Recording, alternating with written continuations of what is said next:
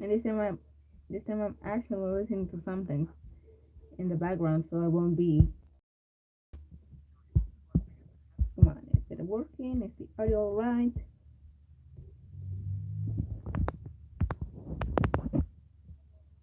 Okay, it is cool.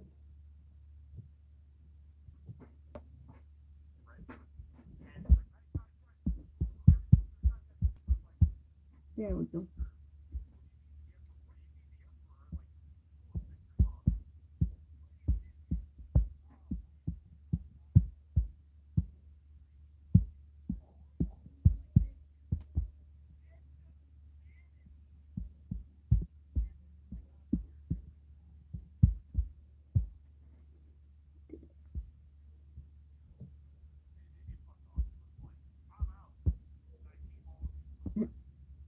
Just gonna do a bit more of liner, and then I'll get to the fun part, coloring.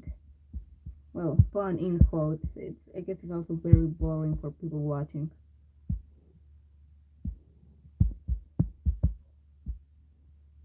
I think my voice sounds really low. How about now? Oh well, that's what I get for streaming with Android instead of just using instead of just streaming with my computer like a normal person.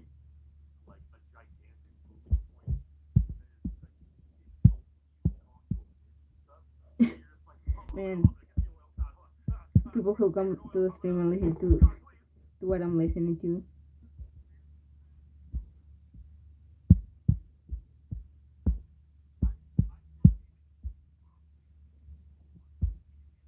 Rookie W, hello.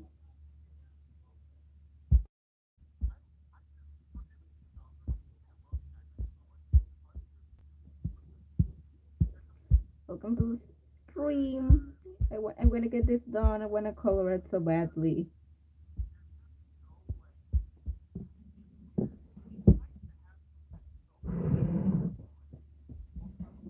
I'm gonna make an announcement that I'm streaming on Twitter, even though I haven't posted much there anyway. Oh well.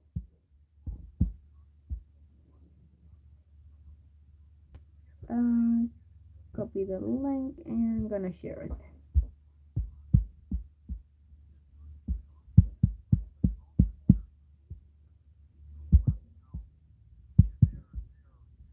Good enough for now.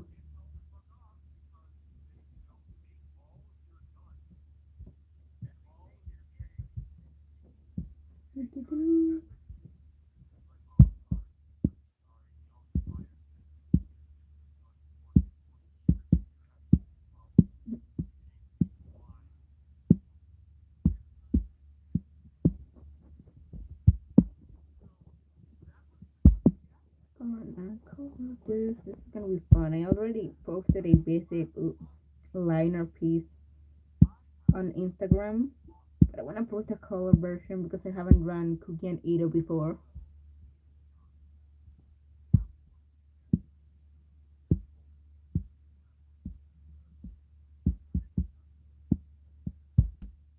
Oh no, what did I do? It's a mistake.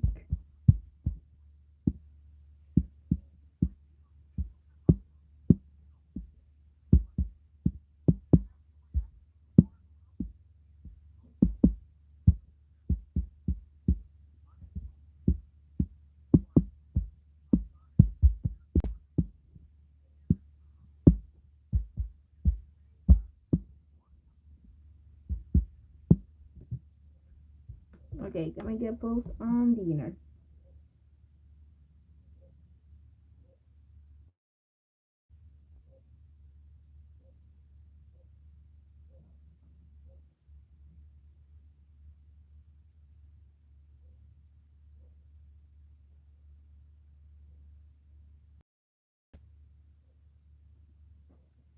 Alright. Her hair got colored as well. I don't want that. I don't want that. No, come back. I am in work again. Dude, be careful, don't get fired.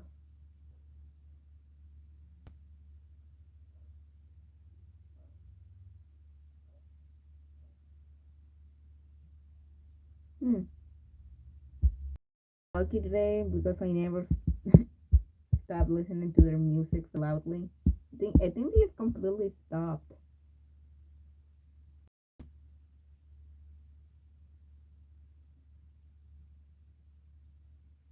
Copy the link. Come on.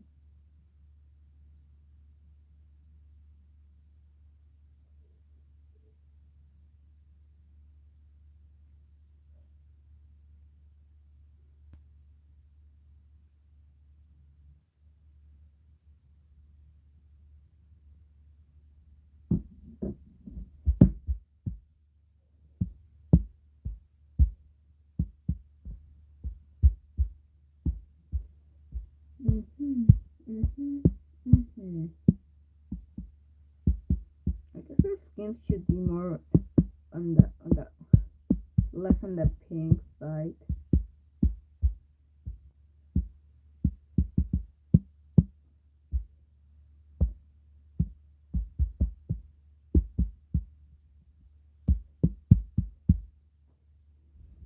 Okay, I think it's posted. Oh, cool.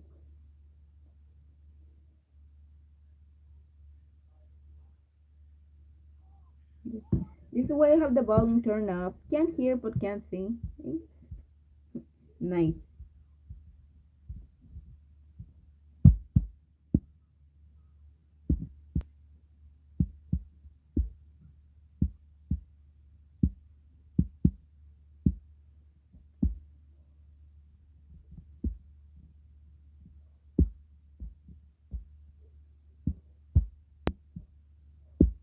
Probably gonna color her first since I drew her liner before Ito's.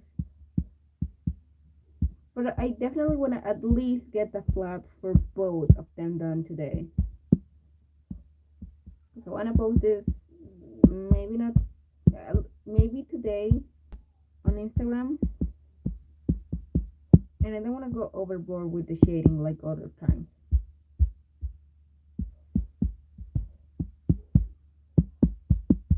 Meanwhile, I have the stream in the background with the guy just completely dying.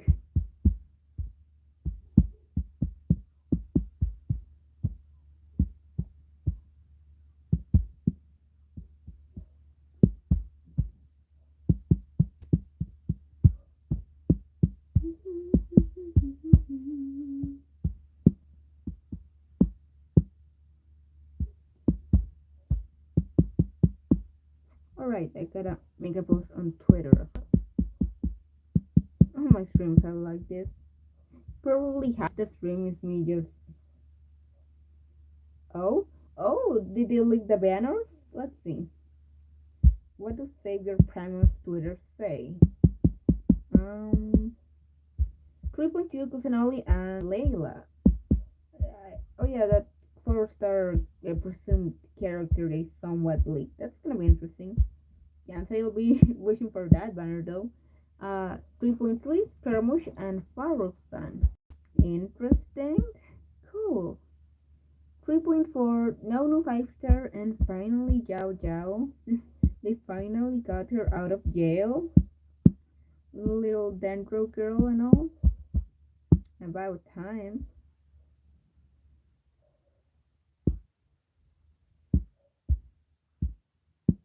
Jiao Jiao real. And 666 by you. Is it gonna be there though? No, I'm gonna wait. I'm gonna see. Like I've waited this long for Baiju. Maybe I can throw a few wishes at his banner. Maybe. And man, they're really keeping all Hayden uh inside the vault. They do not wanna release him anytime soon. Soon the double 5 star patches, I'll hate him could be 3.7, 3.8. Sweet. Okay, I gotta make that post on Twitter before I forget again.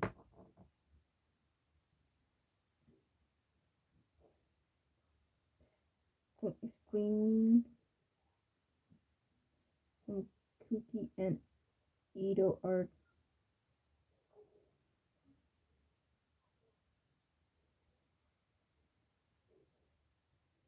There we go.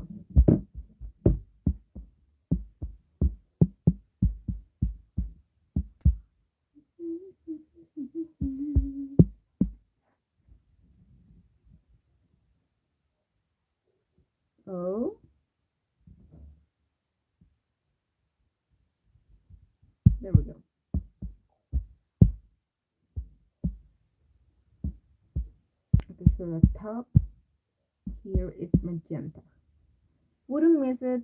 I might not be hearing, but as I said, I am a huge fan of your art. I love seeing how it's going on. Hey, thank you. I appreciate it.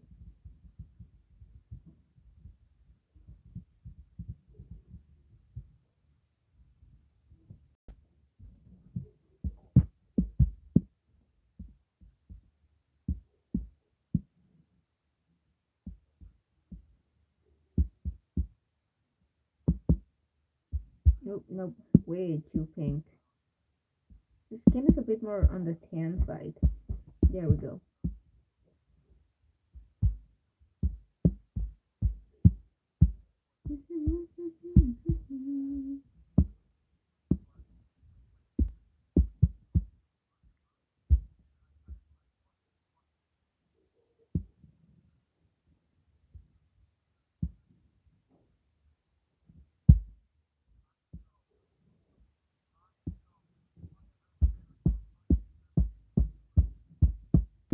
Not gonna lie, I initially I thought this song was gonna be way harder to get done, but no, we're just being kind of. I was just procrastinating the liner. Good morning. Well, it's morning for me. Hey, it's only the afternoon for me,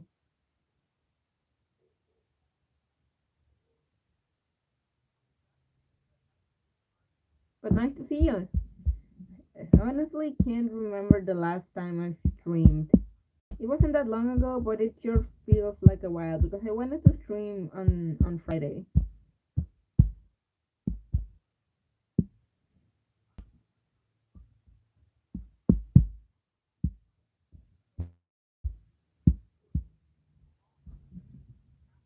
That's cool. Man, this week we have no Ice Kingdom to talk about, even if it's just trash talk. I already miss it. But maybe some good news will come out of the Ruby dub.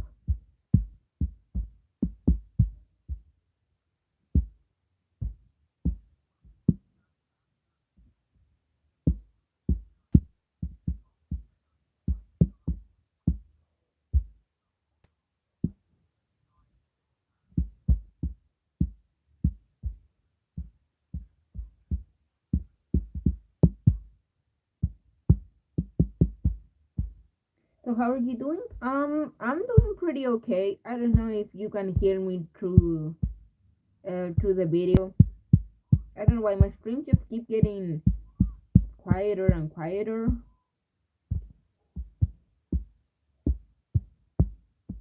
But I'm doing good.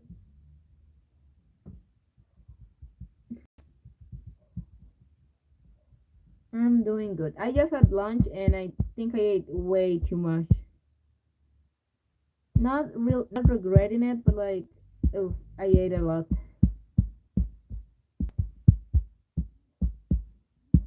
What about you? Just waking up, or did you already have breakfast?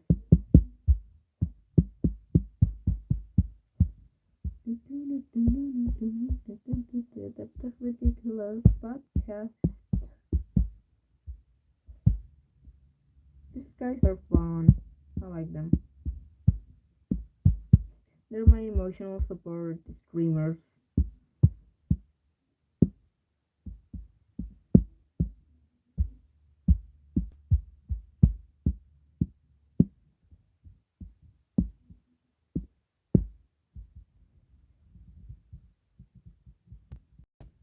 You two had way too much for lunch, though.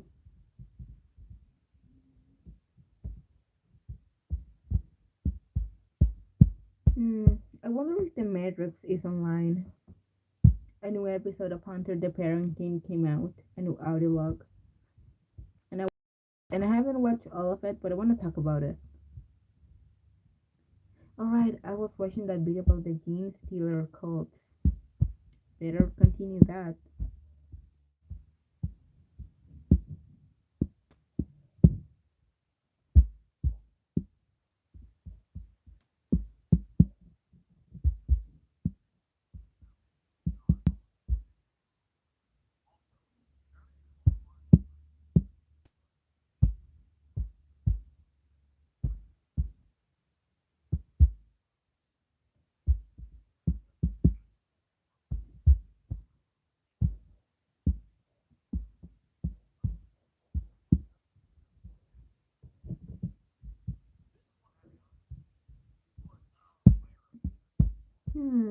There we go.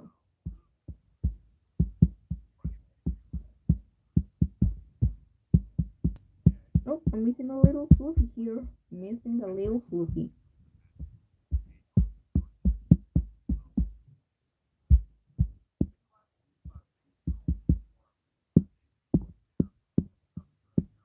Do you take requests? Not really. Right now, I'm working on some personal art.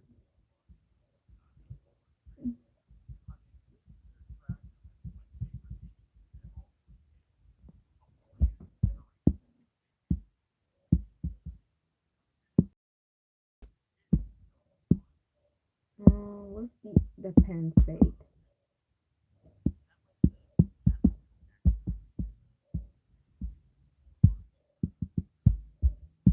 Currently, just doing my own thing, and I actually have some new work to get to, but I already advanced a bit last night. So I'll color this in just so I can stream something this week, and after that I'll get back to work.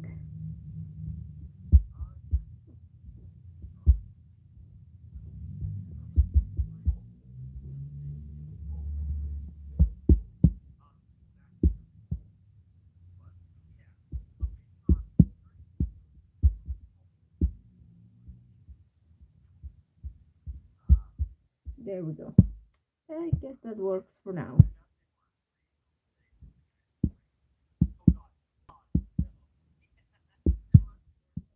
I think I accidentally colored something here. What the fuck? There we go.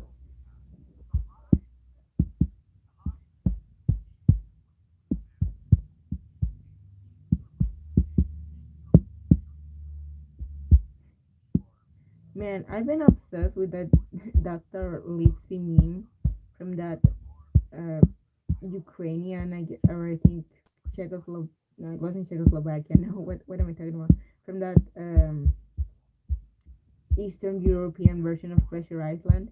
That made me so funny, and I've been watching that movie, and it's pretty good. Not gonna lie, it's really charming. IQ released today. Today?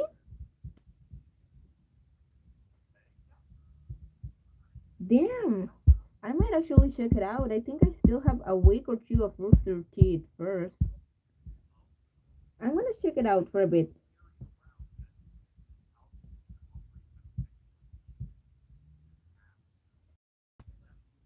Although I assume it's only episode one and not episode one through three. We'll have to see. We'll have to see.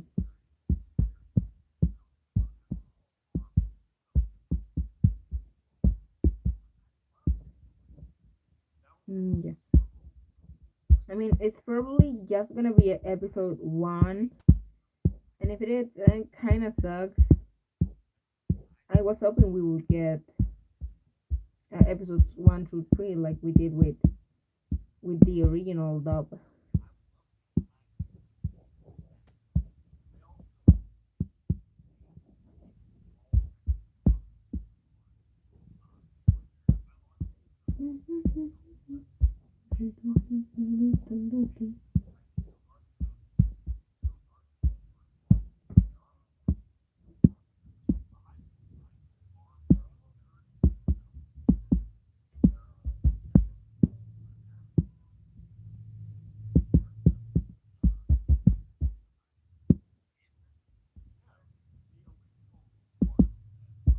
Come on.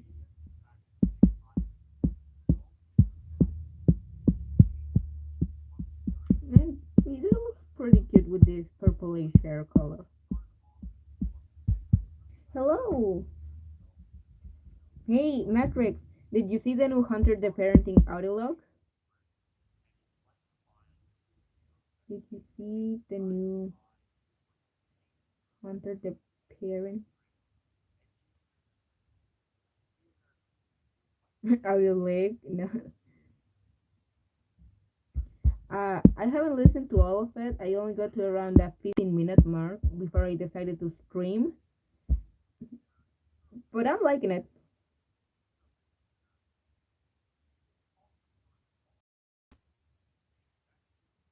friends.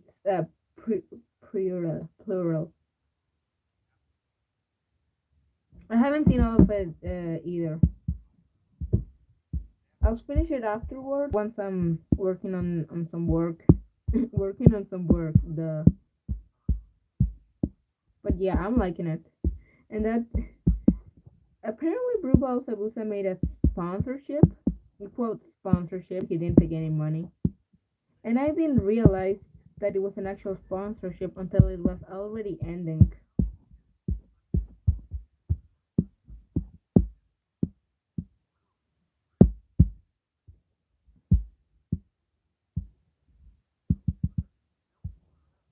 So how's it going though?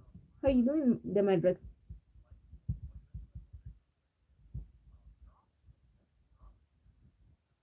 Anything good going on? Anything fun? Alright, I had tea. It's already getting cold, damn. Oh well.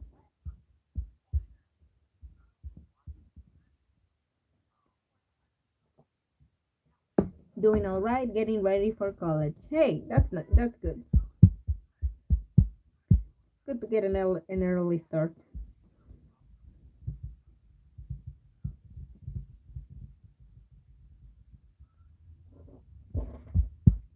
In the meanwhile, I'm just here screaming, coloring my boy having a good time with this poor girl that probably needs better taste in men.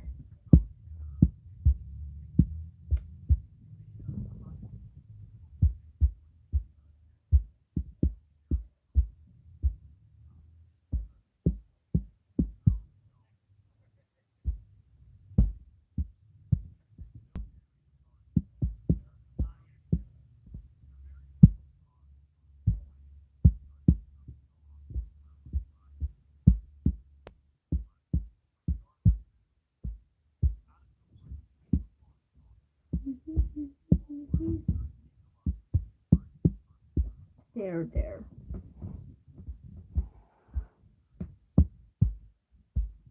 Hmm, magenta again.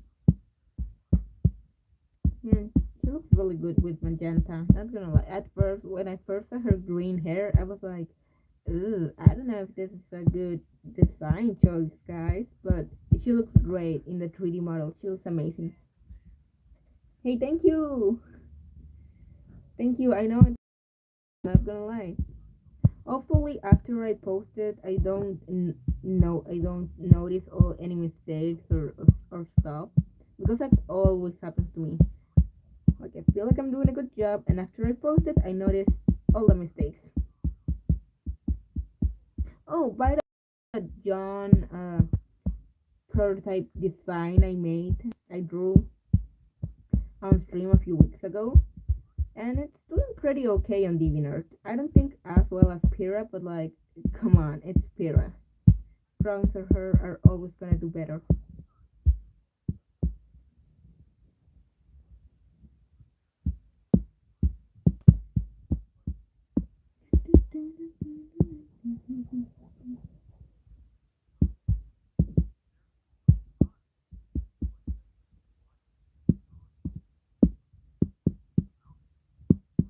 Come on,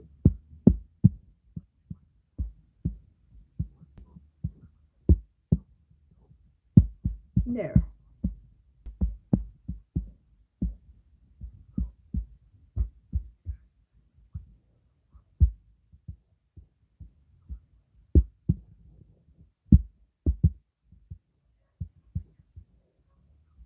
there we go.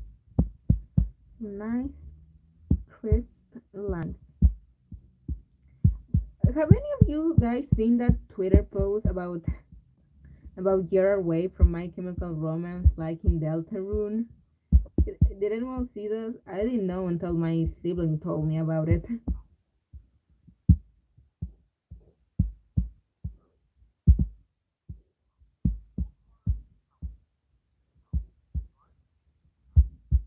That was funny. Oh, Deltarune. I'm so glad your ARG did well. But man, that just makes me want chapter 3 even more. I want to play the rest of Deltarune. It's not fair.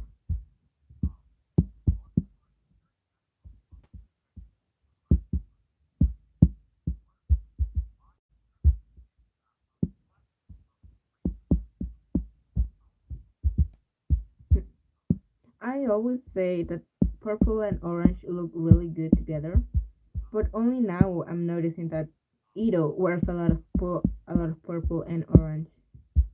No wonder I like him so much. He's literally eye candy. What the hell?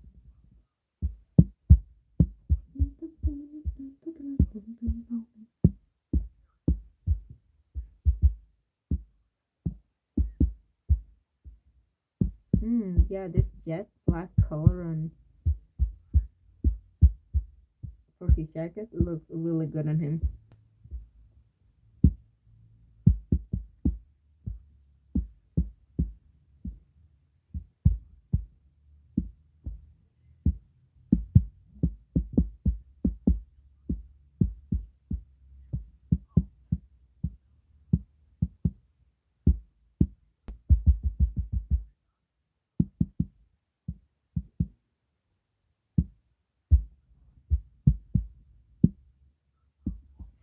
Hmm,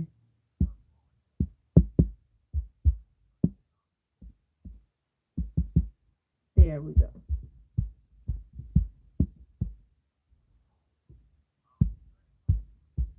Oh, right, she has some eyeshadow. I can't forget that.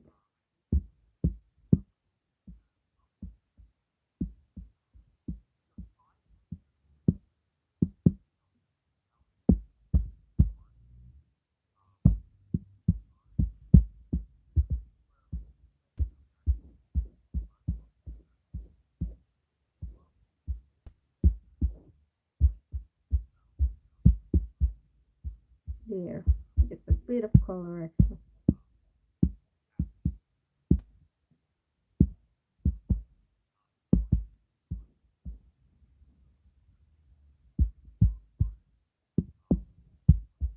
Man, what was the okay? No, the last semi-last audio log we got for Hunter the Parenting was the something's wrong with horse.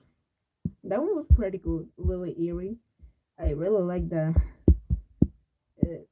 the story that Kitten told about his college days. But which other one was also really good? No, I think that one was my favorite.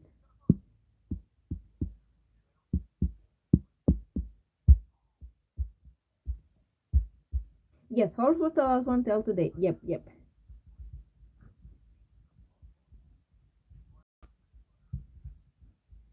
Hmm. Police interrogation was pretty good one. Yeah, I didn't think I was gonna like an dialogue about just one character mostly monologuing internally. But no, Big D carries it on. It's real good. I guess I just mistake the something wrong about horse as being two different ones because there's so many characters in it and they all have pretty strong dialogue. Like Dorn talking with Marcus seriously about Marcus not trusting Dad because he never tells him anything. We got we got possible lore of Boy being a mage. We got Kitten talking to himself and talking to Horse. Yeah, that audio was definitely the best one. Not just because it was really long, but because it had so much stuff in it.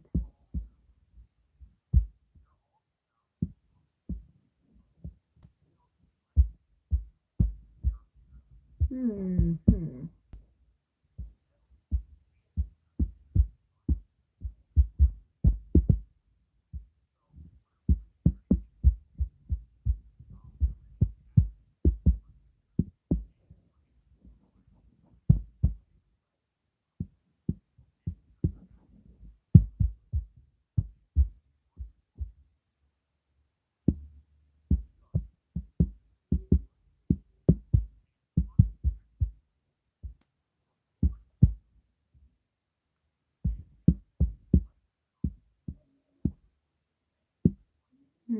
purple, purple. I'll choose this purple.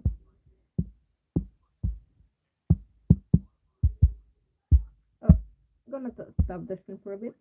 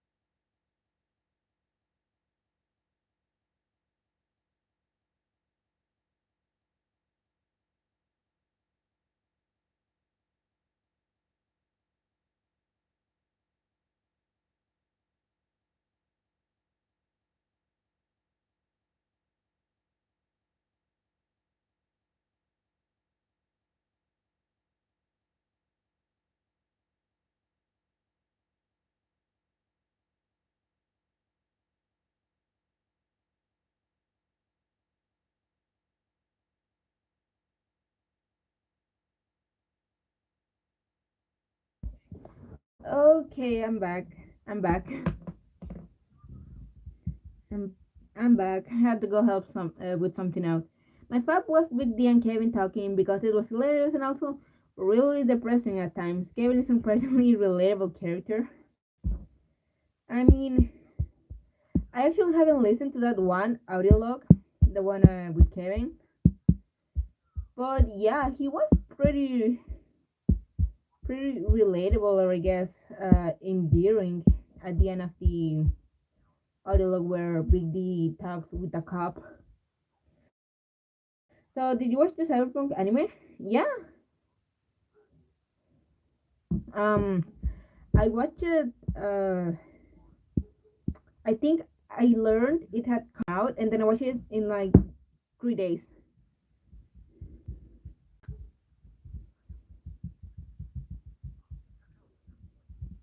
It was great. I loved it.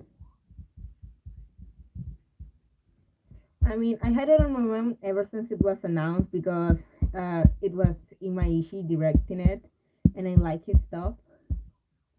And although it had a pretty depressing quote depressing or bittersweet I guess ending, it still felt like his work, and I get why it had to end in a depressing way.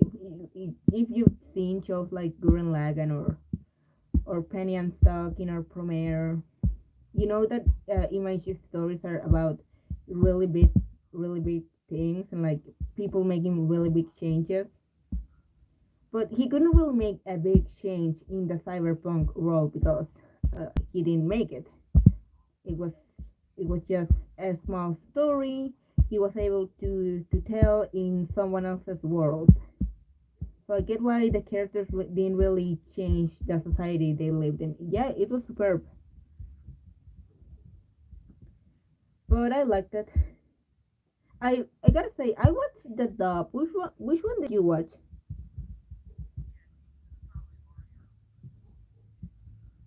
And I liked all the side characters, even annoying or I guess kind of unhelpful scientist that gave the main character his enhancements.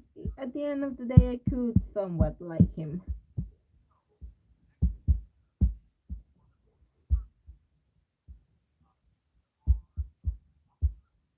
But man, it's a depressing show. Not just at the start, throughout the whole series. But it still has a lot of high places. It just felt too real at times. Way too real.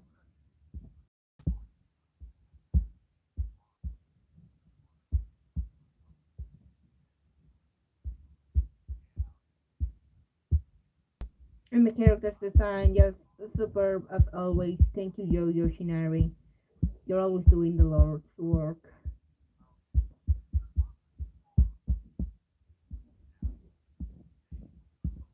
And now to wait what other anime Imaishi is going to direct or make.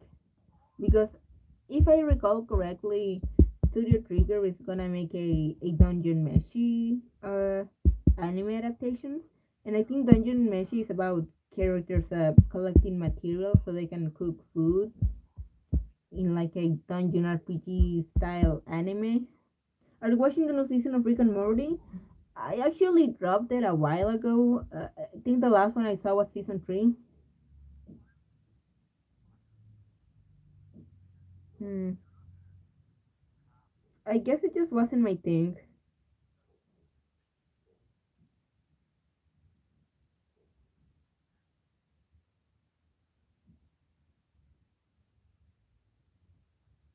Which sucks because apparently it's getting really good and the characters are.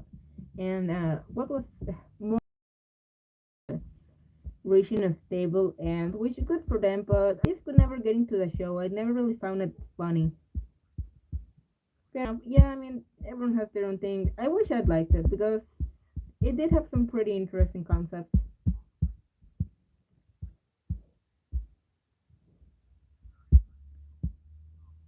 The new season is confusing because, I mean, all I've heard about the new season is that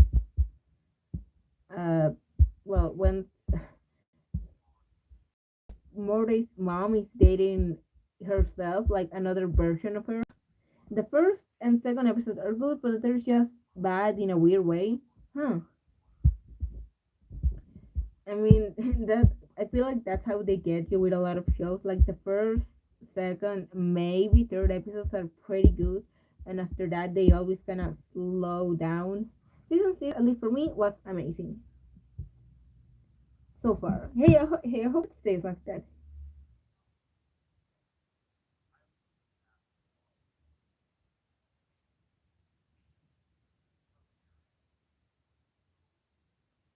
Yeah,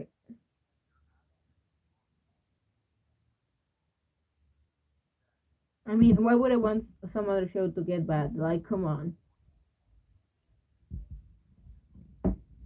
Pet and Space Pet making out, and Jerry is just watching. I mean, awkward, awkward. Hey, what's with this ads? Come on. Okay. Well, at least you guys are having a fun time with the show because I dropped it after season three. I can't even remember much of what happened in season three other than 40, which was pretty nice. I just hope we'll never have an episode like the dragon one back in season four. Was it that bad?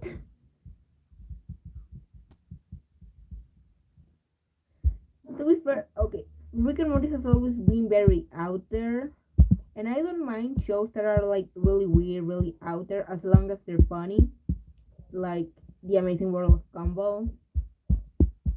But shows that are really weird and I don't find funny, like Rick and Morty and regular show, I can't. I'm not gonna watch it or else I'll start hating it, and I don't want that. The incest baby, oof, ouch, oof. Yep. Well, nice that you guys are getting some quality seasons this time around because all the shows I like, all the American cartoons I was watching just ended and it hasn't been the same ever since. At least Rick and Morty is going strong. I mean, can you imagine the outrage we would have if they canceled that cartoon show?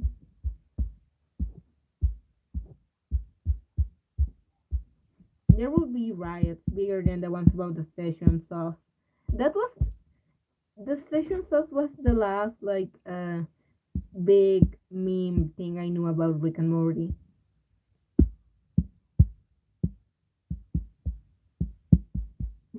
And Pickle Rick. Good times, man.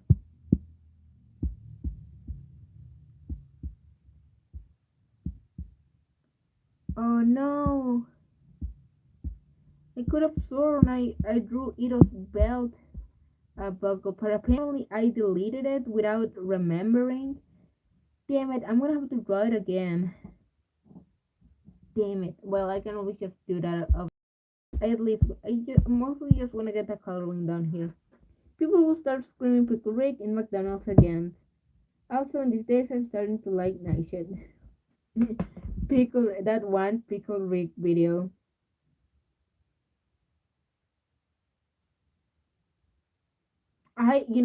Sometimes I think, man, what is the Pickle guy doing these days? Is he okay? Did he live through COVID? Did he ever go back to that McDonald's? I don't think I could show my face there again. Hopefully he's changed his ways. Also, yeah, Nightshade is nice. Their colors just go well together, man.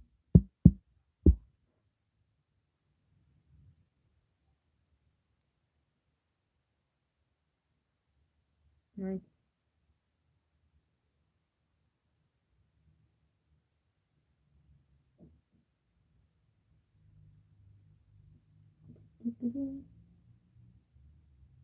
Volume 7 and 8 Nightshades are my favorite for some reason, and I think it's just because of Blake's and Son. and John's mutual haircuts. They just look nice. They go well together.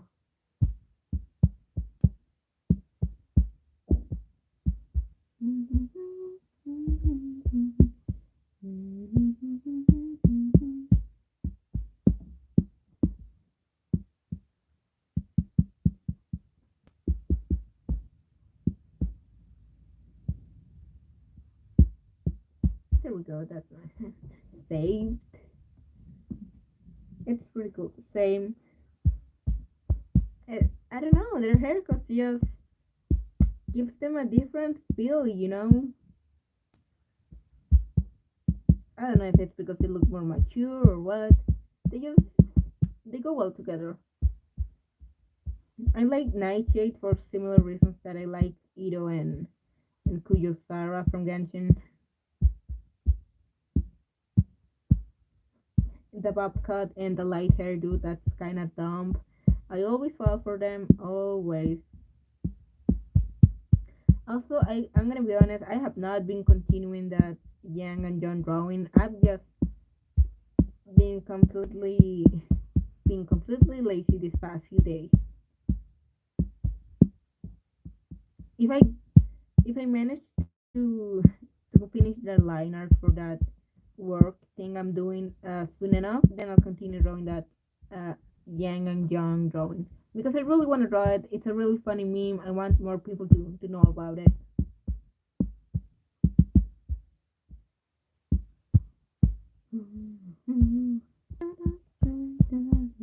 I don't know why that song suddenly got stuck on my head. Oh, also, I don't, shameless plug, I guess. I posted a new drawing on DeviantArt of John as a cowboy. I think I already mentioned it earlier today.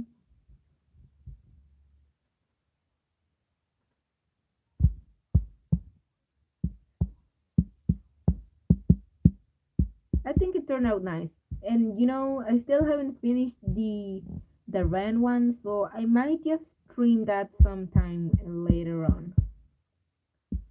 Not too late though, because I wanna post the Ren drawing eventually.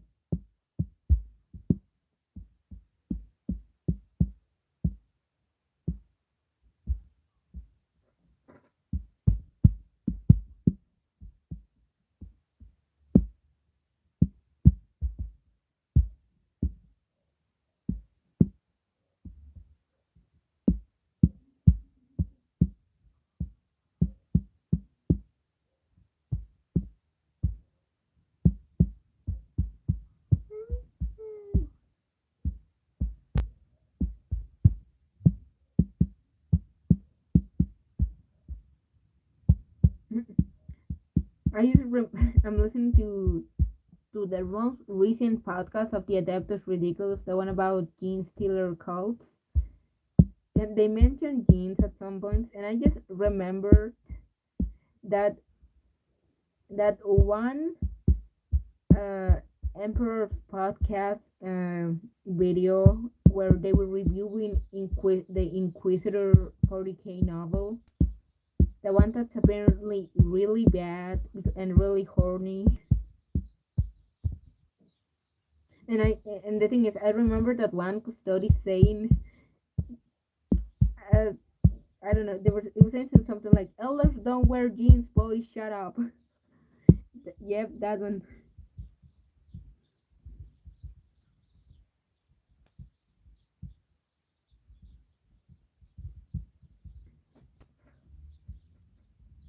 I'm so bummed they couldn't at least continue the podcast because of copyright reasons. I'm sure they would have continued it if they wanted to. But man, it was so much fun. Boy was really becoming more comfortable around the emperor and the custodies. Still got scared anytime the emperor had any of his warp farts, as he calls them.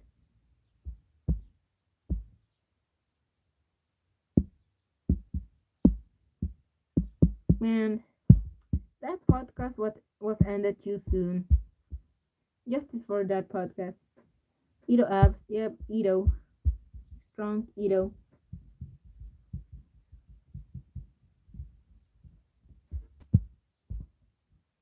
Red, right? It's red.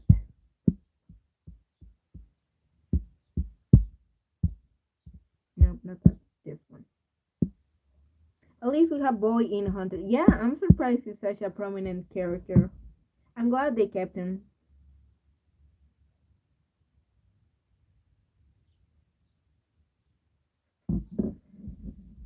He's not exactly a moral compass because he's still just a kid and doesn't have much input in the story. Like he's not gonna tell the adults what to do, but it does give a different perspective.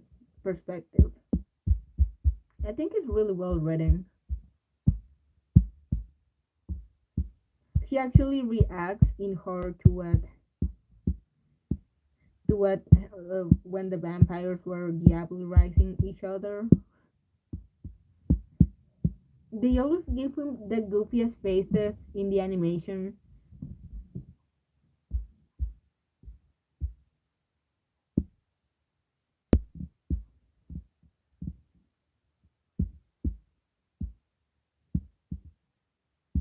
Boy, recite the national anthem. Classic. I think Blake would look really good with this outfit. Oh, absolutely, she would. I get the feeling that if we'll ever have werewolves in the show, they're going to be the custodians from TTS. Bro, why didn't I think of that? I've been wondering for a while if they're ever going to show up. There's no way they're gonna be normal civilians. They'll be kittens.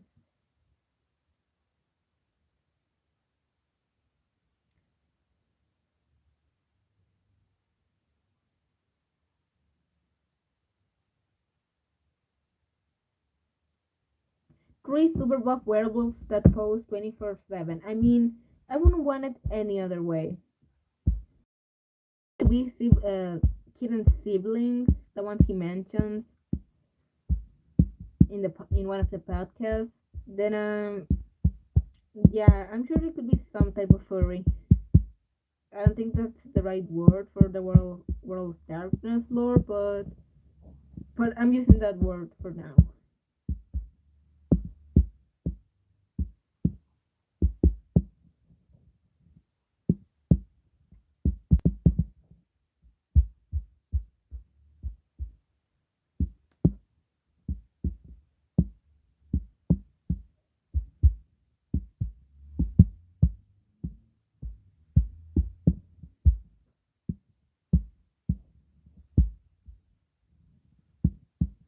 I wonder how old Alphabusa's kid is right now because he said he recently became a dad, but that was like last year or at the end or at the start of this year. So I'm like, how old is that kid now?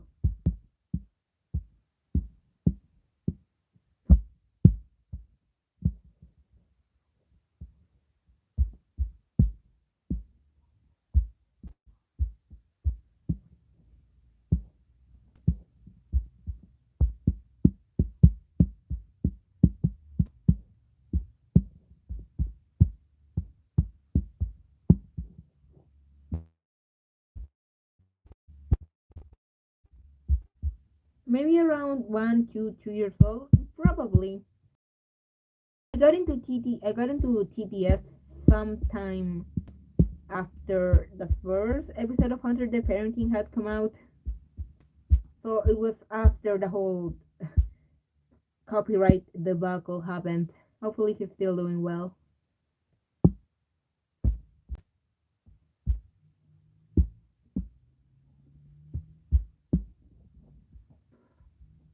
Yeah, most likely that kid can probably already talk.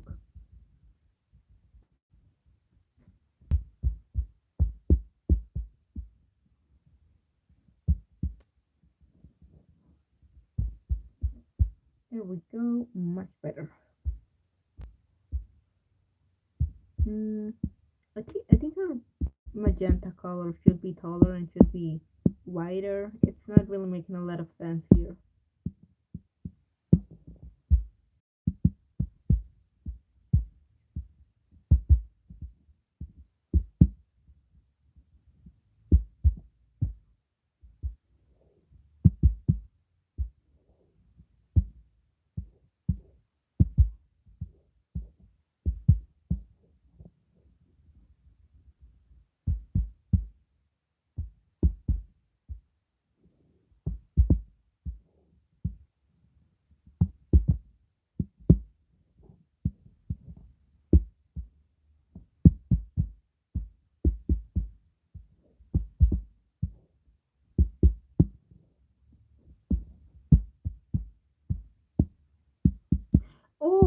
been watching season 3 of The Boys. Oh, wait. By the way, have you seen today's episode of Detective Ridiculous? Not yet. I like to save those for nighttime when I'm working at night because usually that's when I'm most productive. I'm definitely gonna listen to it tonight though.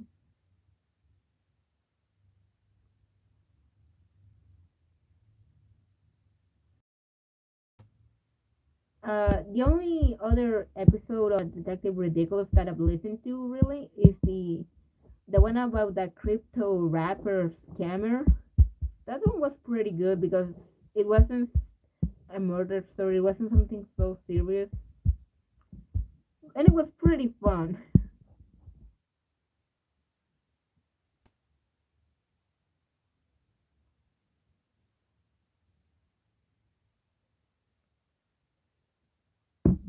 But yeah, I'm at about episode 6 of season 3 of The Boys, so I'm gonna finish it probably today after I finish the stream.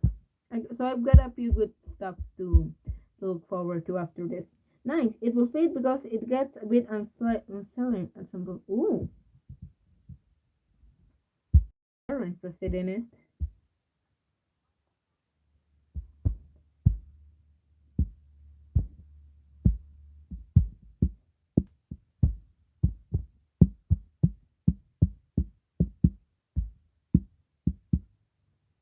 Oh yeah, Crypto Rubber was fun and cringe when the rap came on. Oof, big oof.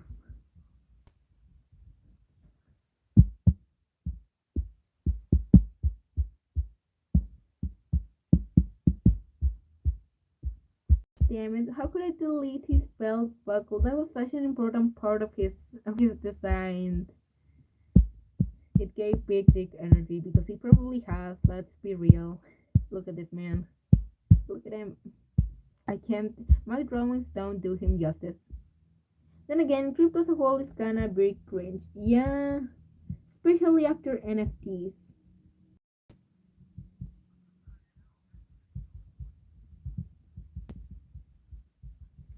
Before the whole pandemic thing, I thought about crypto like, it's a thing that exists. Uh, I wouldn't use it because let's be real, people probably use it for money laundering or for buying things like weed. So I have no interest in it. Like, good for them, whatever. But then when people start saying like, "Hey, you can buy crypto and maybe it'll go up in value and you'll become a millionaire," I'm like, nope, pyramid scheme right there. Crypto stay the fuck away from me. And NFTs really were the like drop that tipped over the glass.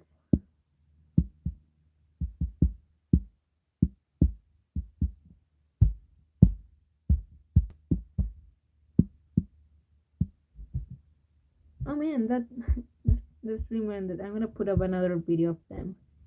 Let's see. I don't think I ever really listened to the Black Templars episode, but I'll save it for later because usually I'm not 100% paying attention to a podcast when I'm drawing, at least on stream, because when I'm just drawing, I always listen to them. Um, the the shot. Let's listen. Let's see what the shot says. Oh, I recently finished the second Dune book, the second Dune audiobook. I was really sad about the ending. Have any of you guys read the Dune books or seen the movies?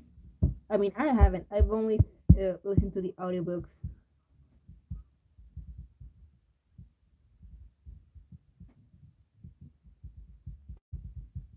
Finish.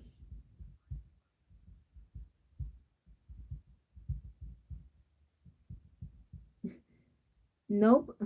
The ending made me really sad. Like, genuinely, I did not think I actually care about any of the characters. I just like the story and was interested on where it was going. But man, that ending. I'm not gonna give spoilers, But it was like, oh, okay, that's how things are going, huh?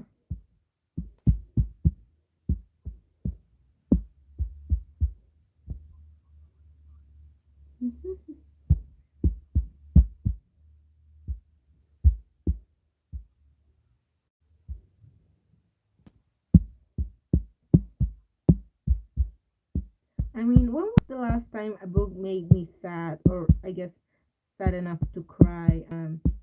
It was probably the Orange manga. That one was really cute. Cute quote. I was just happy the guy didn't die. Spoilers. But I don't think any of you guys are going to read the Orange manga, even though it was pretty good and you still should.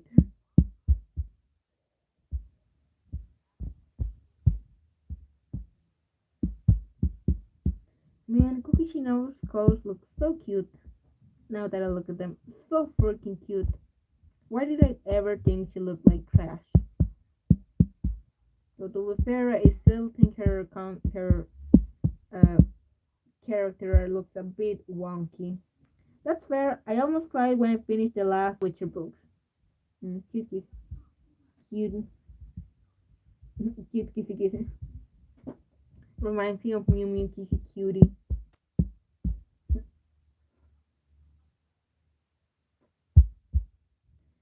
Yeah, reading is underrated.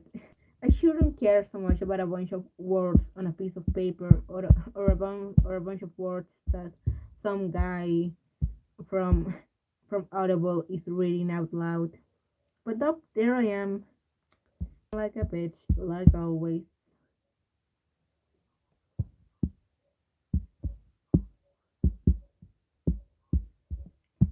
But yeah, I've been like I started the third Dune audiobook, and I'm really liking it because there's two characters um that are pretty powerful, let's say, and they're on the same level. So they talk a lot and they banter, and I just really like their chemistry. Good writing can clear some strong emotions. Yeah. Yep. That ending. That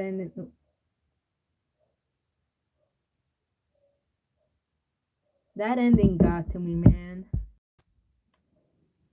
And I'm not going to read. I'm not gonna watch the movie until after I've listened to all the books, all 21, I think.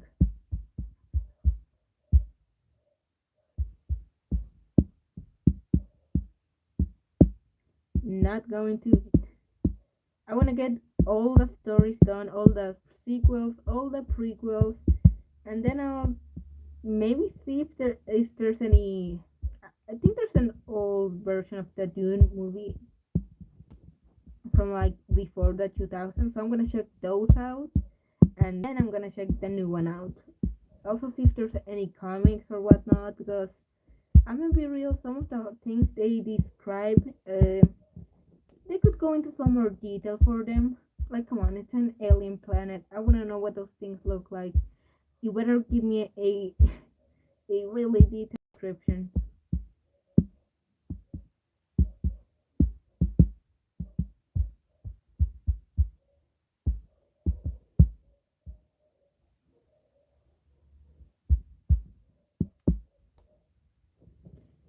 That ending, yo. Although I will say, I wouldn't be too surprised if later on a certain character comes back. Like, I'm just gonna say that just so I don't spoil the rest of the Doom books, or I guess the second Doom book. No spoilers, please. I wanna find out on my own.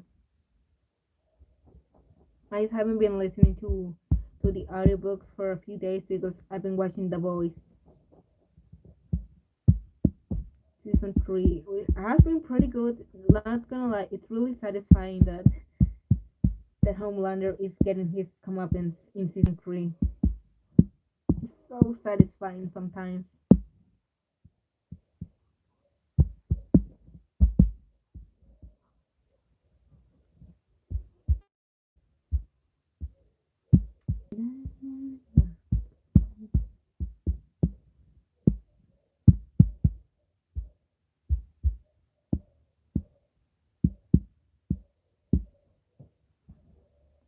Did you like Soldier Boy?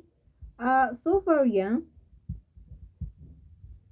I'm only in episode 6 of season 3, so I don't know if he does something big later, or he probably does.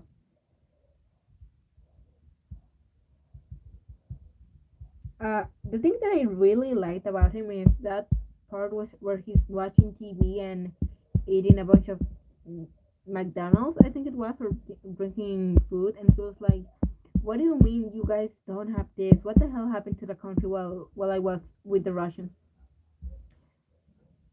I'm gonna have to check which one was. No wait, Ryan, uh, the boy Ryan. Yeah, Ryan is the kid, right?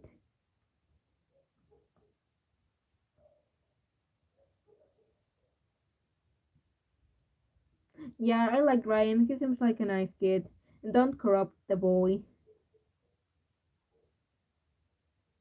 Yep, him. Mhm. He's a good kid. He didn't deserve to see his mom fucking die.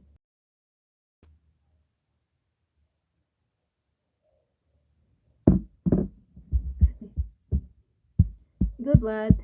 Hopefully it turns out alright. Like, come on, you already killed Ryan is like Oscar to me. He, well, he doesn't have a big place in the story, but I think he gets enough, in my opinion, enough screen time. I feel like I feel like Butcher has death flags and he's gonna die.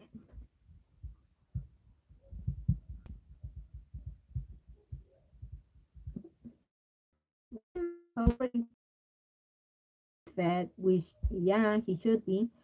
Still controlled himself. He didn't like go out and punch him or do anything to him. He just like, damn it, you're a piece of shit. Okay, don't talk to me. But I'm sure he still cares for Butcher. And you know, Butcher ever since season 1, pretty much, has pretty big death flags. I will not be surprised if he dies. I will be more surprised if Butcher lives. Especially with the stuff he's doing in season 3. If he does die, please don't tell me. I wanna find out on my own. How could I forget about the details on Ito's code? I always draw these things first, but this time I just forgot about them. Damn, I'm losing my mojo. I gotta draw more Ito ships.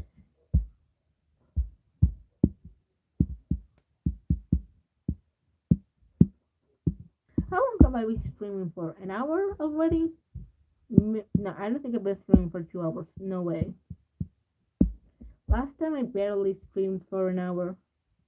Yep, at least 1 hour. Wait, is the stream still ongoing? How's the sound like? Yeah, it's still going cool.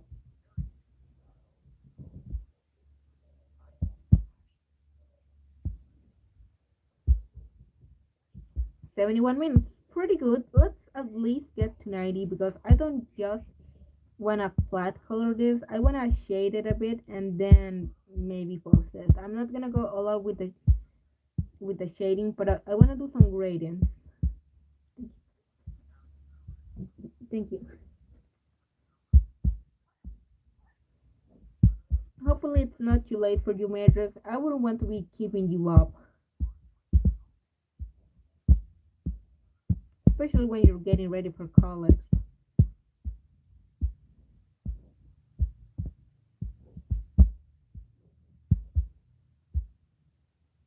11:30, so kinda late. But if you're on quote vacation, still getting ready for college, pretty normal. Got not much to do tomorrow. It's fine. I will write. You know best. You know best after all.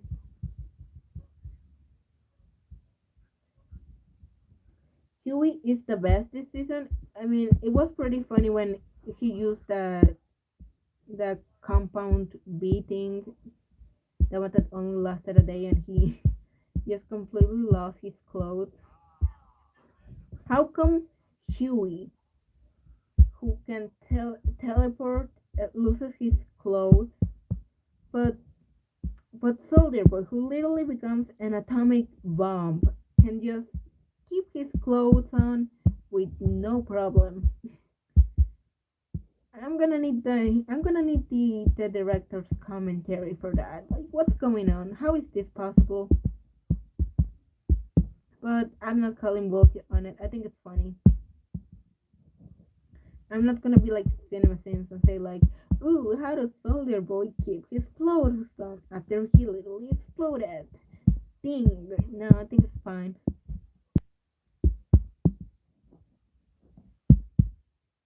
Yeah, it is like, how does he keep his clothes on? Like, I'm already at the part where he like, spoilers, I guess. I think you both seen season 3 already, where he literally melts his ex girlfriend to death, and he's just fine. His clothes are not ripped, are not burned. They're still there.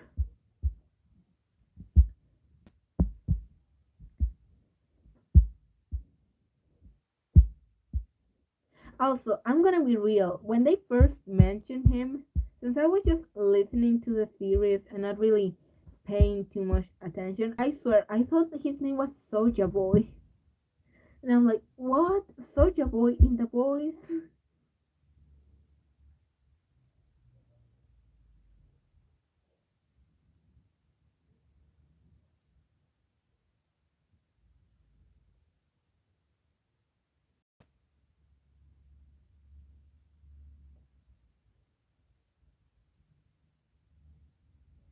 And I know I'm pretty dumb with about that.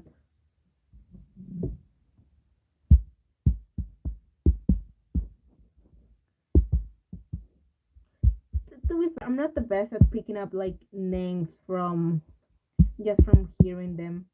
I've always had trouble with that. Not names in general, just words.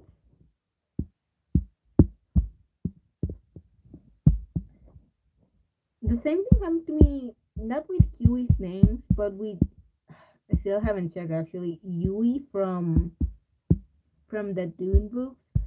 I'm not sure if his name is Yui, as in Yui, like a very Japanese name, or if it's Huey, like Huey from the boys. I have to check that. You know,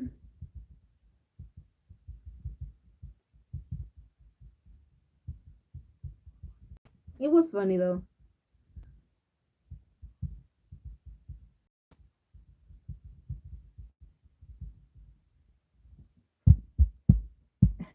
I get it. He's not Soldier Boy. He's Soldier Boy. Okay, it was fun though.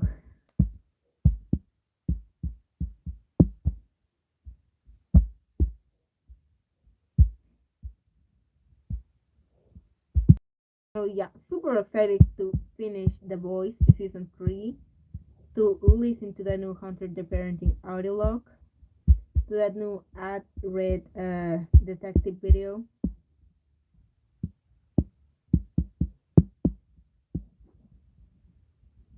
Some pretty good content to look forward to.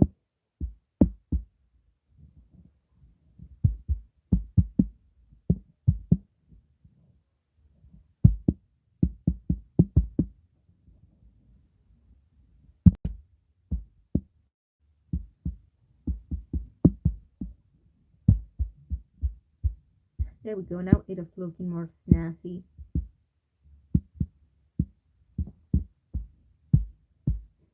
Older boy. How did I even? How did I miss that one?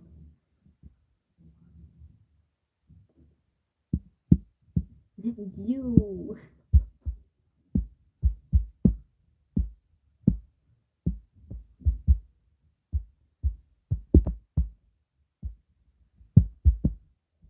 Did Soja Boy get arrested? I think a few like last year. I think because he pull a gun on his girlfriend.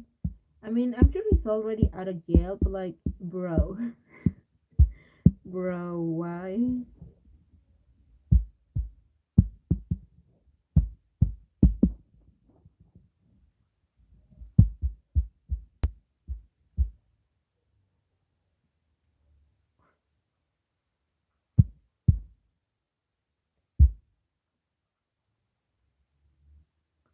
Mm, right, like his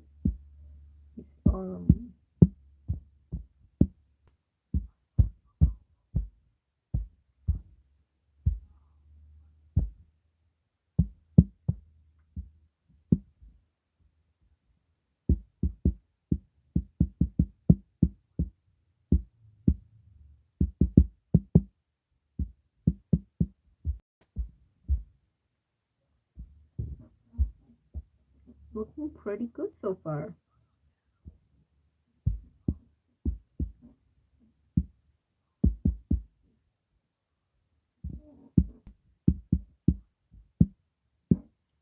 Okay, now I gotta make the flats actually look nice. Actually makes sense. Filling the blank spots.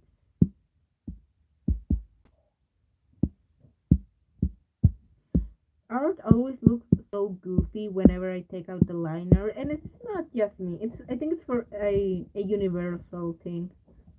You gotta be like a real pro to draw lineless art in a still very anime way. But I've seen it done, even in animation, so it's possible. You just gotta be like really talented or have a lot of experience in it.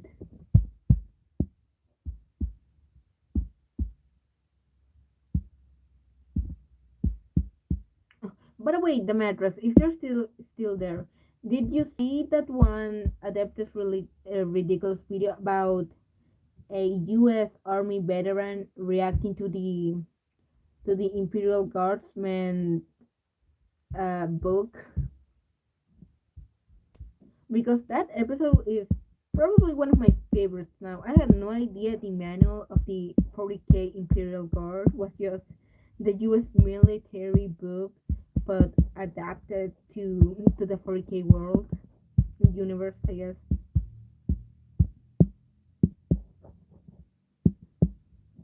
That moment when they mentioned the desert spider, I did the mistake of looking an image of it online, and holy shit, that thing is scary.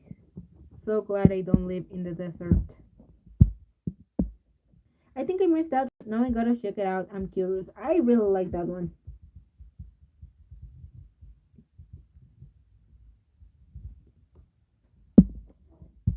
because it wasn't just like, oh, cool for the Taylor. It's like, oh, the lore is really like almost copy pasted from real life stuff, but in a good way.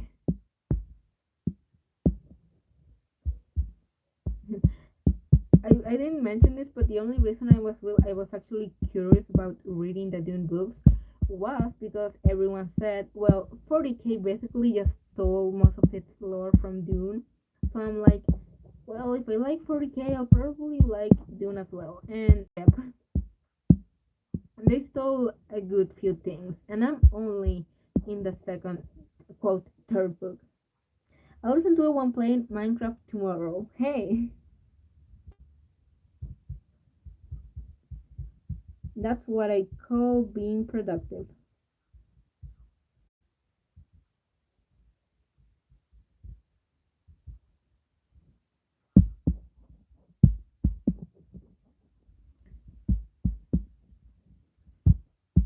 Since I only have quote one piece of work to really occupy in my time, after this maybe I'll be able to stream to actually stream a few times next week.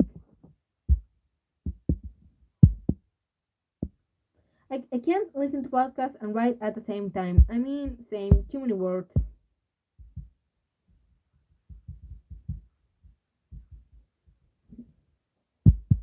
too many words, brains can't comprehend.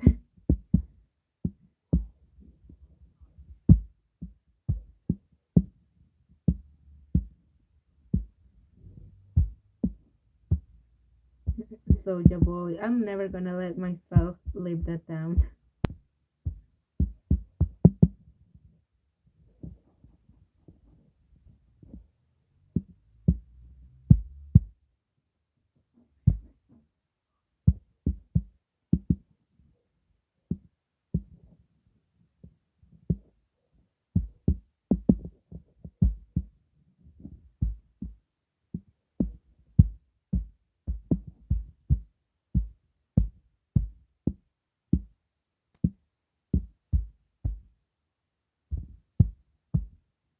Hmm.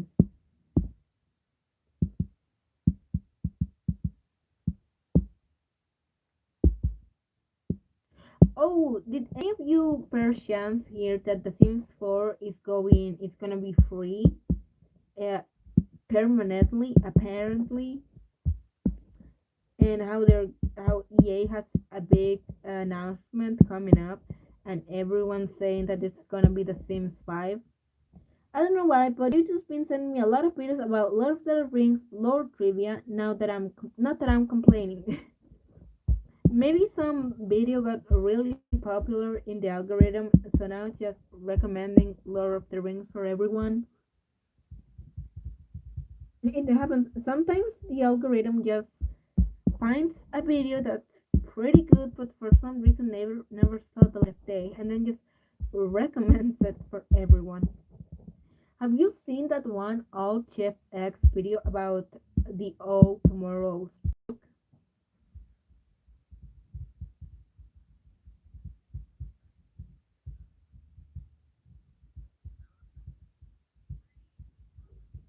Because oh Don't Hug Me. I heard about that. I could never get into Don't Hug Me. I'm scared when it first came out because I was on Tumblr when it first came out and it was super duper popular. But for some reason I could never really get into it. So fan Lord of the Ring fact. In Return of the King, Sauron thought the whole time that Aragorn had the ring. I'm sorry, I never saw Lord of the Rings. But I know a bit of it. I know Sauron is the big evil bad that at first wasn't really that bad, but became evil at some point. Are you gonna watch the Amazon series? I don't know why. A lot of people have been saying it's probably not gonna be good.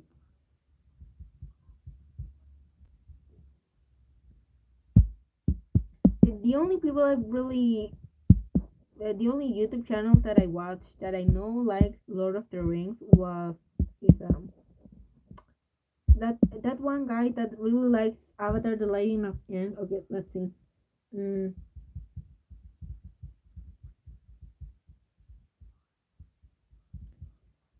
Hello New World, was that his name? No, wait, that was his name. Hello Future Me, that guy. I know that guy likes Lord of the Rings, and he's made a few videos about how he's scared about the adaptation that Amazon is making. He became evil after John Morgo, that is just Sauron X 100.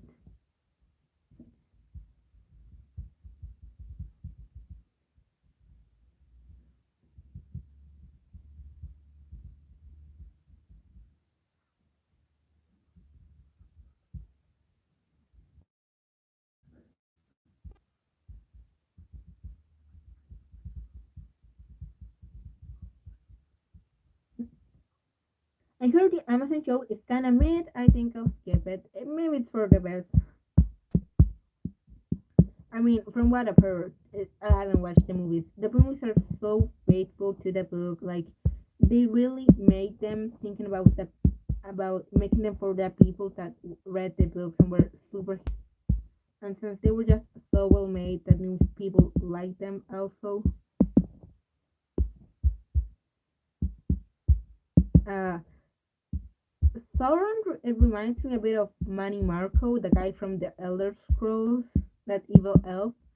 Not the version that appears in Oblivion, but the version that actually really super fucking good looking from the Elder Scrolls Online.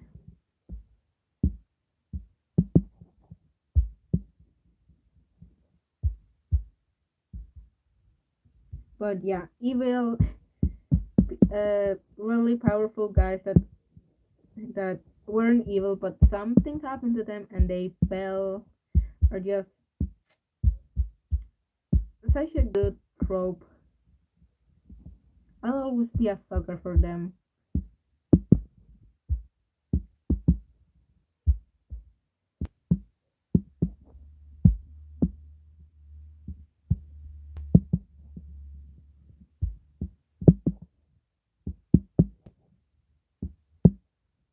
But by the way, did you guys hear about Kung Fu Panda 4?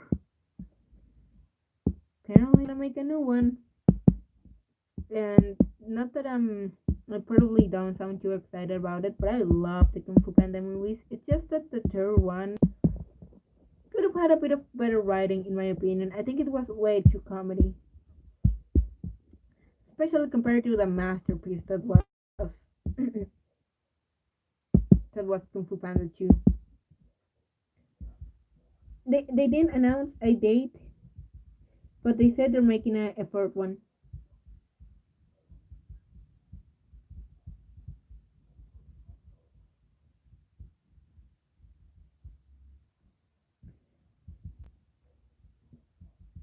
Uh, my biggest fear about the fourth Kung Fu Panda movie is that they're gonna go the Minions route of just making a bunch of new characters that are little and marketable and able to sell a lot of toys, and they're just gonna make them really stupid. And if you like Minions, good for you, but it's a trend that I really don't like, and they've already kind of been going that way because in the Netflix Kung Fu Panda series, um, he's not with the Furious Five. He's actually teaching a bunch of little pandas how to be kung fu warriors. So I'm like, oh, are they gonna be in the first movie? Is it gonna be about Poe being a teacher and minion shenanigans? Because that can go south real fast. I'm hoping it goes back to Kung Fu Panda 1, Kung Fu Panda 2 levels of comedy and serious moments.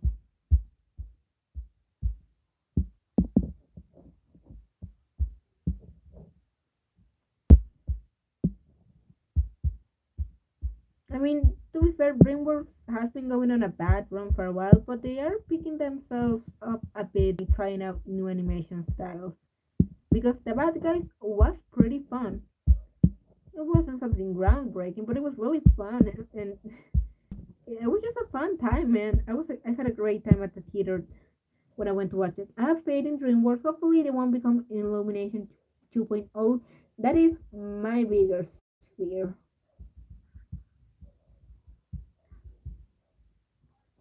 They don't have to put out absolute masterpieces like How to Train Your Dragon and Shrek 2 all the time. Just make fun movies that don't feel like something in Disney would make. Like, come on, you guys have your own style.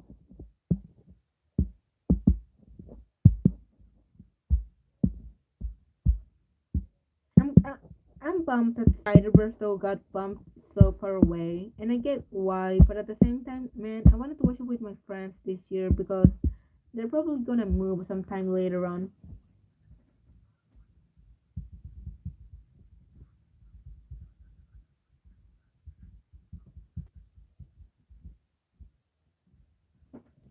I really want Mega Man 2. I mean, yeah. Hell, it probably doesn't even. I mean, yeah, it should be about Megamind or something inside the universe of Megamind. That movie is such a hidden gem. It's so funny. It's so solid. It gave us one of the few Superman, Superman versions of him that isn't evil, like what's it called, like in Invincible or The Voice. Like, yeah, he's Superman, but he's also really selfish and not really evil. Like, that's really unique. Usually, when people think of a dark Superman, they always go for like, oh, he murders, he doesn't care about people or stuff like that. Like, man, the guy from Mega Man is just like kind of tired. It's not that deep. and that's why I like the movie. I have to rewatch Megamind though. Did he actually get Bernard killed? What happened to him? Because he completely uh, took his identity, and I don't think we ever see him again in the movie. So he probably did kill Bernard. I gotta make a mental note to re-download to re-download Megamind.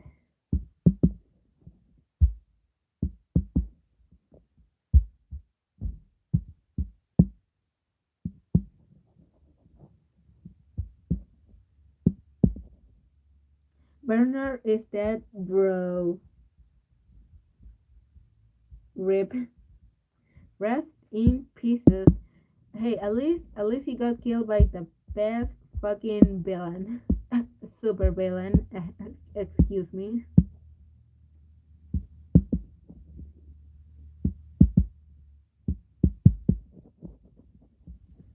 Bernard comes back and he's the villain.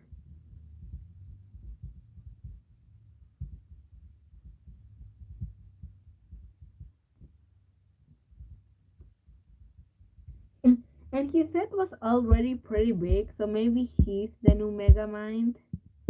I guess you could make it. I guess you could make Megamind 2 like a commentary on the damage, on the collateral damage that the superheroes and supervillains do, similar to the season one of The Boys. Like you can give it your own spin. Burn, burning time. Mm, burning time, like burn.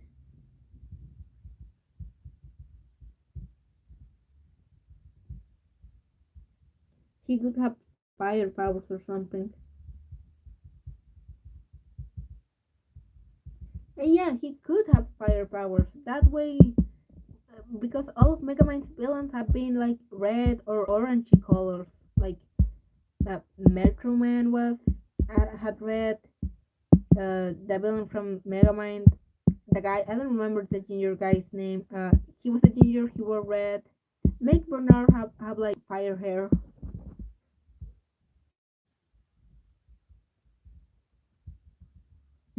We got him, boys. We have this the script for Megamind 2.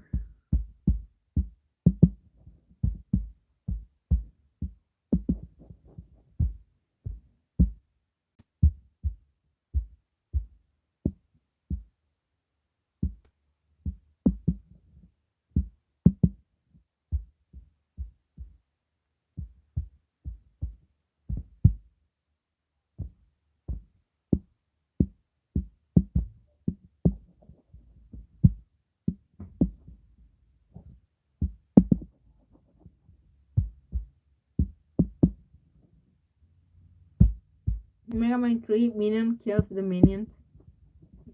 Oh, I mean, if anything bad happens to the minions, it's a good thing.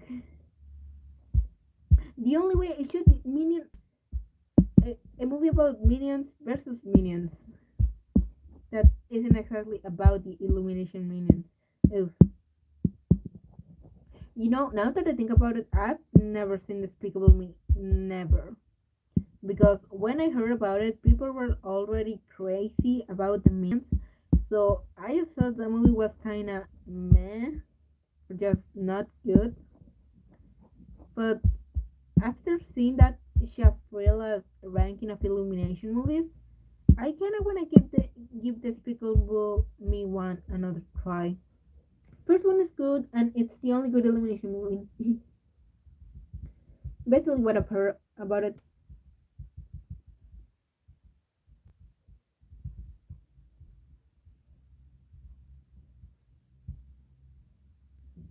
Yeah, I saw them. Yeah, Shafrila's videos, like his rankings, are so good. They're so funny.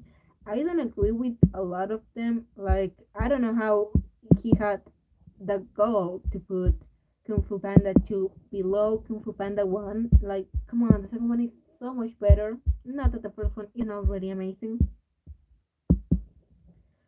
but Yeah, his review about Illumination movies and Blue Skies was super funny. Oh, and about Sony, I have I have pretty much the same feelings as him on the Robots movie, the one from Sony. That one's so good, and I rewatched it after watching his video, and it keeps up. It's a good movie.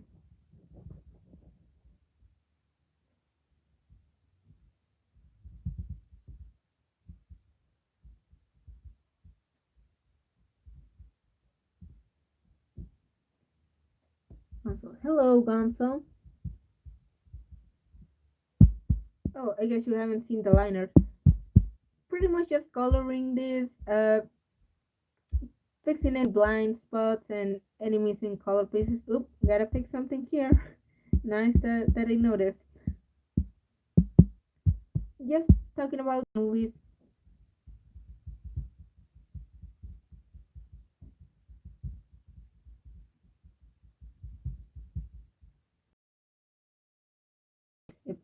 Yeah, Robots is the movie I grew up with a lot. I love it so much. Yeah, it is fun. I don't remember which channel had it on so much, but when I was a kid and there was just nothing good on Nickelodeon or Cartoon Network or Disney, they would usually be having some good animated movie in the channels after those. Like they were complete weekends where they only had Jurassic Park or they only had robot movies. I don't know why they put I Robot, that one Will Smith movie before the Sony Robots movie, but it was great.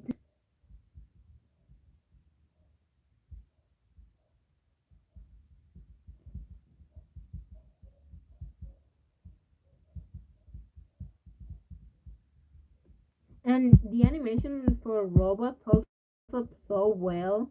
All the designs are so on point.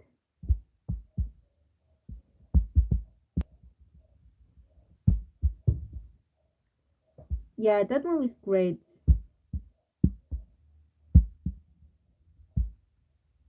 I think Robot is Blue Sky, not Sony. Oh, yeah, yeah, you're right. You're right.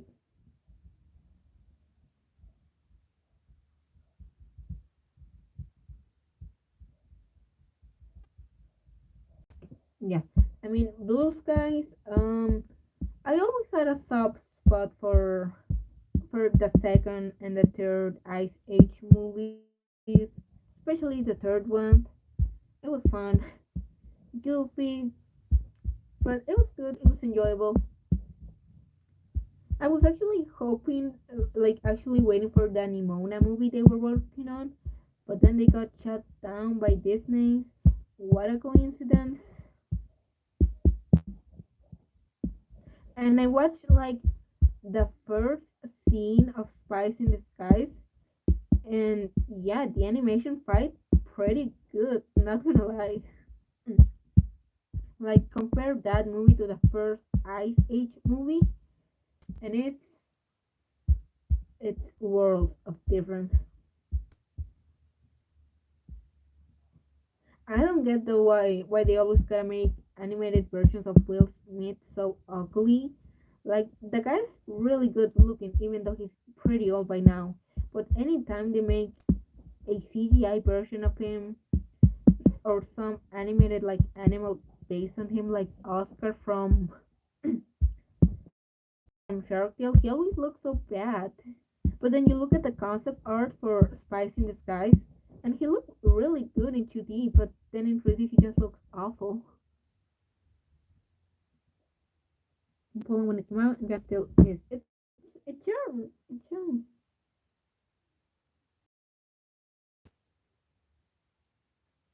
I watched it when I was, and yeah, I liked it. Uh, they do a pretty good job at I guess humanizing the characters and making them care for the kid, even though even though he doesn't talk or anything. It's like what the good dinosaur should have been.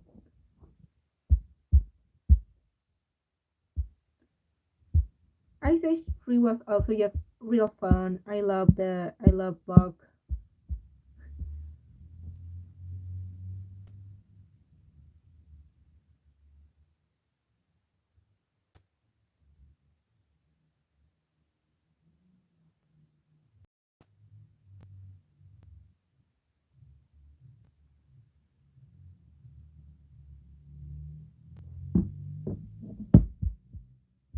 The one not so good movie series that I like from my childhood that I will absolutely defend to that is the Madagascar movies. They're good. The first one is better than people give it credit for. The second one is pretty good, just as people say. And yeah, the third one is only mostly really good in the first half, but it's still really fun.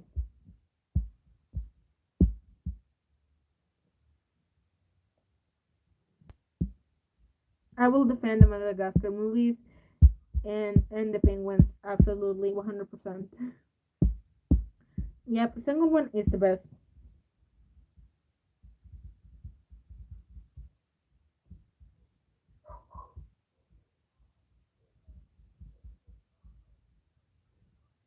My favorite animation movie would be Monsters Inc.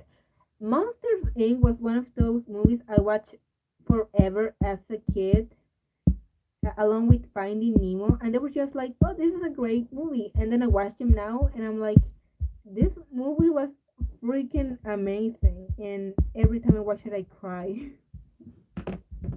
Monster Inc. is supreme.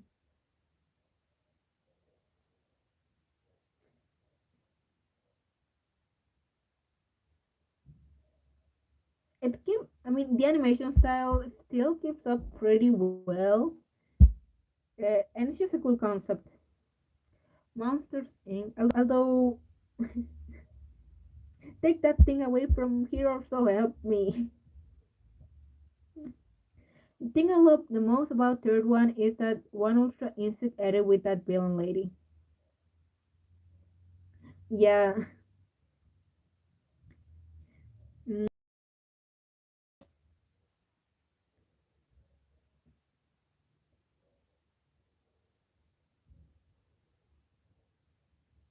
she was fun. What was her name? Franchelle Dubois, something like that. I can't really recall her name, but she was fun.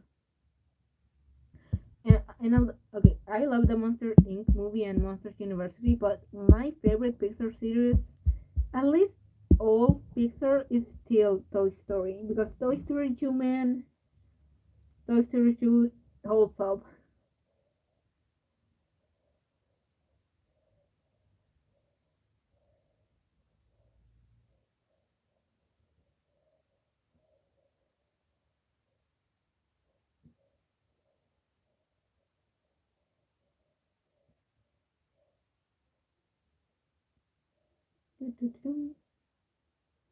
Also, I am one of those people that will defend Cars 1 and Cars 3. I will fight you on it. They are good movies. Cars 2 can rot in hell in the trash where it belongs, but Cars 1 and 2, fantastic. Not that I'm a, ooh, Pixar was only good in the past and now they only make trash person, just, they were my childhood. I have a soft spot for them.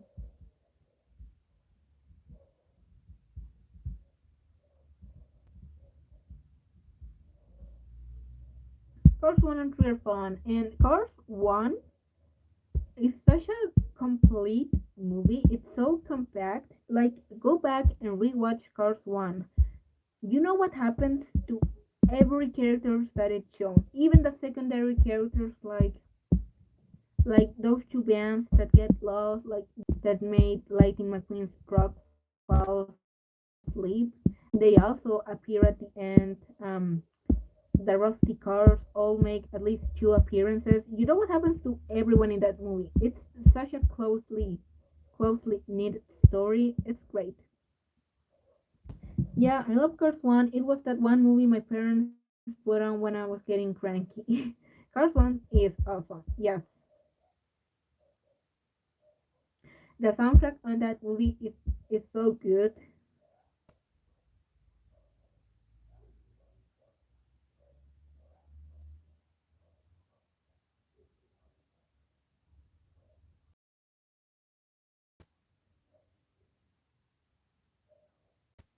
Like Life is a Highway, Real Gone, that one country song they have when they show the past of Radiator Springs. Like Bro, how are you making me cry by showing me a bunch of scenes of an old town dying? Like, bro, don't do this to me.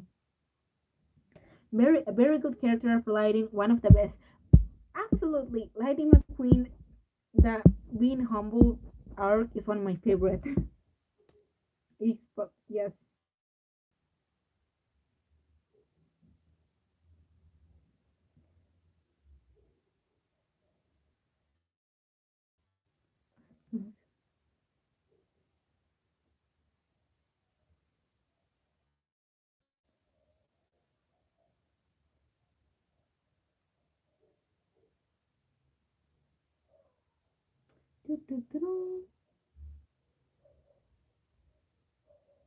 Yeah, Lightning McQueen's arc really feels earned. Like people can cheat on cars all they want. Like maybe it's not as amazing as the other movies, but it's a solid story, and you can't deny that. It's just good, man. It's just real good.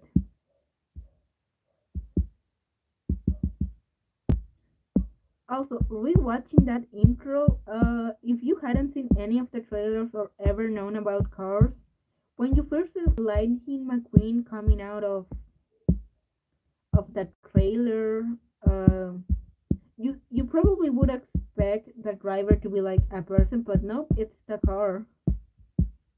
I think that's real clever for people that had never really seen the trailer for cars. Like people just saw cars on on TV one day and they thought, "Oh, let's see what it's about." And then you see it's about talking cars. Like, bro, what is this?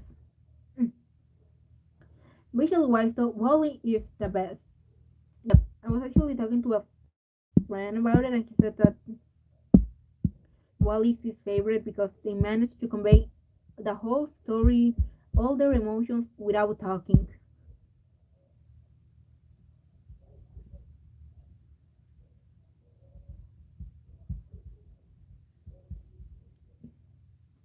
Like it's kind of like Ratatouille, like how Linguini and Remy are able to talk without being able to really talk with each other. It's really clever. It's amazing how they got it done. Also, Wally's just cute. Cute movie, cute character.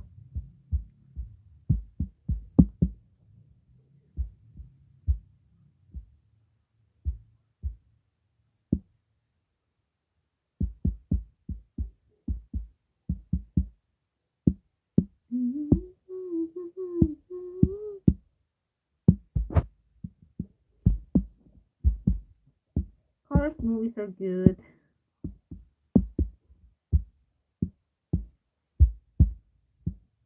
I mean,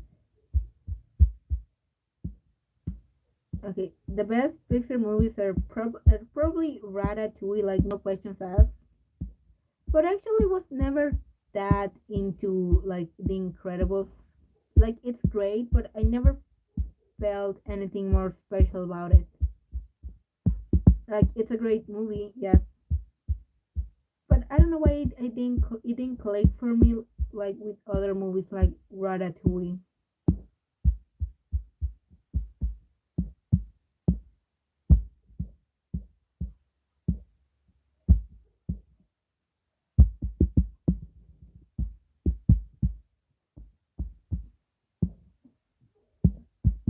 I would say Ratatouille is the best just because the ending is so satisfying when Ego just takes a bite of the food and drops his fork.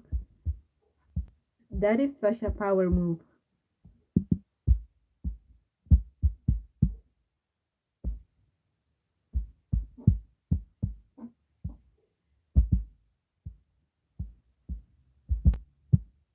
Although my favorite, it will always be like Toy Story 2 and Toy Story 1. They're just fun to rewatch every once in a while. And the songs are good.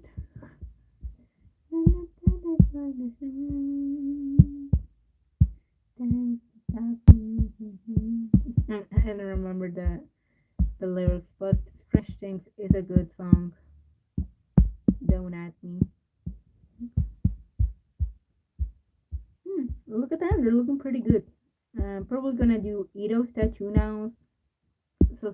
sense of looking good.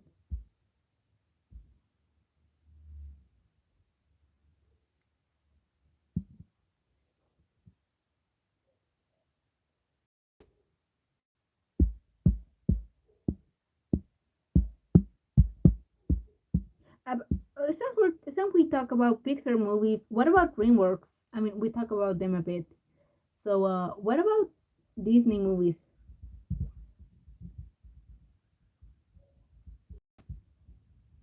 Which ones are your guys' favorite?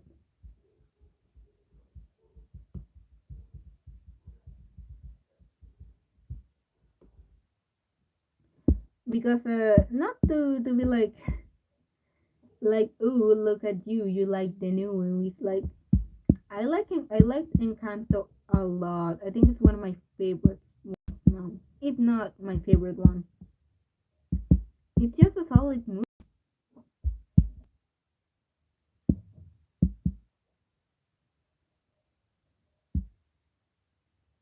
It has good music, good characters, pretty much everything.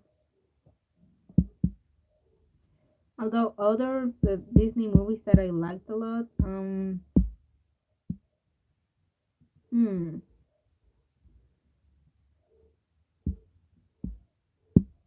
I haven't seen some in a while, but I really like The Princess and the Frog when I was on my early teens.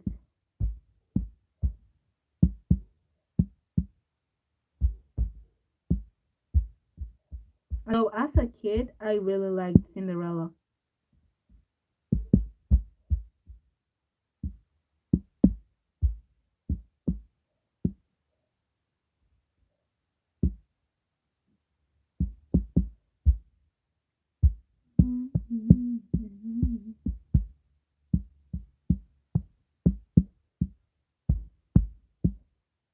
Haven't seen too many of those, but I guess Lion King, Notre Dame, Hunchback are my steps. I freaking loved Lion King as a kid. How did I forget about it?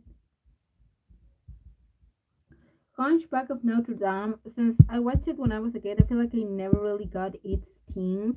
But watching it now as an adult, man, that movie was real dark.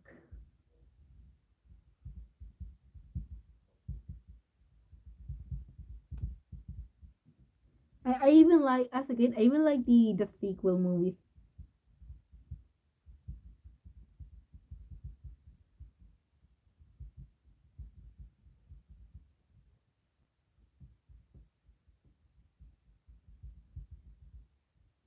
Although Cinderella 3 absolute bang, not as iconic as the first one, but still really good.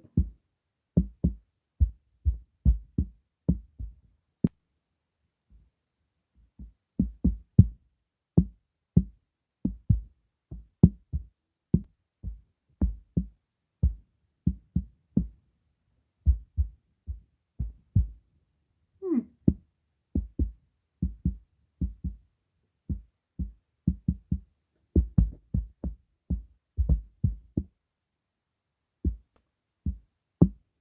I recently seen Disney Atlantis after I went on 4 pages long rant about shipping two League of Legends characters. The script of that movie. Wow. I actually never watched Atlantis. Just I don't know why it never called me, even though I've heard it's really good. But the one Disney movie of that era that I cherish to that was Treasure Planet.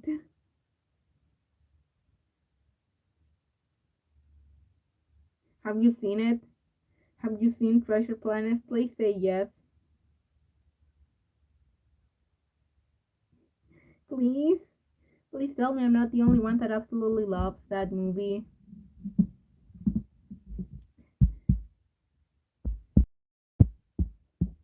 I, and it sucks that it did so badly in the box office because Disney didn't market it.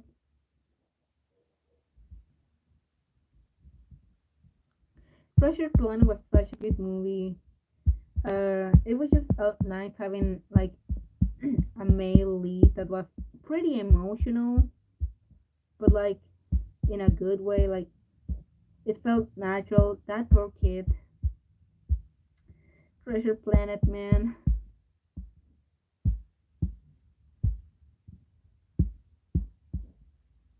I also really liked Tarzan as a kid, like all the Tarzan movies. Treasure, yes, but no, man. Treasure Planet. Oof. Have you guys seen and the Iron Giant? I don't know why. I was freaking love the Iron Giant and Treasure Planet as a kid. I mean, that's not a Disney movie. It's Don Blue, but it's a Brad Bird movie.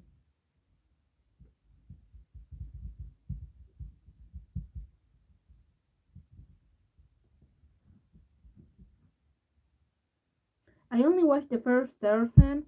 The other ones aren't as good. Like the first one is enough.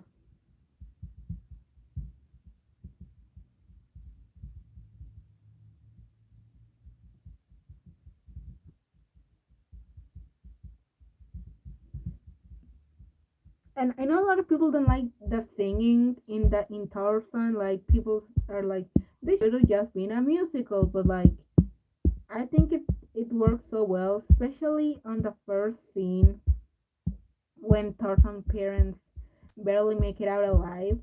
Like that scene is so powerful when they look at each other that they're alive. Oof. Yes, it's really good. I recently watched a video about the original book, original Tarzan book, or or um or Treasure Planet. I mean Treasure Island. I want to read it. I haven't read Treasure Island. Oh, I don't get. Oh, okay. What's the name of the video? I'm kind of curious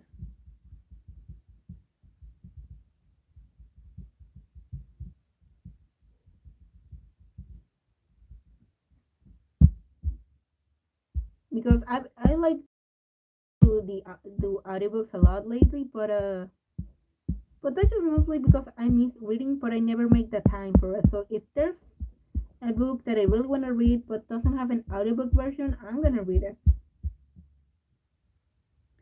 The Massive Origins TM of the Iron Giant Crisis of John Sol. Thank you.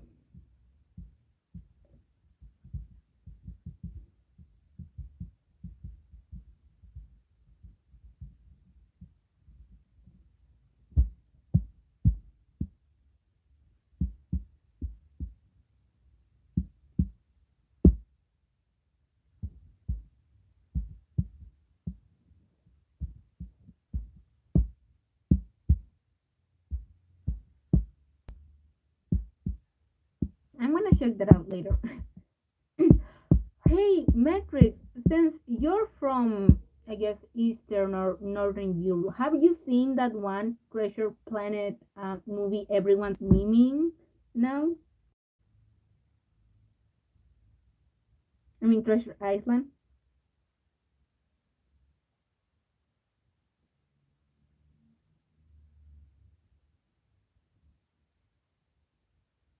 I don't remember where, from which country it was. I know a lot of the animators were Ukrainian, but apparently the movie's from another country. Slower rum and that should mean the same thing. Hmm.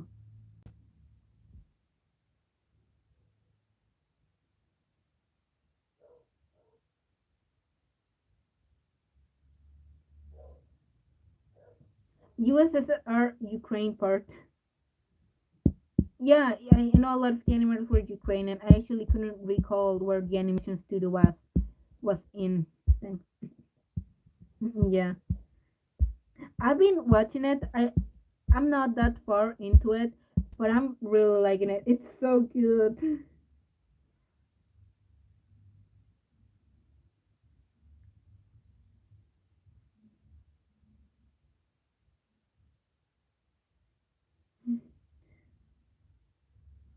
It's really funny, and I'm only watching like a soft version, but the dialogue is pretty good. Like Dr. Lipsy is so funny, and And so is the main character, the main boy.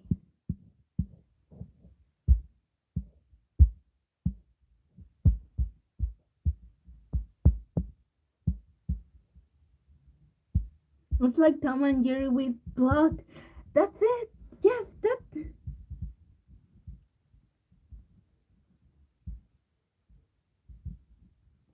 it's so good. It's so much fun.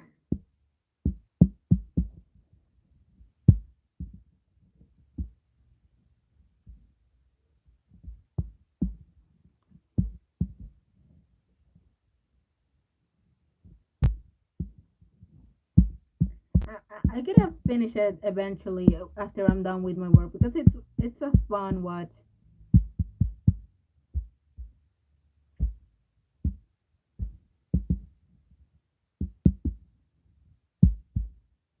Uh, kind of okay. It's obvious that it was already a meme in Eastern Europe, like in Russian parts of the internet, because people have been making memes about it for a while now. But man, can't believe it took us this long to find out about it. It's so good.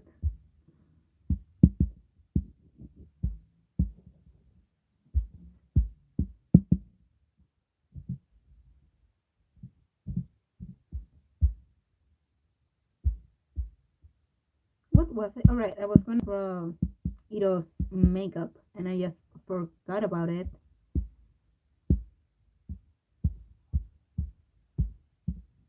First, I'm gonna draw these thingies before I forget about it.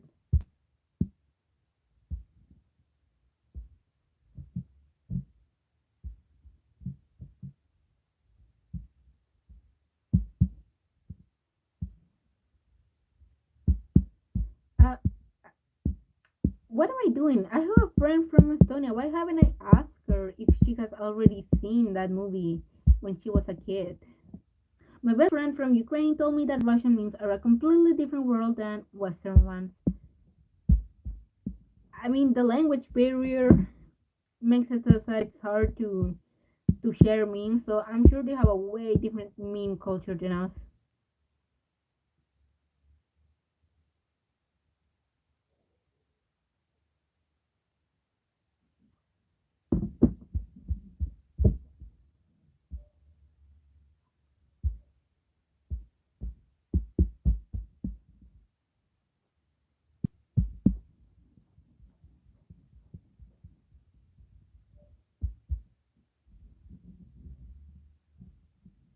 But yeah, it's a really good movie, and describing it as Tom and Jerry, but with a plot, is perfection.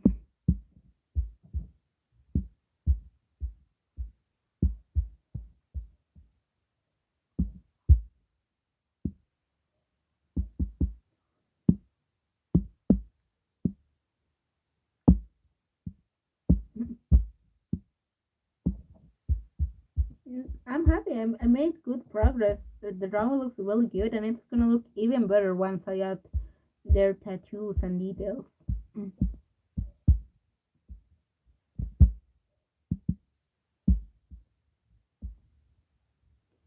In Ukraine, there is a letter that is I with double dot that is pronounced like the one dinosaur saying saying ye meme, and that letter is is called Ukrainian Dino. Bro, I was not ready for your comment.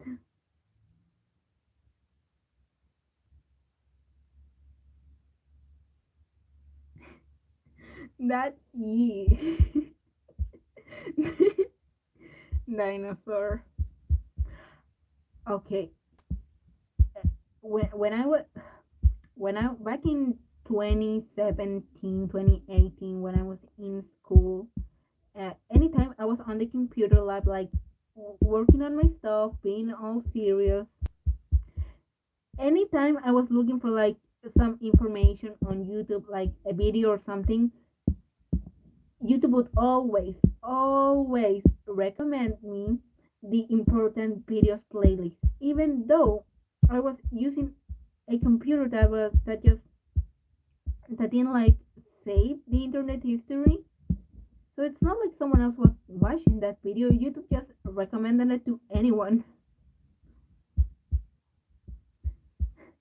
I got recommended the important videos playlist so many times during school.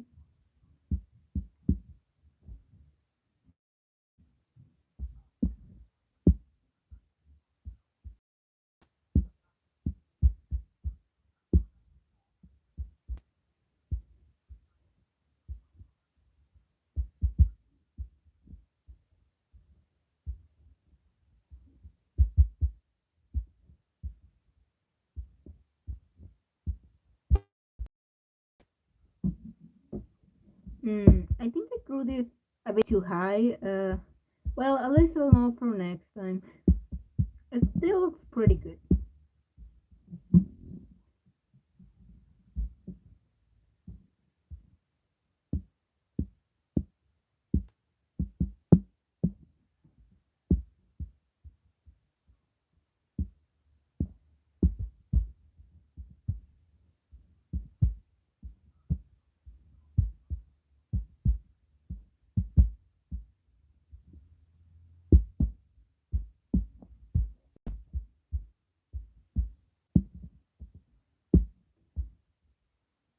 Hmm. What animation studio have we yet to talk about? We talk about DreamWorks, Pixar, Disney. There isn't much to talk about. Illumination. It's not like I haven't even watched Despicable Me. You haven't really talked about Sony because their list of movies is such a hit or miss. We talk a bit about Blue Sky.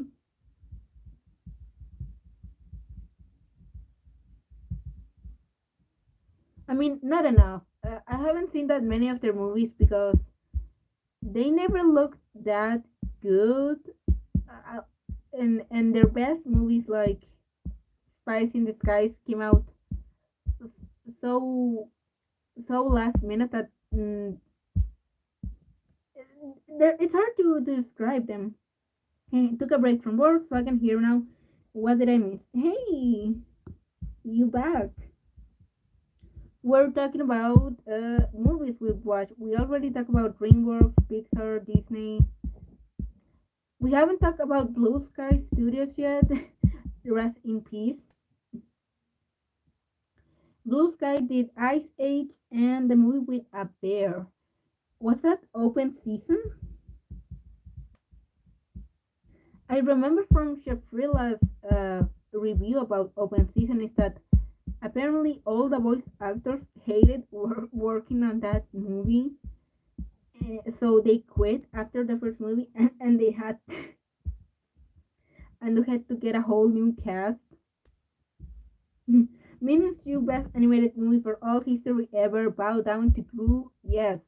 Minions 3 best movie ever. Open season spawn twerking Among Us meme.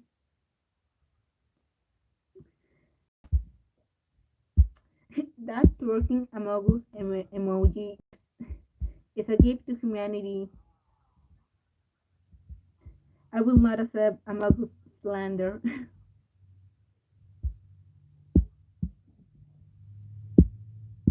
But yeah, I mean, from Blue Skies, I've seen the Ice Age movies up until the third one. I could not finish the fourth one, and after that, I think they get worse.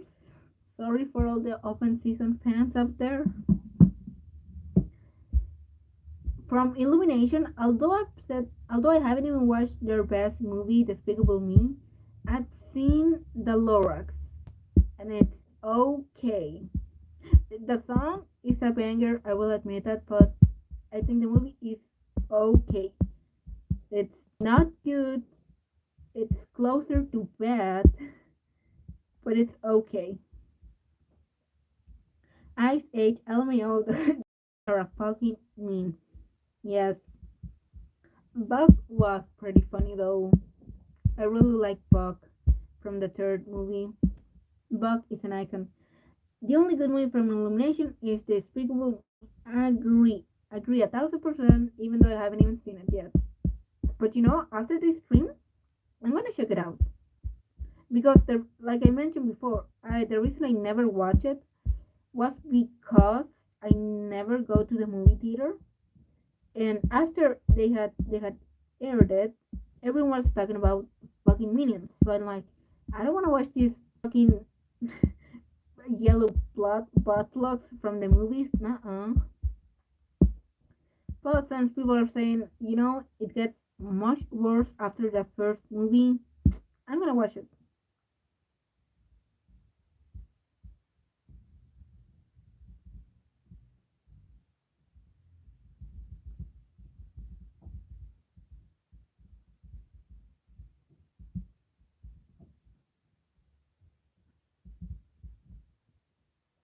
Think it's okay. He thinks it's a good movie, but the creator Family Guy is on the movie. Seth MacFarlane, that guy, Seth MacFarlane. Is he the director or was he one of the voice actors? I've also heard that thing too. I think is okay.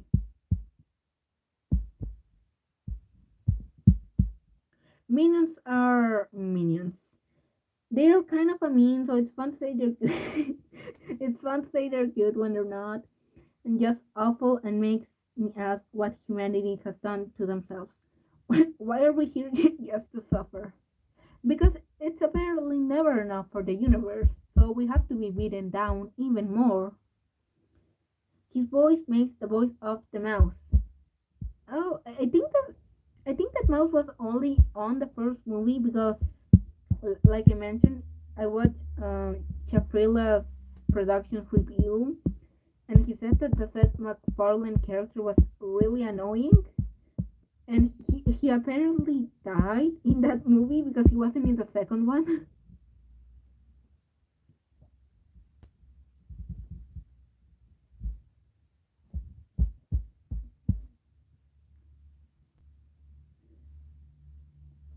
I mean, I guess we gotta suffer so Illumination can make their precious minion money.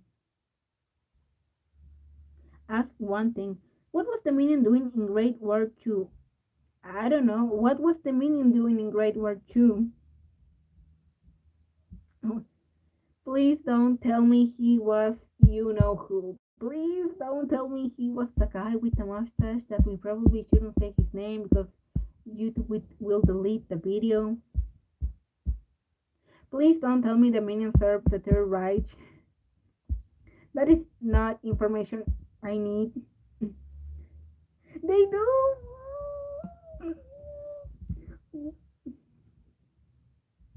What? No, that has to be fake.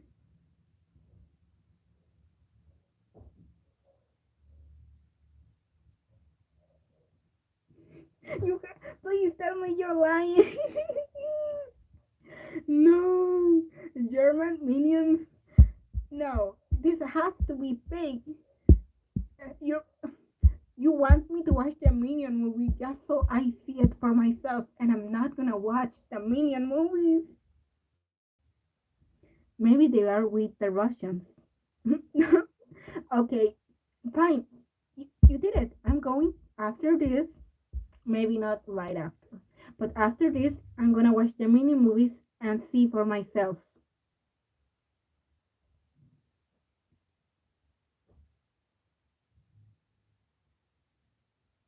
But seriously, were the Minions seriously with the Germans? With the Germans?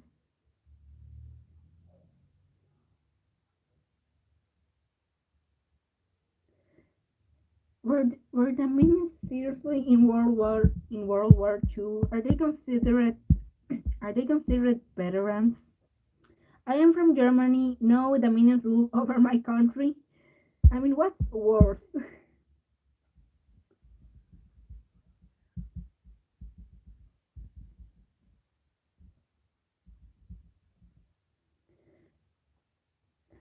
Don't do that. We love you. We don't want you to torture yourself. But I have to find out.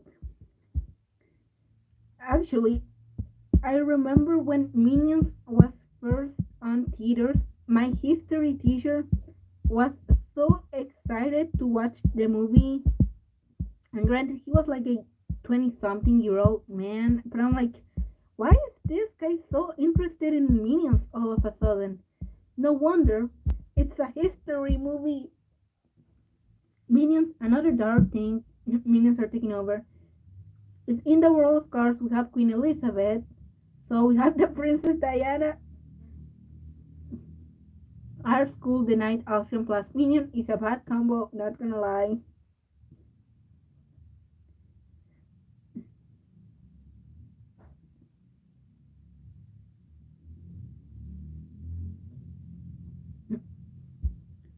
So we have the whole Princess Diana thing, or the Great War 1 and 2.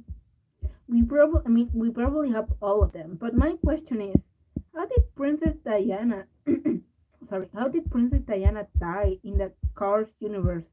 Was she the one that crashed? That's pretty dark. I don't want to think about cars anymore. I mean, we know that you have a car pope, so there's cars Catholicism. We need to take down the minions. We are the resistance. Yes, everyone stop fucking going to the theaters and paying for that movie. Why? I mean, they're a funny meme and all, but come on. What is more annoying, the minions or the rabbits from Rayman? I mean, rabbits were pretty annoying, not gonna lie. And they were never as popular, so maybe they weren't even that popular with the kid market.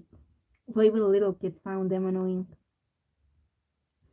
In world in world of ours, there's in cars there's a pop car, so there's Christianity. Someone fucking nailed a cars to a cross, and we have to live with that because for some reason cars 2 needed to exist.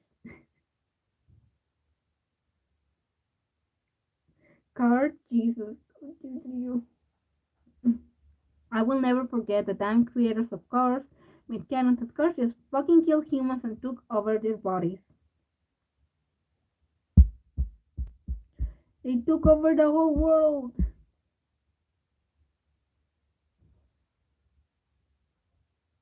Cars are evil sent tweet.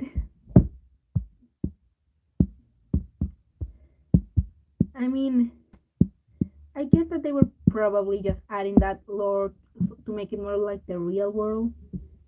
But they shot themselves on the foot. Seriously, Cars Catholicism? Come on. Be aware of your own car now. Yep, damn thing's trying to kill me. I am a Christian and I find this fucking hilarious. Yep,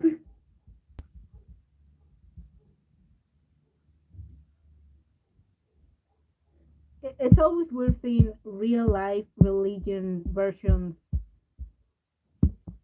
seeing how in this really wacky world, like, come on. That means the Pope cars in Cars 8, the Pope. That is canon, guys. Yep, human eating cars, the Cars movie, man. And it's and most of that comes from the second movie, like, okay, to be fair, in Cars 3, which I really like, there's a character that is a school bus, and like, there's no humans here. Why does a school bus need to exist? Holy Christmas. Also, car dinos exist in the Cars world. Huh? They do? Okay, Cars. I can't believe I can't believe Cars have that much lore. In a world where cars killed humans and minions fought in World War II on the side of the Third Reich. Oof. When you thought children's animation was just cute, but it's actually fucked up as hell. Fuel is dead dino cars. Yes, in the show of Mater and McQueen. It's already out? I gotta watch it.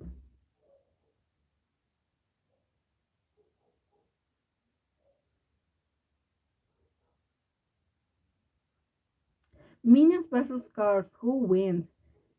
I feel like the Minions would win just because it's funny to see such a stupid character win.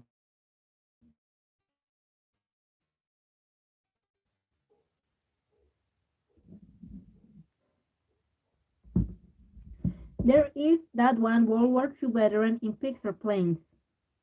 Wait, if I recall correctly, Planes is actually a Disney movie that happens to be in the Cars world.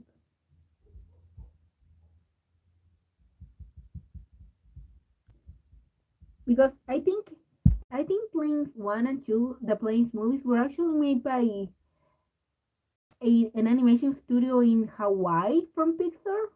Like it's not, I mean, from Disney, not Pixar. It's like a Disney studio, but not the main Disney studio.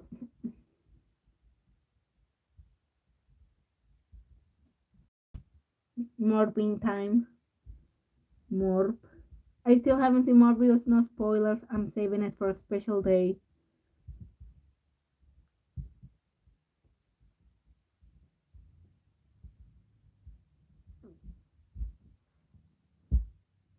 Right? Eat tattoos. I kept getting sidelined talking about minions and other things. You gotta finish this. Minion sweep. Glad I found this channel. Very wholesome chat and good hour, but I need to sleep now. See y'all next time. Bye bye, Gonzo. Take care.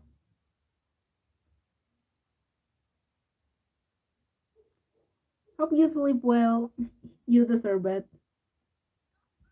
Remember more with them. Hopefully dream about minions.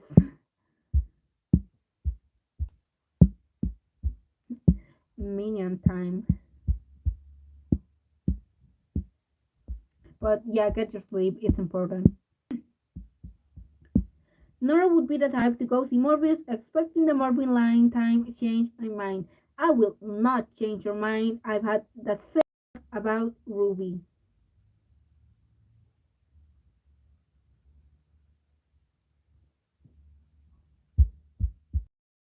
Go to watch Morbius and are just disappointed that he never said Morbin time.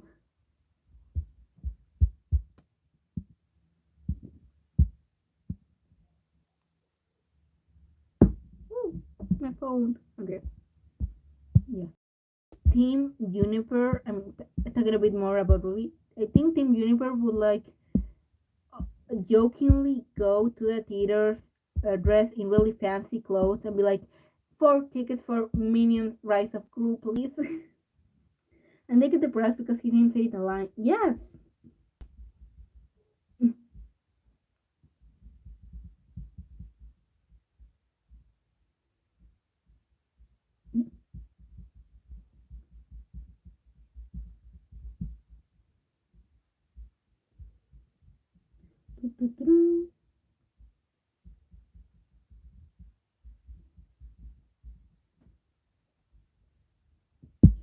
They, Nora would totally put on a fancy dress and make Ren uh, also dress really nicely just so they can go watch a Minion movie. Why am I thinking that Nora will be the girl who will think that is the Minion doing in World War II? She would like over analyze really uh really dumb movies and get like really serious about it, like me. Team Juniper would also asking for 5 tickets for the Minions 2 movies. They probably show their student IDs to get a discount as well.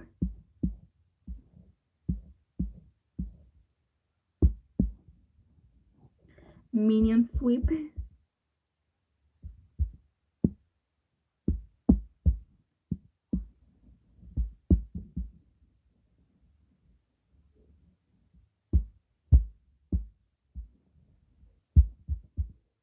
They would totally go watch a bad movies as a group and just have a blast unironically.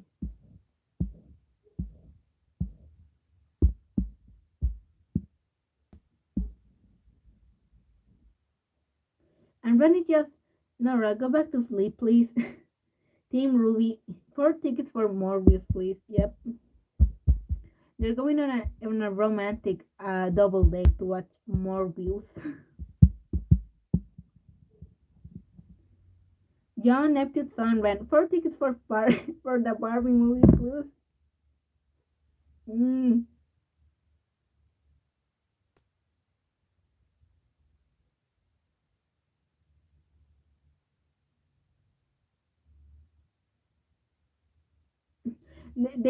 The guys would totally go watch that new Barbie movie that's gonna have the Harley Quinn actress. I can't, for some reason, I'm blanking out on her name, but she was fun in the Suicide Squad and in Harley Quinn and Birds of Prey.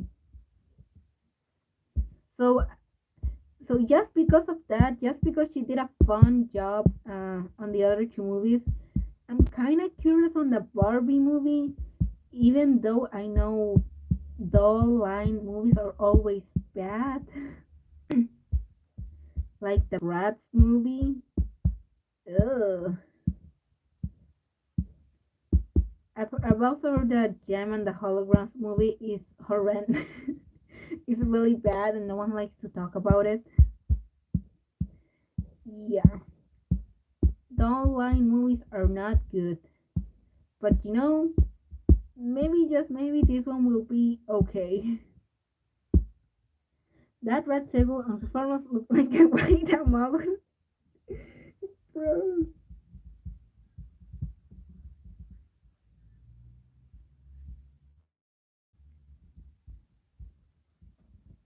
Amogus.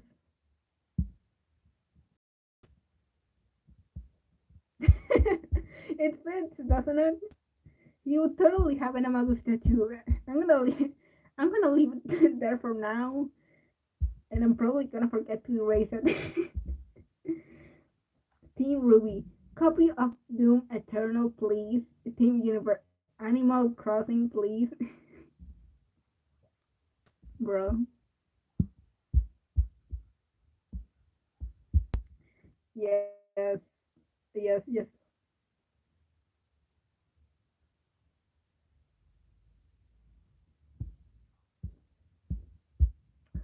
Okay, what kind of games would the Team Juniper and Ruby kids play?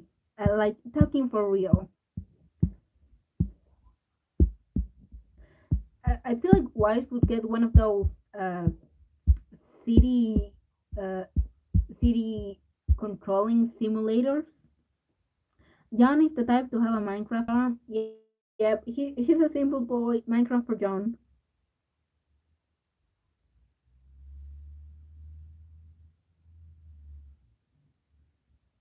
Doom Eternal is fun AF. I played too much of it. I keep hearing it's good, but I've never played a Doom game. Is it a good way to start?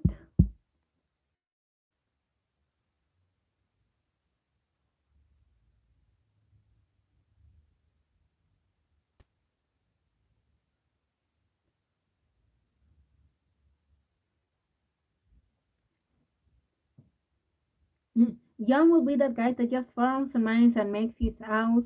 He doesn't care about PvP. Yeah, I feel like he wouldn't. I feel like he would invite Nora to his world, and Nora would just immediately kill him and steal all his stuff. For a fact, I know John and Ruby have similar play fighting games in most, and RPG probably. Yeah, maybe probably.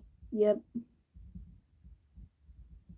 I mean, Yang and Ruby also have the same taste in games. They probably like fighting games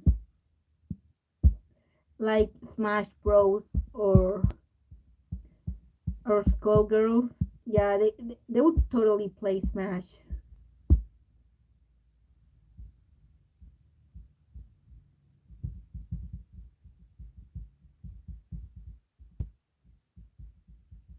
They fight over who gets to be Sam.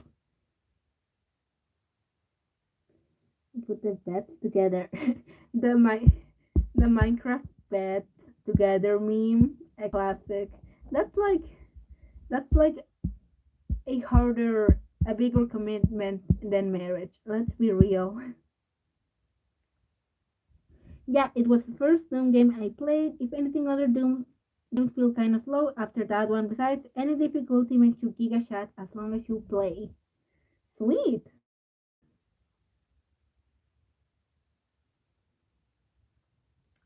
I mean, I feel like Blake would play the Hitman games. Just Blake and Ren would play the Hitman games. Like they're into stealth.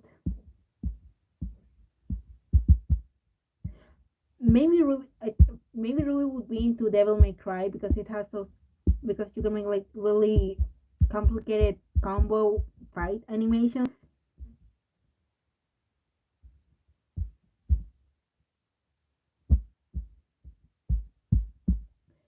I wonder if Nora would play Skyrim. Would she? I don't know about many games, or maybe she would be into. Maybe Blake would be into Assassin's Creed.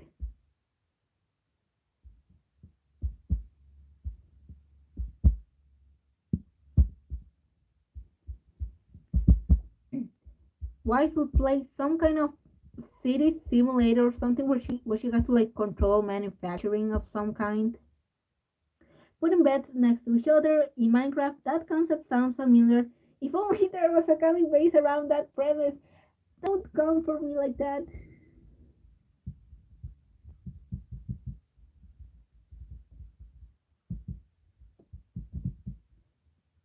Hey, one day I'll continue that comic. It's just that life has been difficult, but luckily my art skills have improved. So when I do come back to it, it's gonna look better.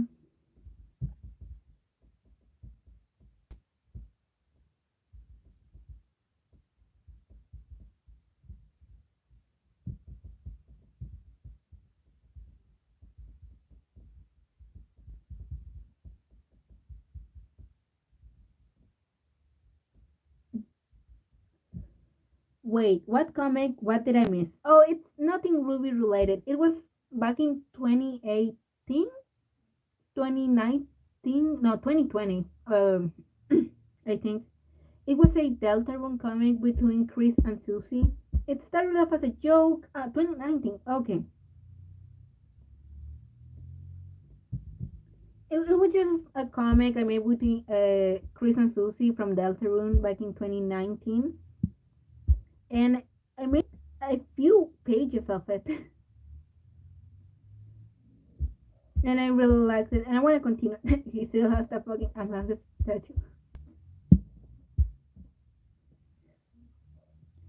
Feel free to check it out. I think it's in my Undertale Deltarune uh, folder. It's on DeviantArt. I know I also posted a few pages on Tumblr, but it's hard to archive things there. Just look up DeviantArt on Google. DeviantArt Sechirokun Minecraft girlfriend. It's there.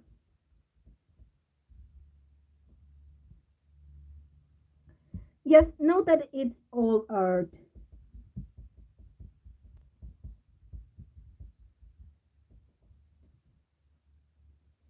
but I still like it. Young versus John in Just Dance. Yeah, I mean, I think John would win because he does pretty well, pretty confidently in Volume Two. Ruby and John team up to beat Yang in Smash. Change my mind. Yep,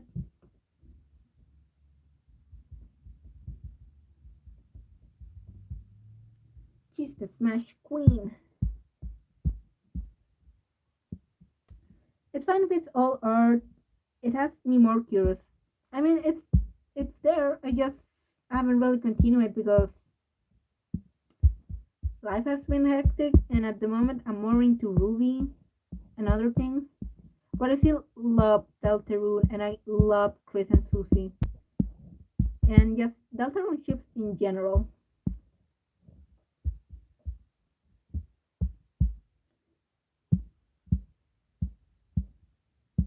What game would Pyrrha play? Would she be into Assassin's Creed Odyssey just because it happens in Greece? Maybe I'm just thinking about it too simply. Nora mistakes Smash Queen and hits Yang for her title as Queen. She totally would. Like, hey, I'm the one that smashes. How dare? To be fair, I think Nora would be pretty rage quit sometimes, and then just act like everything's good. Pyrrha plays click and point game. That's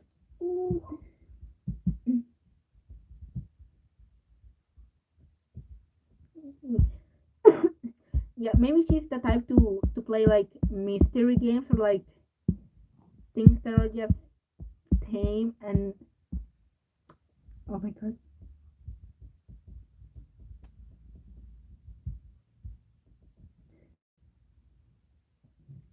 Yeah, I think Pyrrha would be into more tame things, nothing too wild.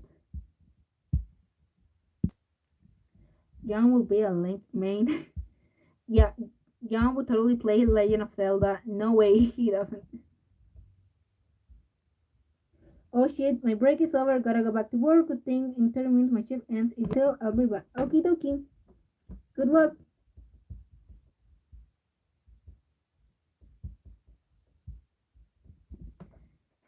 And yeah, John will totally would totally play the Legend of Zelda games.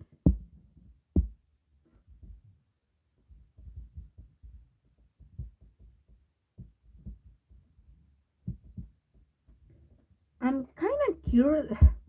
I've mentioned this before. My sibling has a Switch with Legend of Zelda, and I've never played any of the Zelda games, but I kind of want to try it because they also have that Nintendo Online subscription, and that one lets and they have the version that lets you play like all games for free, and I'm like, I could try out Majora's Mask or like some old Zelda games.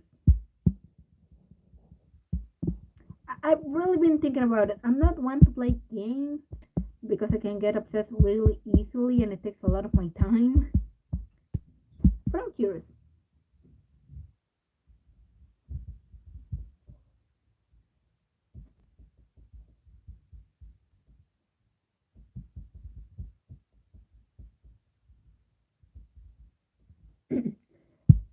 Mm. I'm gonna turn off the microphone just for a bit. I gotta do something. I gotta close my curtains, but I'll be right back.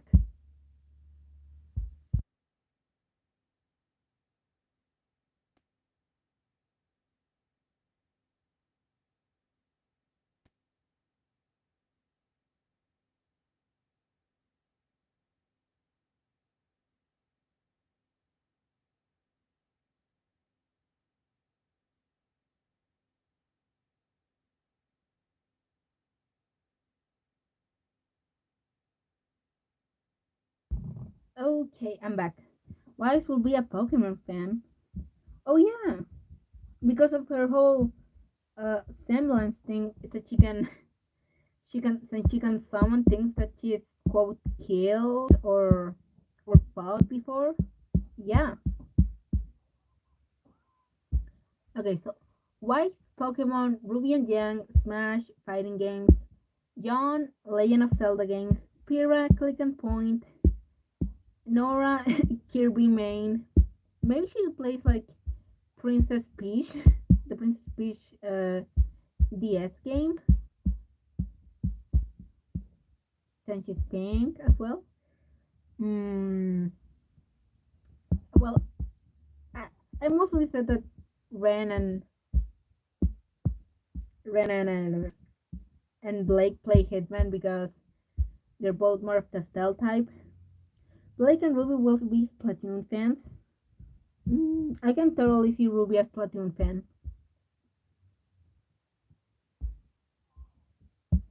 Or maybe Ren and Blake prefer something like Splinter Cell. Just throwing out ideas.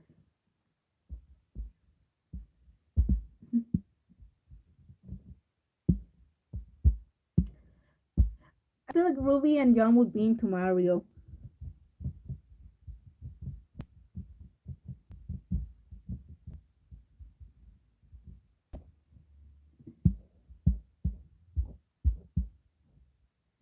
I mean, they're classes.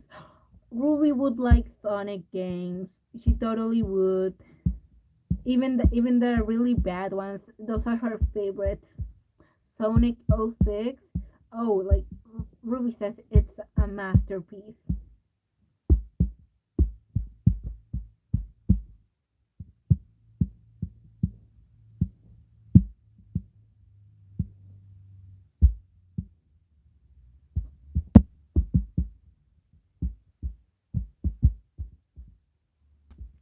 Ruby will do Mario 64 speedruns. To be fair, Oscar would also play would also play Mario games. Come on.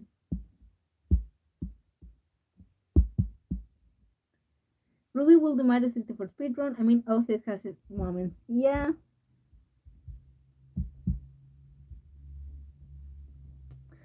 Would Ruby be the type to be really into Shadow the Hedgehog? Would he be her favorite?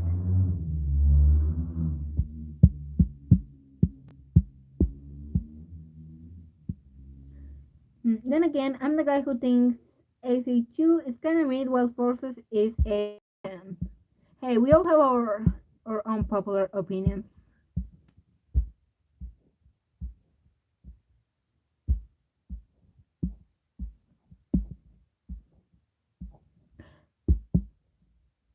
I'm gonna be real. When you first said SA2, I thought, what? Silent Assassin Hitman 2?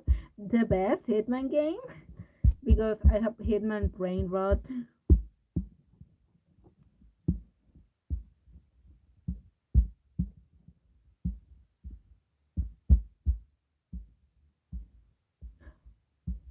Which one of the Ruby characters would play Genshin Impact? I feel like John would be the only one to play it. Like, only John, and he tries to collect all the waifus, but he only gets guy characters. I think that would be hilarious. I think it made both their skins too pale. Both they look too ashy. Hmm. I'm gonna have to go and add a bit more saturation to their skin colors. I really can't wait for that upcoming open world Sonic game. I've been listening to the main theme of that game for several days on repeat. What platforms is it on? Sonic game trailer? Because I didn't check that. I mean, open world Sonic?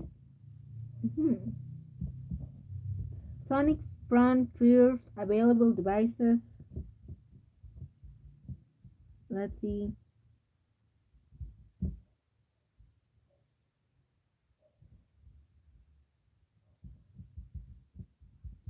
Let's see. Let's see. Uh, it's gonna be on the Switch and PC. Cool.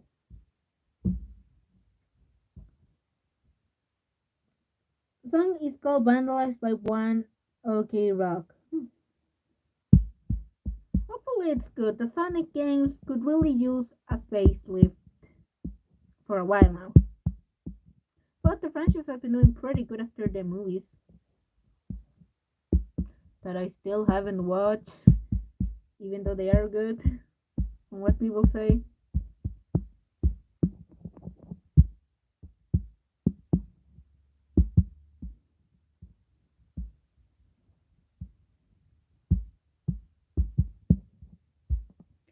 So many good stuff coming out recently, and I'm actually kind of pumped to try new things out.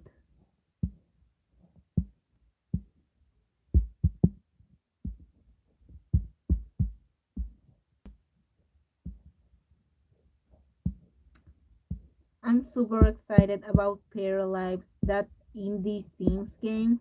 I hope it's good because I fucking hate the direction the Sims 4 has taken. To be fair, Sonic's been doing great since 2016, and as a huge fan, I'm always happy to see more stuff coming from the franchise.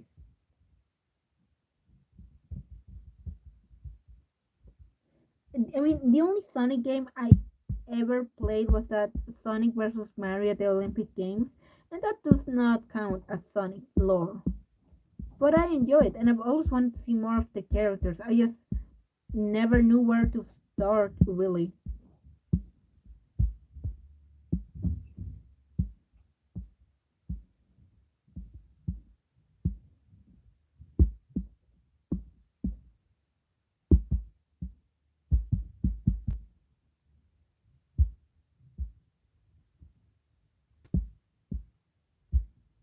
Hmm. I know Shinobu has tattoos as well.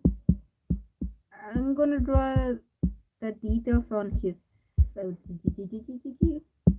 bolero thingy, and maybe I'll see what her tattoos are like. Maybe I can draw them right away. But not gonna lie, this stream has been really fun. I don't want it to end yet. Let's see if at least half an hour can go by, so so can go back, can come back. Oh no, it was Rugi W, and it's only been like 10 minutes.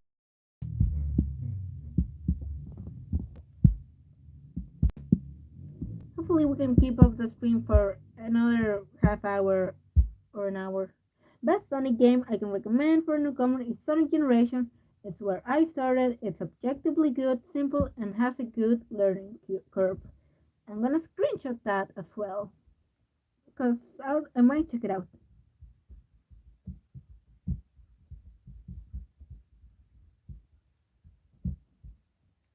Also, just really quick, I'm gonna sound is still working for my stream.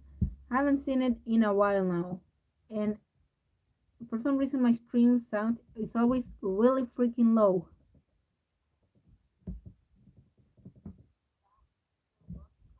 Yeah, it's working cool.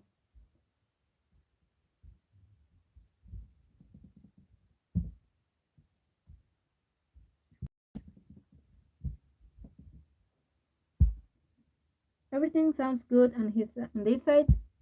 Sweet. Phew.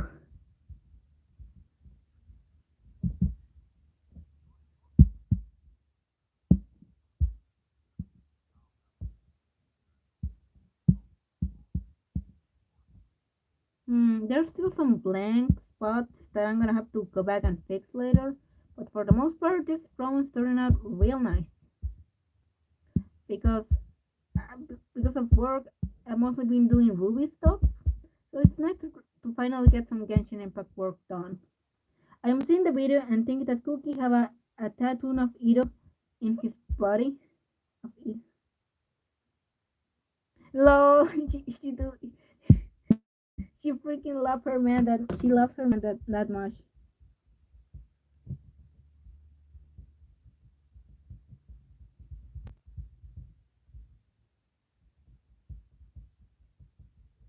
Lol. I mean, a Mogus that I drew, and no one said a word about it ever since I drew it. So it's fine. It's fine. A while back, I streamed some League of Legends, and one match just froze on loading screen on YouTube, and there is just audio of me dying over and over. Bro,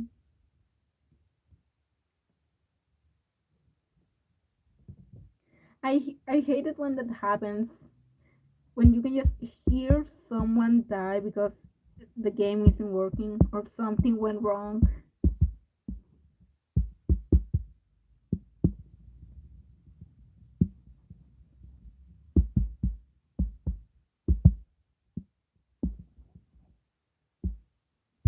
I, it's frustrating when that happens. Sometimes it's fun when it's just every once in a while and it's nothing important. But when it's all the time, it's like, no,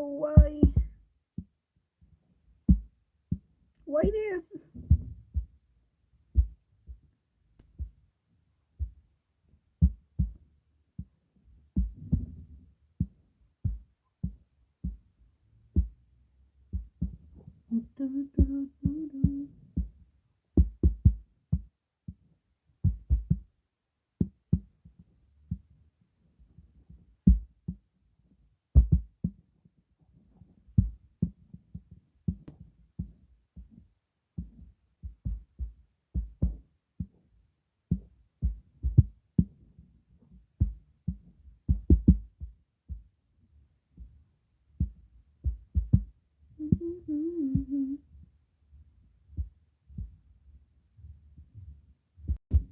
There we go. There we go. Ito with an Amogus tattoo. I wonder how would Shinobu react to Ito getting an Amogus tattoo? Would she be okay with it? Would that be the last straw? Would she leave him? Because, like, yeah, Ito has a lot of tattoos, but they all look cool. They fit him so well.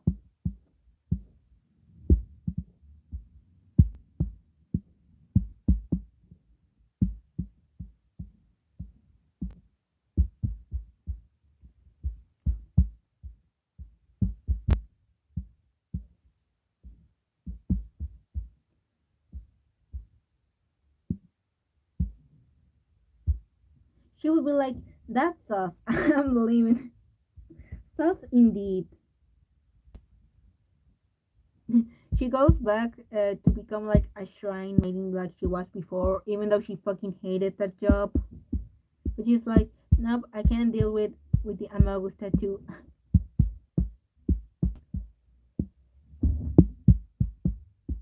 Their relationship is so funny. Either with the Electro girls are the best. It's the best.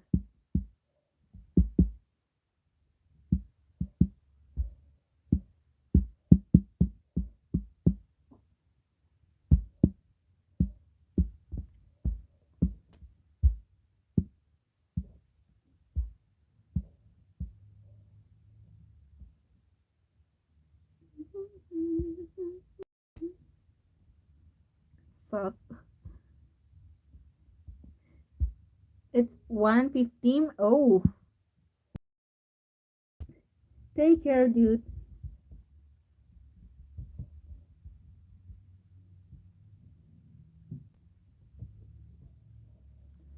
Nighty night.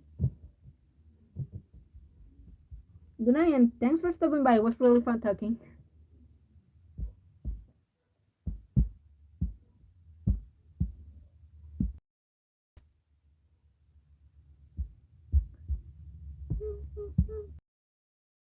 This has been a really fun stream.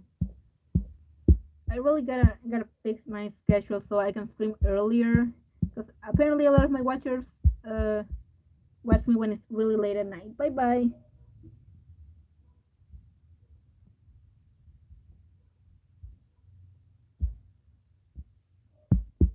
I love streaming, but I hate keeping you guys up.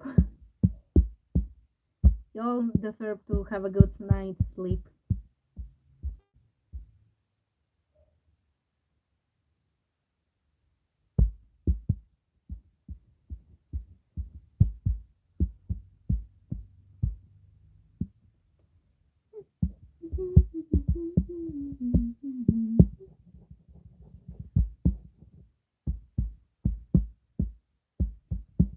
In a fun stream,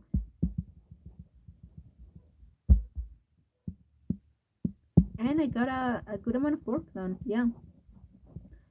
How long has it been going? 2 hours. Cool.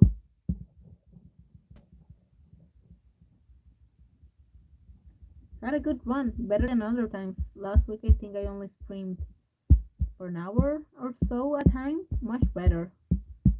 Much better now.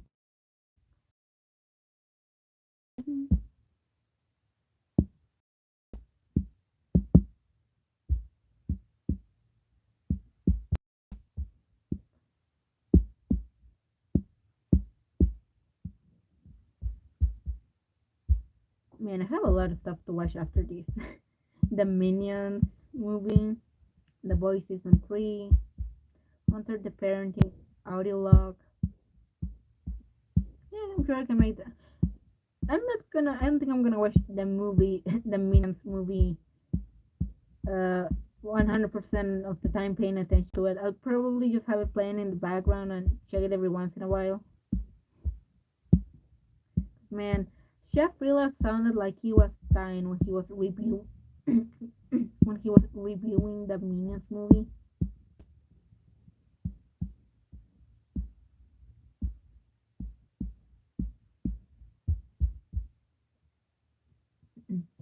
He like he wanted to be put out of his misery.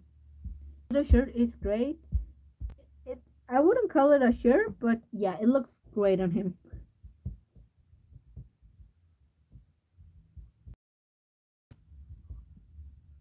Then again, it helps that he has such a well formed body. Let's say that.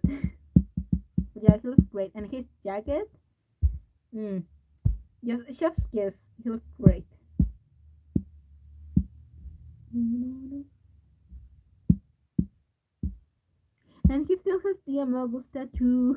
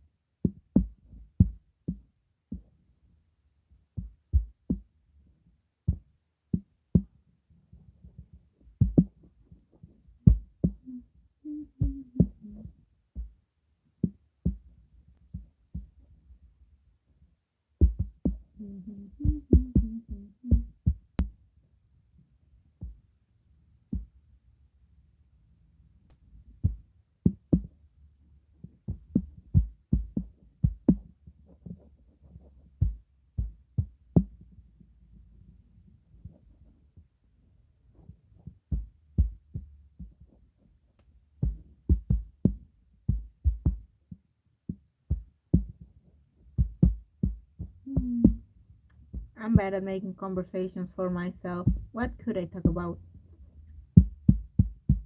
I probably just go on and on about how much I love Ito, how good he looks, how much I envy this girl right here, right there. But nah. Let's talk about Ito's Amogus tattoo. He totally would get one, and Shinobu would have a heart attack. But then it turns out that it's just a fake tattoo, like a temporary one. He only did it to scare. He only did it to scare her.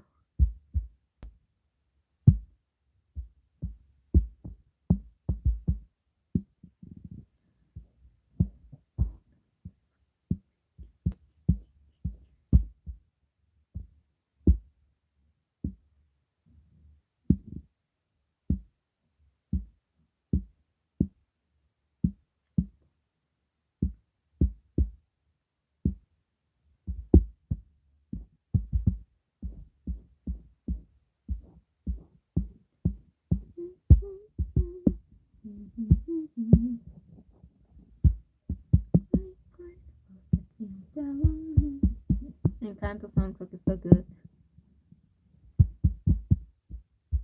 Looking pretty good.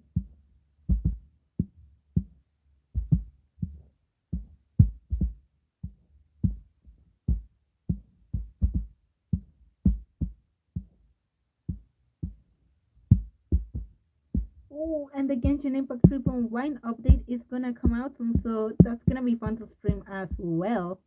And this time, I can actually stream for more than an hour at once, so that'll be great.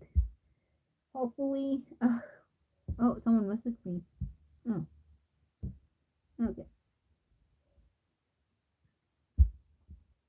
okay. I'm gonna have to delete the Amogus tattoo now before I forget about it. But it look good on him. It fit.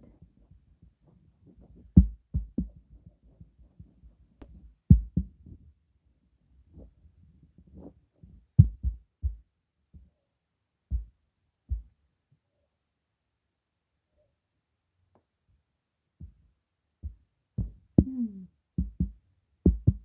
I'm gonna do some meshing here. I think this should be higher.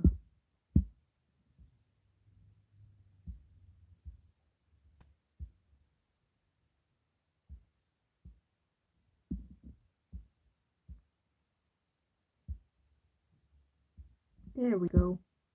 Now it's looking a bit more like his shirt, like his pretty model. I saw it for Rebecca in Cyberpunk. Yeah, I was really counting on her living. Like, uh,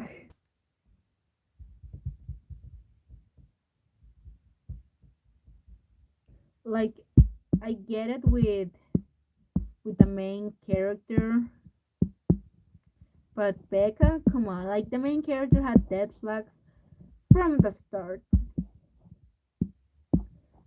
But then she didn't even get like people mourning for her.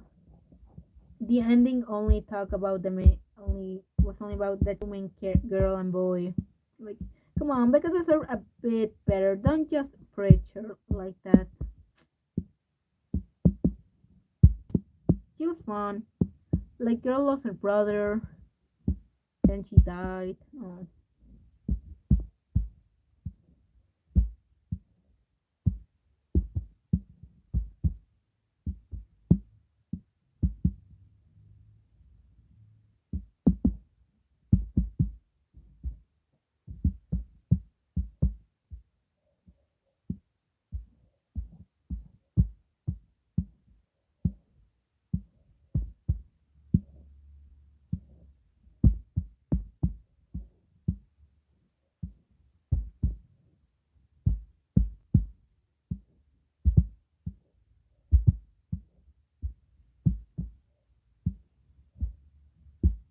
I'm also surprised that Kiwi also died. Like, I would have I would have expected for her to be smarter than that and actually be able to escape on time.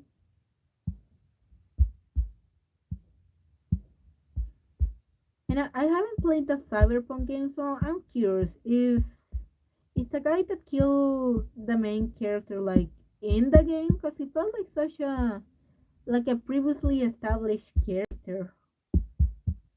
And maybe it's just me though.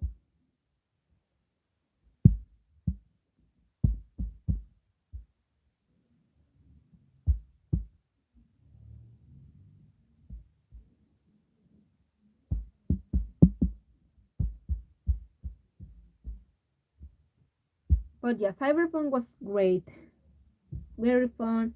Can't wait to see what am I- what the director is gonna do next.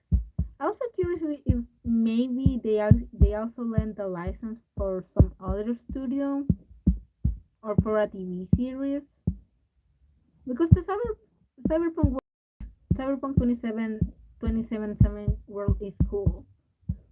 So you could tell more stories in another medium, not necessarily in game or in anime.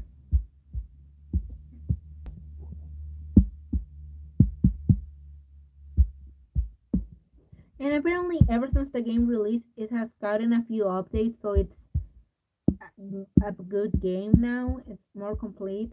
Not as amazing as they first promised it was gonna be, but way more stable.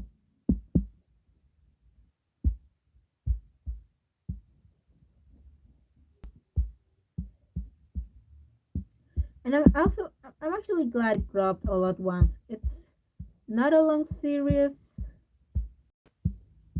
I think it's paced well enough so that you watch it all at once.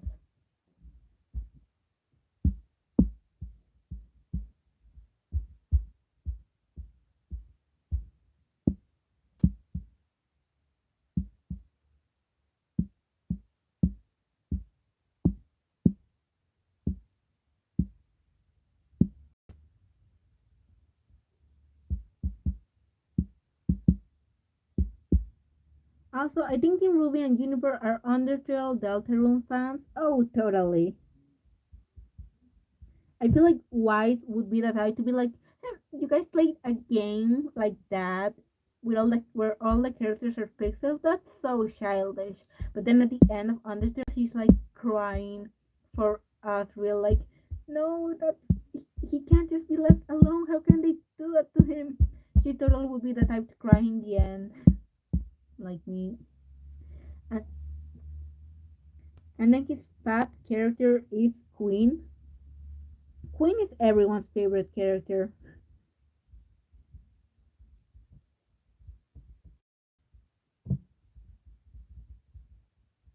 She's great. She's so fun.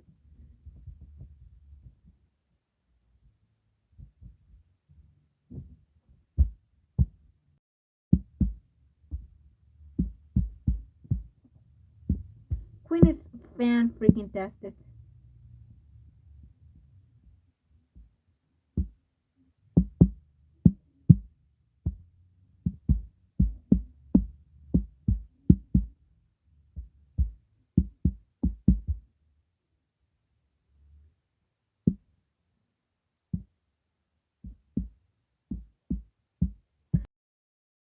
Friends Ferdinand did the opening for Cyberpunk Edge Runners. They're such a good band.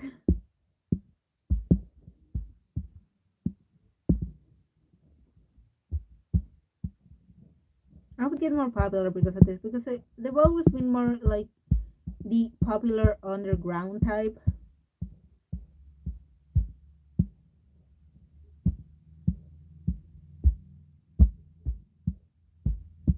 but they're better reserved for like really good shows that are kind of niche, kind of adult, like Edge Runners and Paradise Kiss were.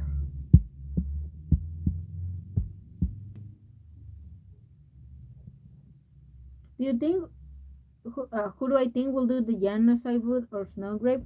Definitely Nora, just to see what happens. Maybe Blake as well, just to seal the mysteries.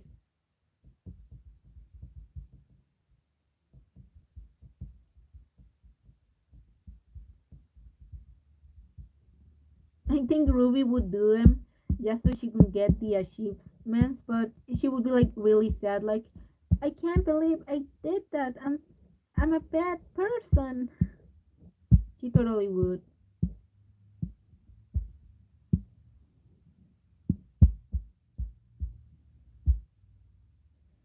Yeah, the clothes look much better. They look vibrant. They look nice. Still wanna scream for a bit more. Mm, I can probably get the gradients done. Although I gotta draw the symbol of the geo symbol. I can do it. I can do it. It's not that big of a deal. I'm just kind of feeling lazy at the moment. I'm always so bad when drawing. After I finish a drawing, I just wanna post it right away. But I gotta be good. I gotta save it for the right time because I posted something really recently, and I don't wanna just post this right away and then have nothing to post for a few days.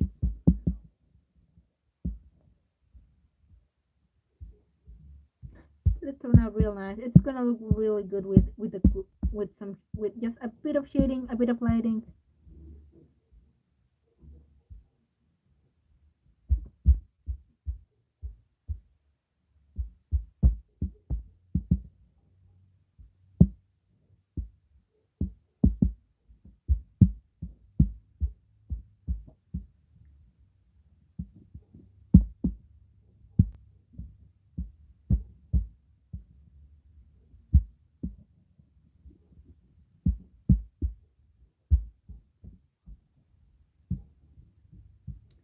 Man, I wish I had like a lot of people watching me, people that watch anime, so I can just talk about really niche stuff and have someone in the audience know what I'm talking about. Rookie W is back. What did I miss? We all agree on Lancaster best ship ever. We do. We do. You just missed it, but yeah, it's always gonna be it. A few people on the stream had to leave because it was getting late for them, and yeah, they gotta sleep. So now we mostly talking about what the Juniper and Ruby characters would do in Deltarune and Undertale. I am more of a White Knight fan, but yeah, chips are good. Chips are fun, especially John Chips for some reason. Even though I know a lot of people don't like him, but he's easy to get along with, so I get why he's one of the more shipped characters. And to be fair, I also ship Ruby with a lot of people. Default dancer, yes.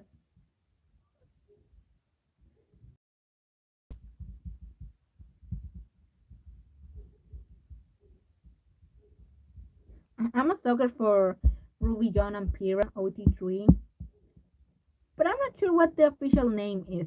Is it Rose Gold or is it Gilded Rose or Gilded Rose Knight? I think Rose Gold fits better. I am a sucker for War of Roses. Eh, Gilded Rose. I always felt like Rose Gold was a bit better, but maybe that's just because I was the first one I saw.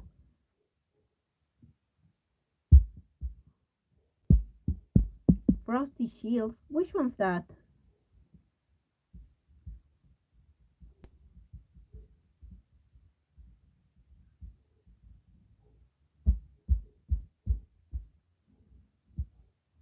Mm,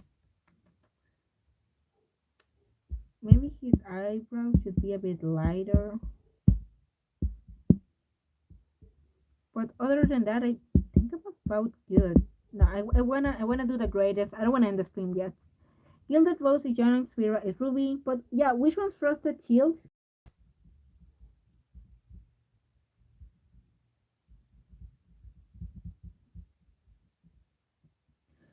John, Pira, and oh, okay, makes sense, makes sense.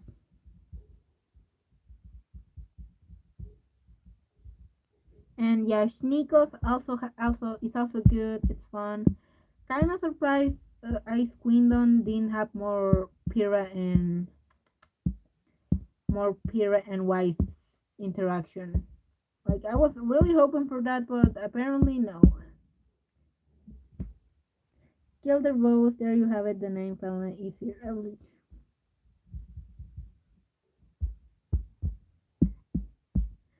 I'm I'm stubborn. I wanna call it Rose Gold.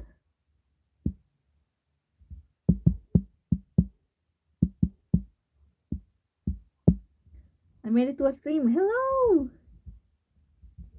hello, Dawnlight. Just in time, we were talking about chips. Rose Gold makes sense. It does. It's my fave. I like to call it that.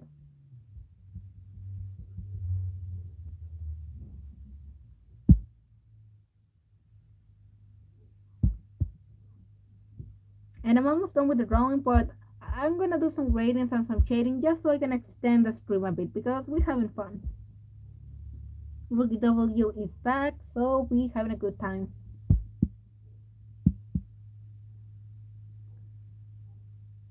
Mm, all right, right. I was gonna draw the vision.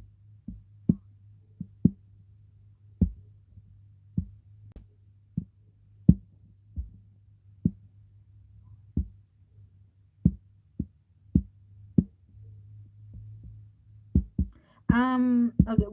Well, we've already talked about Volume 9 predictions, but anyone got any new theories just in case? Because now that Ice Kingdom has ended and we only have the Ice Kingdom dub airing, we're back to Ruby hiatus, hiatus brain. So if anyone has any cool theories on it, I'm super pumped to read them. My bottom line prediction is Lancaster. I am not afraid to stand my ground. I trust my ship. That's the spirit, man. Even if they don't become quote canon, they definitely have to talk about what happened with Penny. So I'm hoping they do become closer. Just closer. I'm okay with them having a heart to heart and not just talking to each other, but talking about how they're going to explain what happened to Penny to Pietro because he doesn't know what happened. And yeah, John having to explain to Ruby, excuse me, to Ruby what he did is gonna be hard. But having to explain that Penny died to her dad is gonna be even harder. Not gonna be easy. I think that's gonna be way oof. It's gonna be oof. And I wanna why not fight, but why saving evil John? Huh? Can Why is saving evil John kind of like reverse Ice Queendom? I've heard a theory that the rainator in the trailer is Summer. Thanks, I'm depressed now. I heard that one too. I I saw it in the most liked comment in the Volume 9 trailer on YouTube.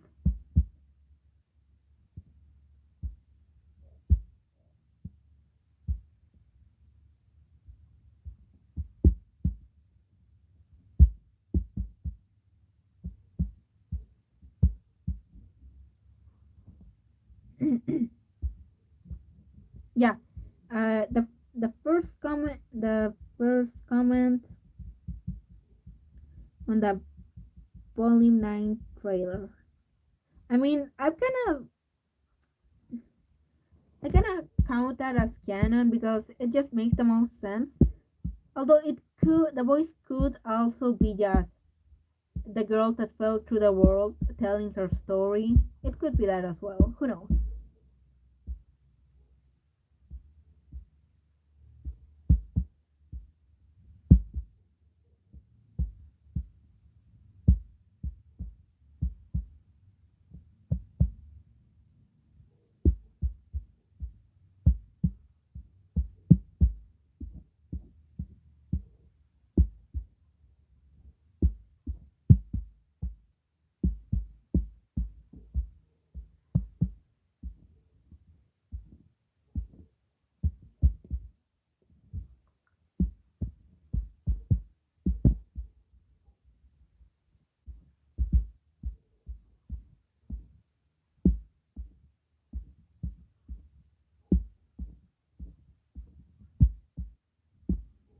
Mind blown. Yes,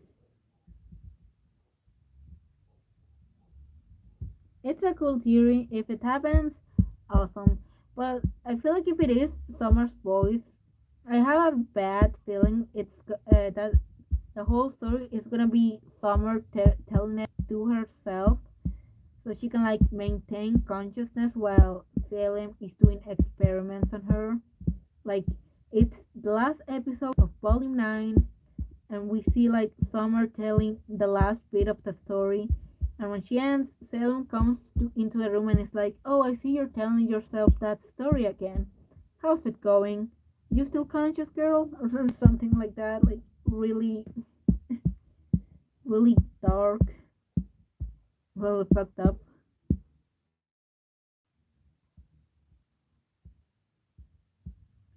LMAO, yep.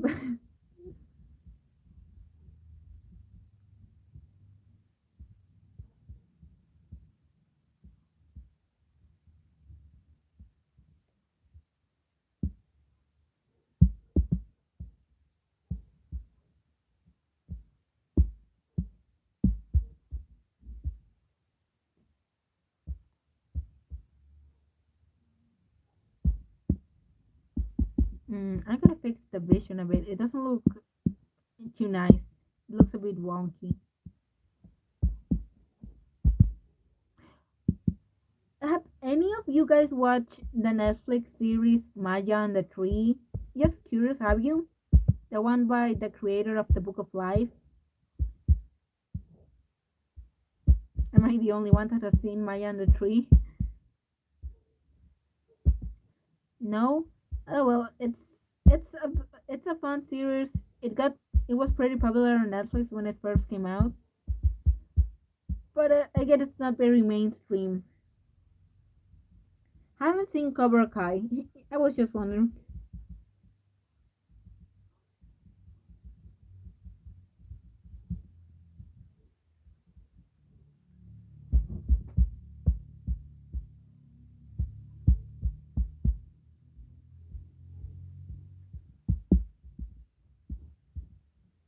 And Stranger Things. I could never get into Stranger Things. I watched all of season one, and it just didn't click for me. But it's nice that you guys have gotten uh, so many seasons of the series, because Netflix does have a tendency for canceling its best shows.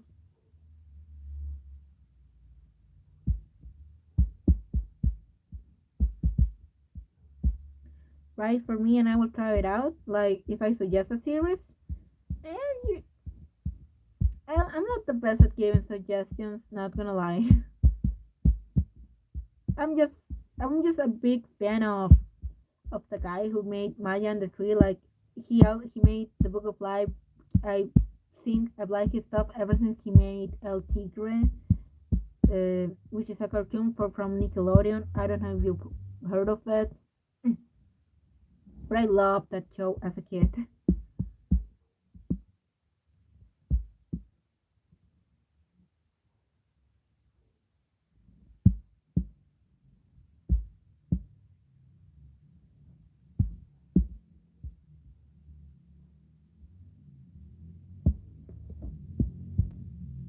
There, I think it looks a bit better right now, like this.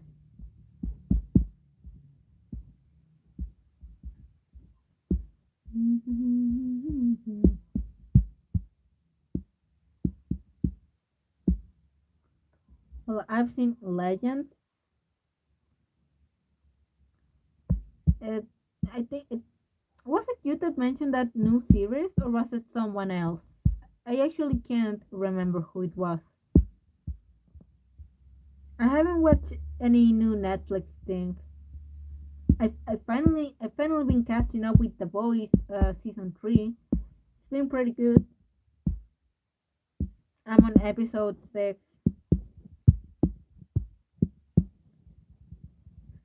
I like to watch it when I work or when I'm just doodling, practicing.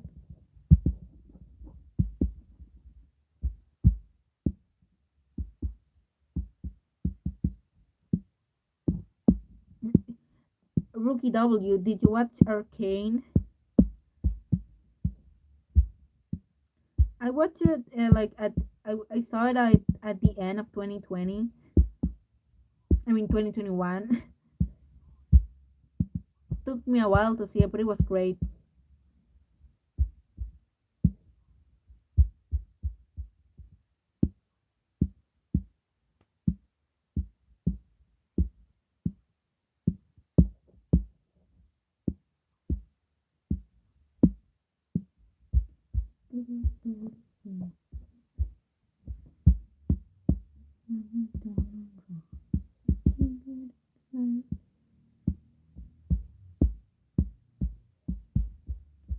And there we go. It looks a bit more natural. Lancaster. Finally, I fell Lancaster brother or fam. I don't know if you're a dude or no.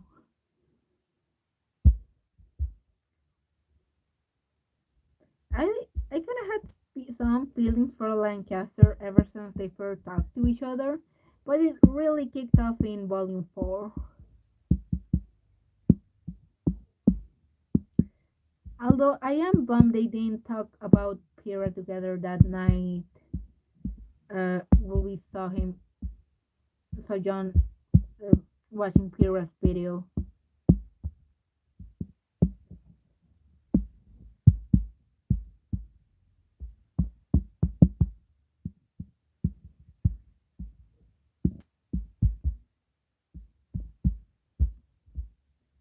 and I haven't drawn Lancaster in so long,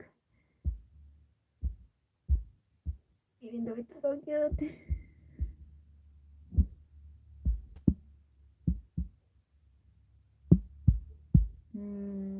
What else? All right, Ito has some some colored hair.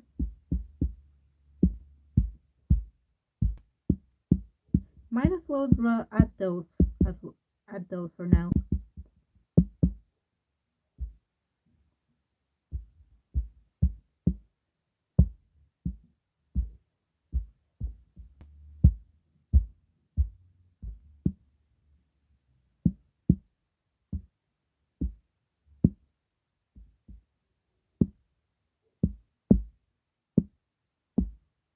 Come on, come on, come on.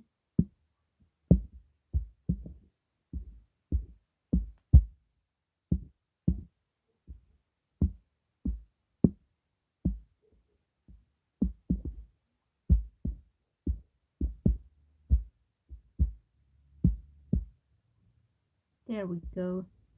Looking good.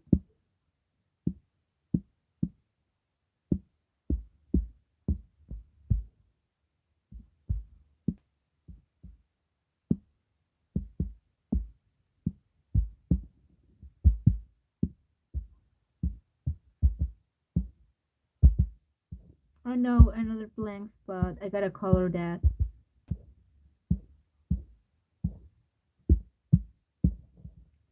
Looks really good. Thank you.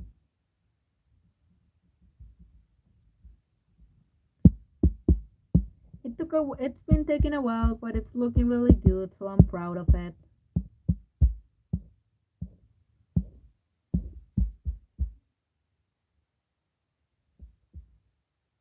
It looks nice.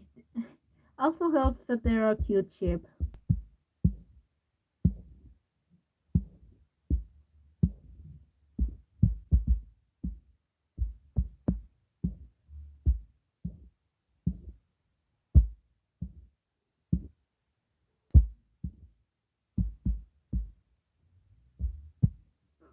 Mm. Hey, it is worth the time, great results. It is, sometimes it is. Although not gonna lie, this Genshin Impact designs, ooh, they sure are something. They can sure be something. They take a while to get done.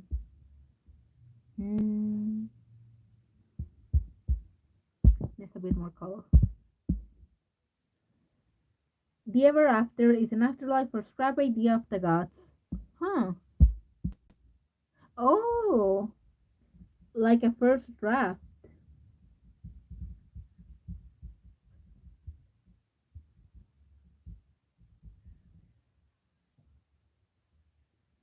A rubbish bin of failed concepts. Oh my god, do you think we're going to see like the character's original defines? Can you imagine? You headcanon it is. I mean, it's a cool headcanon. And it is kind of weird, like, why is there another dimension? Like, is it stuff that gods maybe wanted to hide? Maybe, I mean, people are saying that Team Ruby's gonna get like new powers in in the afterlife island, and that's how they're gonna defeat Salem or the gods. And I'm like, you know, when you say it like that, it could make sense. Like maybe the gods made something that's way too powerful, even for them, and they couldn't destroy it, so they just locked it away. Similar to Salem. With how Miles writes, I wouldn't be surprised. OMG. Shade. It's we're not even in vacuum, and there's already so much shade.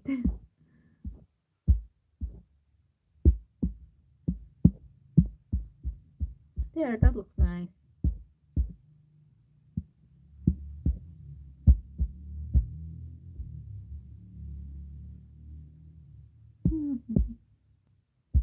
Ido's skin does look a bit too pink. It's more on the yellow side. I'm gonna change it a bit, just a bit.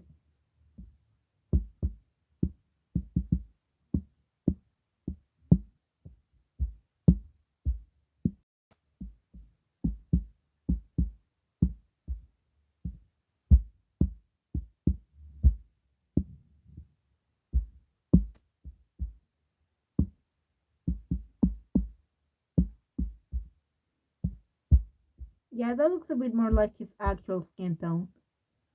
Didn't say anything. You can't catch me, Johnny La.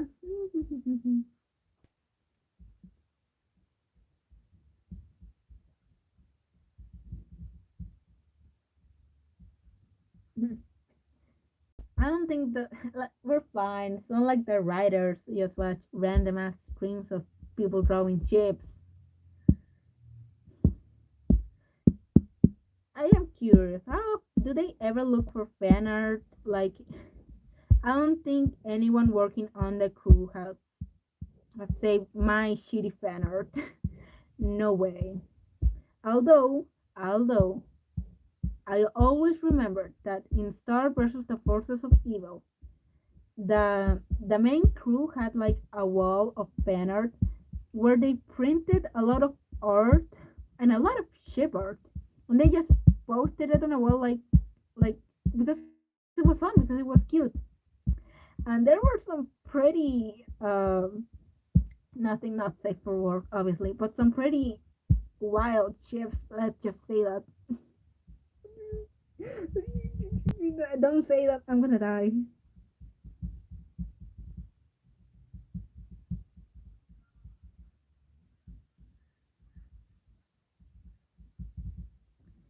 They probably only have, luckily for me, they only have the good fan art, so I don't have to worry about them having my drawings. Oh, you're one of most popular shippers in the fandom right now, with half of your art is shared mainly on Reddit. Yeah, I'm gonna be real. Sometimes I did tend to check Reddit to see if someone posted my art, but I'm not. But I'm gonna not want to look for myself, my info on the internet. But it's nice that people like it.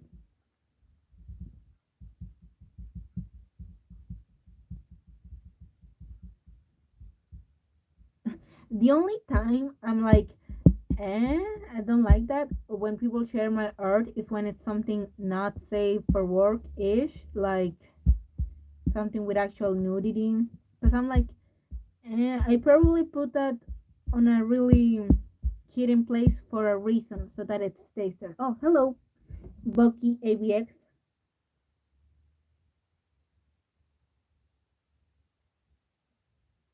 new viewer. Hello. I think I don't like about the fandom is that people think that the official canon of Ruby, like some cheaper people, this is saying, wow, this is gonna be canon. Yeah, some sometimes sometimes the crew just likes the art or the ship, and it's really not that deep.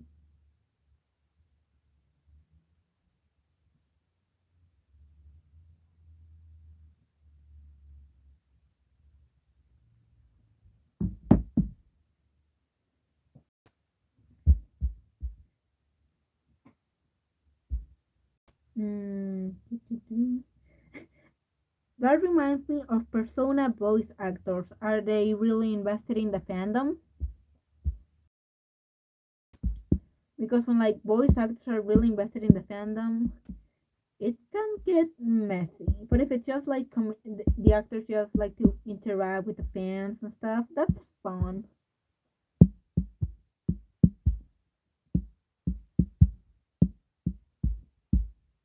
They're looking nice. Finally, time for some gradients. I've been saying this all along.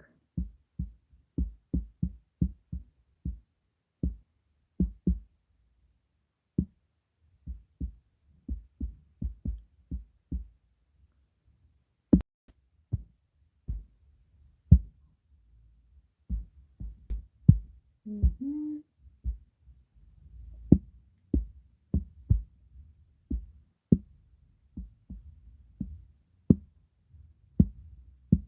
Oh, oh boy, what a laugh I had when the fandom went apeshit for the Joker BA. They want to say which is his favorite Joker ship is. Be right back. Oh, well, don't leave me hanging. Can't believe you're leaving me hanging like that.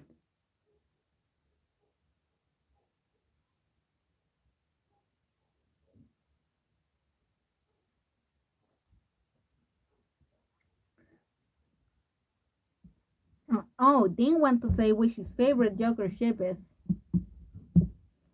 I haven't played Persona 5, but feel free to say it. Um, feel free to talk about spoilers.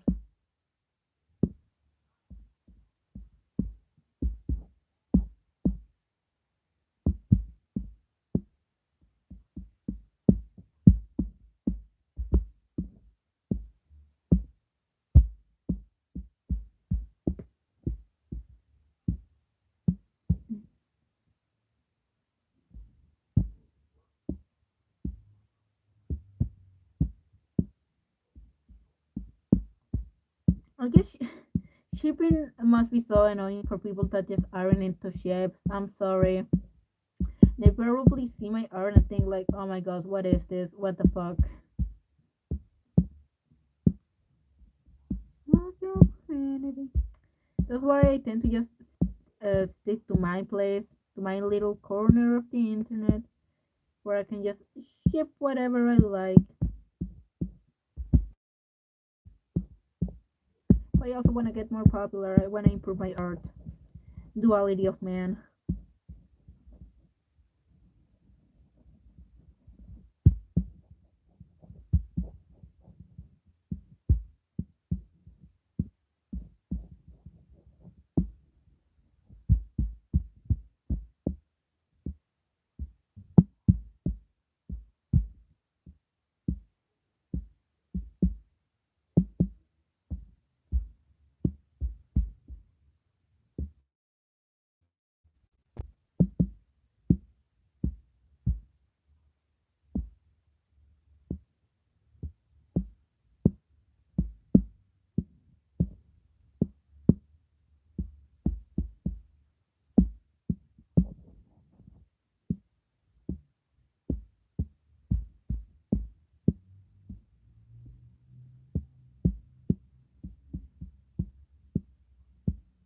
How long have I been streaming for? 3 hours. Nice. Haven't made a stream this long in a long time. Good to see I still have it. Somewhat. But this has been fun. Oh, imagine. I really hope I have good, decent internet when Ruby Volume 9 airs. I should probably wait until Rookie W comes back to actually talk, but I'm gonna say it anyway. I really hope I have decent enough internet for when Ruby Volume 9 airs so I can make art streams about fan art of each episode that happens. That could be so much fun.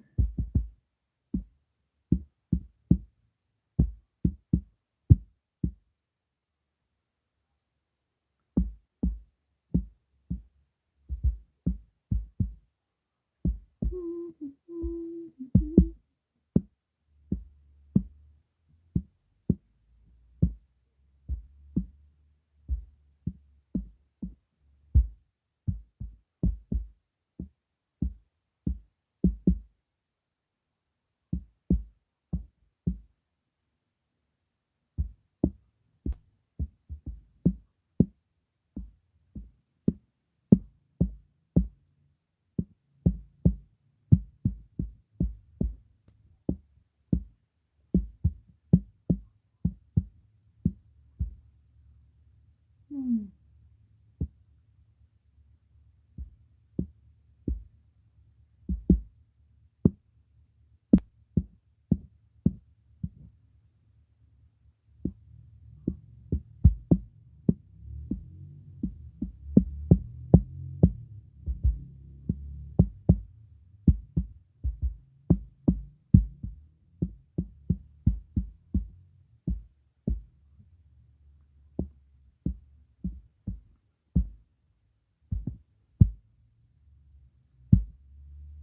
All right, you have like a weird shirt that's like segmented. It has like fishnets at some point.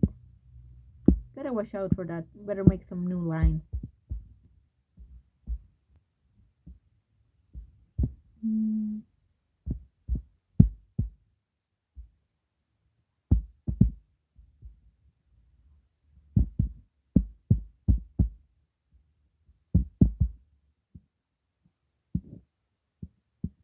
But I'm probably not gonna draw the details on her shirt because,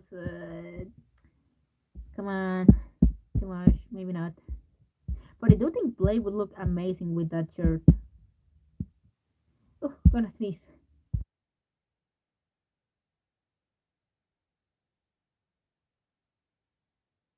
Oh, okay, I sneezed. Luckily, I turned off the microphone. Hopefully, that it didn't pick it up.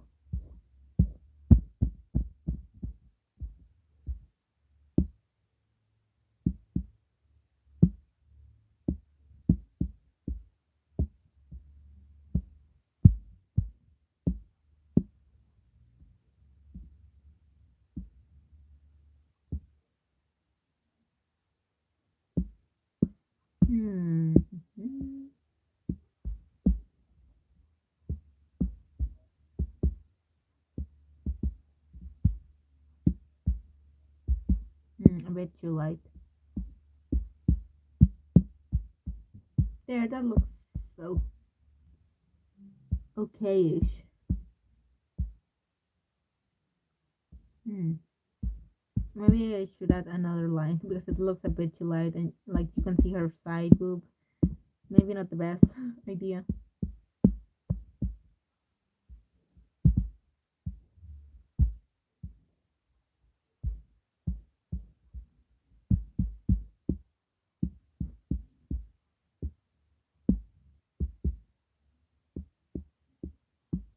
There we go. A bit better.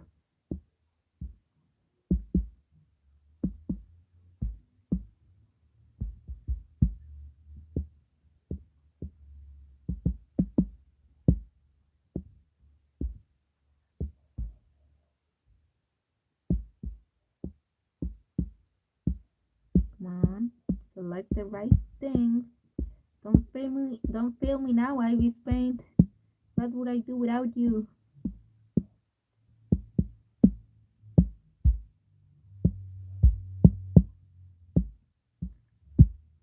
I'm curious. Does anyone here have any next generation for ships other than me?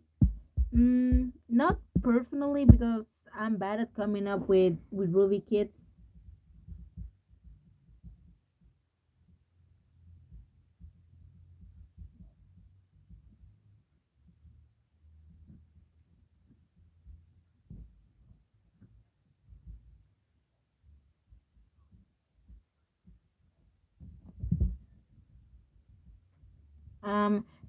And I'm gonna be honest. There's one trope that I really dislike. It's when like the main team of heroes grows up and they have kids, and for some reason they have kids all at the same time. It's like, did you guys have an orgy or something? Why do all your kids have the same age? Like they all are in the same grade. What's up with that? That's not normal.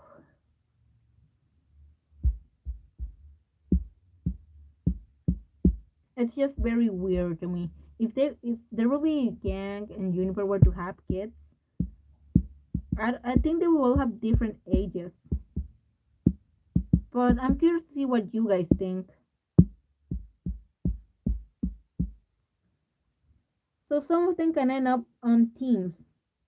But I am here to help you, my fab artist. Oh,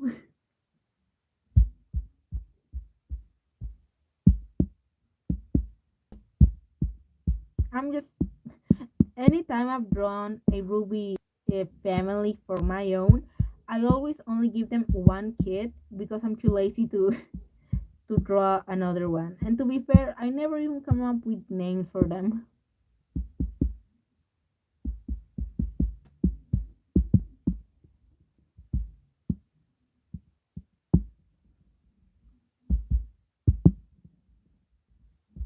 You make four kids of the same age, and bam, that's new Team Ruby. Yep, you gotta make the names match with the letters though.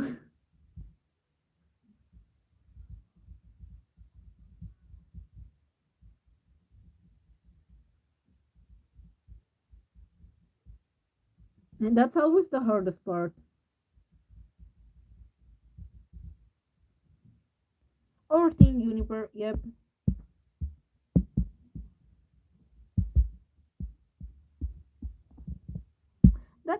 that's a difficult thing with Ruby because the name of the series is so tied to the four main girls. It's difficult to make another series with other characters and still have it named Ruby. You have to call it Ruby yada yada something else. Or you gotta be like the Harry Potter spin-offs and be like from the creator of Ruby, new story, yada yada. Like always piggybacking on the original name so people know what the new story is about. I recently changed the name of my Renora twins and now their team name is Cinder. Oof, but cool. The color red from Ruby could be a reference to the red forest in the real world. Yeah, it could be.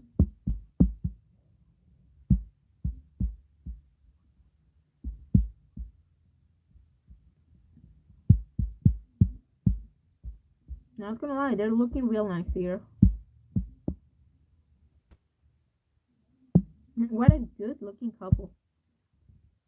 Mm,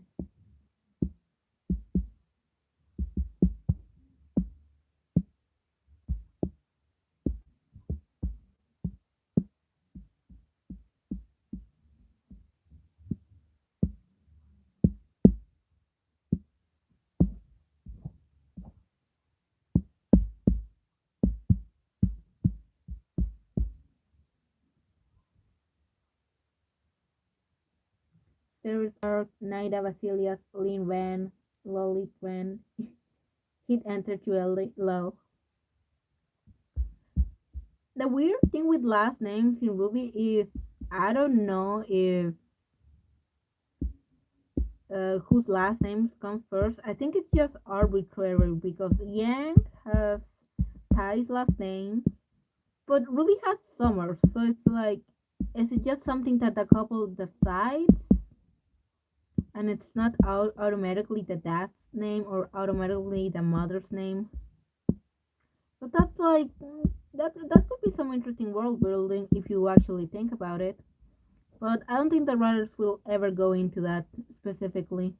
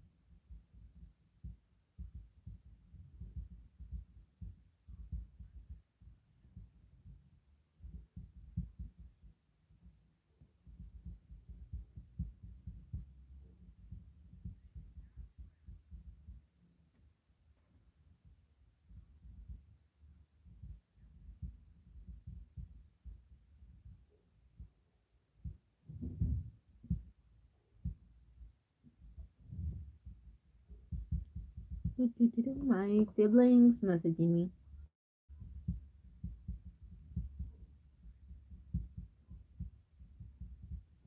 Okay, there we go, there we go.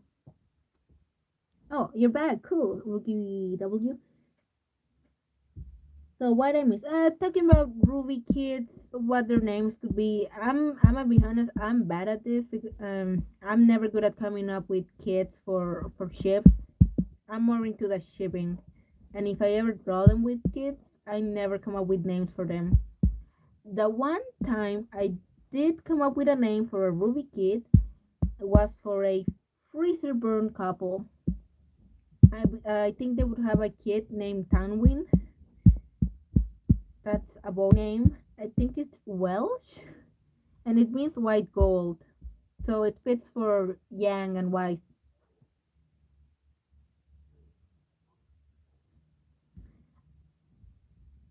John and Ruby's name Summer changed my mind. What if it's a boy though? Then again, the Ark family tends to only have girls.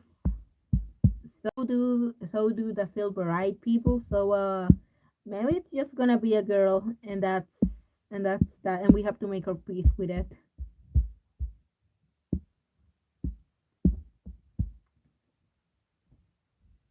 Crow Junior, that's cute.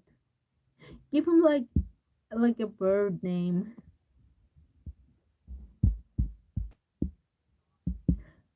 I wonder how would Tai Young feel for his grand grandkid grandson uh, to be called the same as the uncle and not him. Would he be hurt? I don't think so. I think he likes Crow. He'd be fine with it.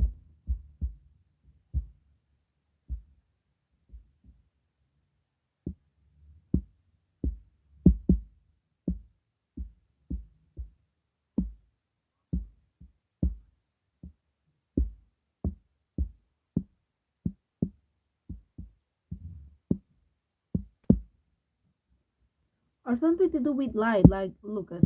Maybe. Luke, like Skywalker, bro. That's dangerous territory you're walking on. I say that as if I've ever watched a single. Well, I have watched a few of the Star Wars movie. They were my thing. Summer and Pierre are the most likely names she could go with, to be honest, for obvious reasons. Yep, indeed. Or Penny.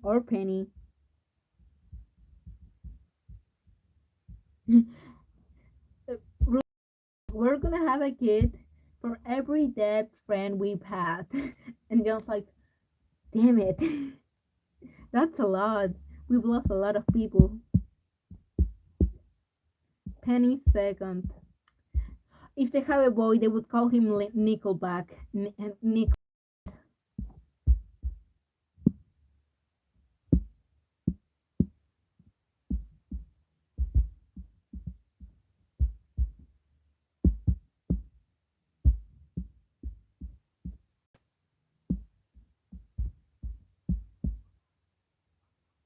or Penny the Third.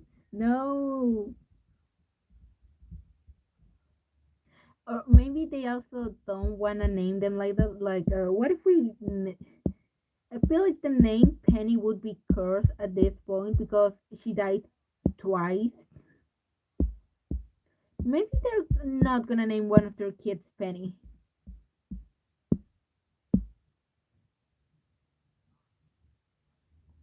Well, because of John's family, it is genetic for him to eventually be able to have that many kids. So, well, I think it's more like genetic that they're probably gonna be girls and not boys. I got three biological kids, Lancaster kids, and one adopted one. Yeah, I always get the feeling that the Lancaster or Arcos families would have a lot of kids, and they would all be cute. Three kids is not really strange to consider. Yeah, it fits.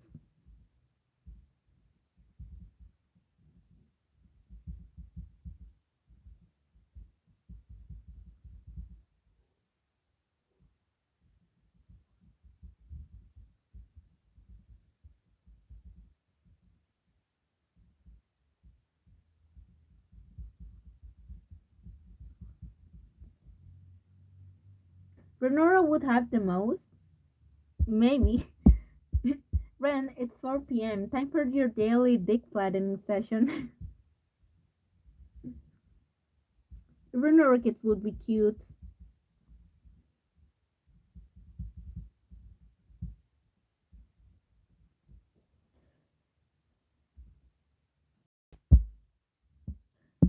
I wonder if did the orcs have a lot of kids because they like them or because they just happen to have a lot of kids? Like, are both parents obsessed with kids, like they really like them, or is it just the mom or just the dad?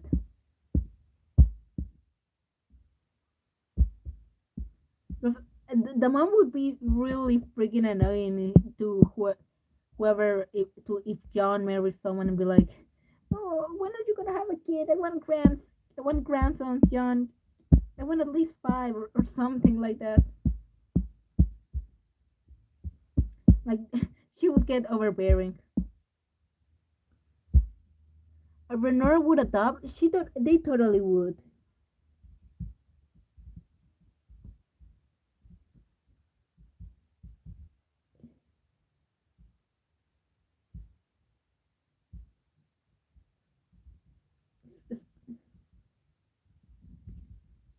especially Nora. In my instance, Ren and Nora didn't have families growing up, but they both want a large one. They would absolutely not want to repeat what happened to them, though.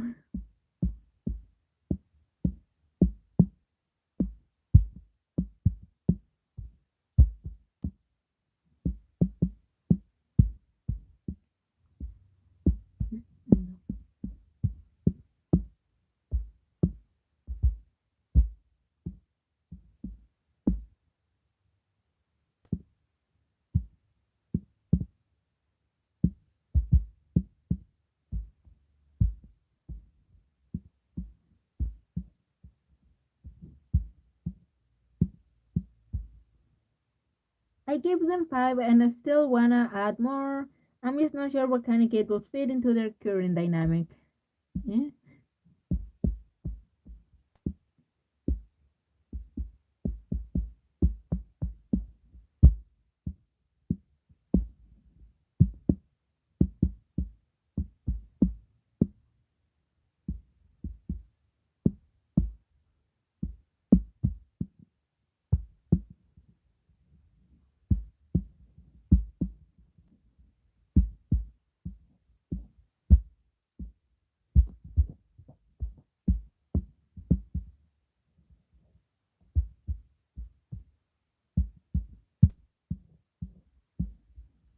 I wonder if Ruby and Penny would either adopt or make like a new AI similar to Penny if they were to ever, if Penny were to have live and they were to have a kid. I wonder.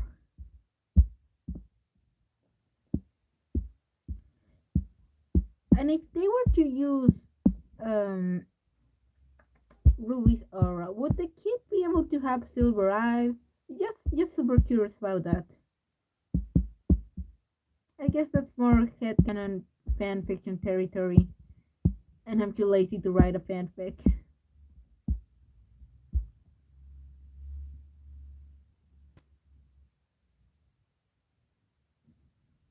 You don't see Wise as having more than two kids. Yeah, she doesn't have the most patience in the group, even though she has grown a lot.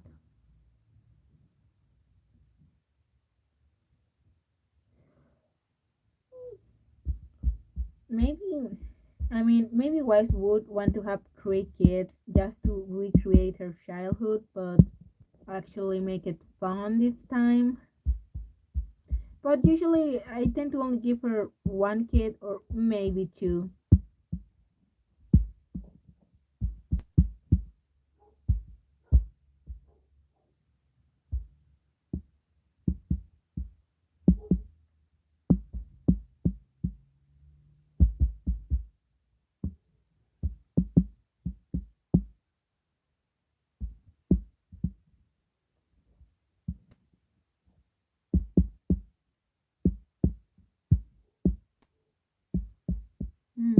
Come on, come on.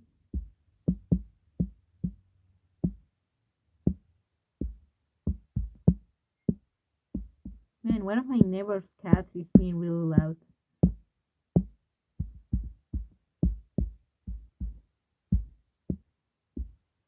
I think we're almost done for this one at least. Any other details or things like the missing bug belt, I'll add it later at my own pace. What else could I say? Some shading here on Ito's torso.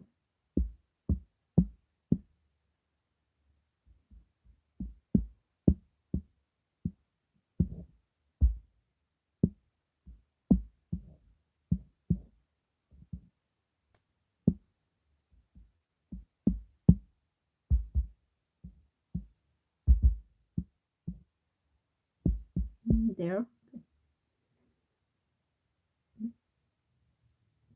Wife will see the first kid and look to John and say, I want another one, please. Which, I mean, if they look anything like Bunny John, come on.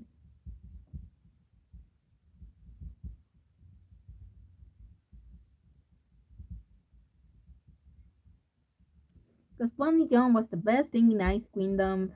No questions asked. No, I will not discuss this. You know I'm right. People always point at the baby wisest, but I'm like, but Bunny John had cute bunny ears. It was adorable. You had canon twins running John's family. Well, one of them were teens, weren't they? Two of the kids.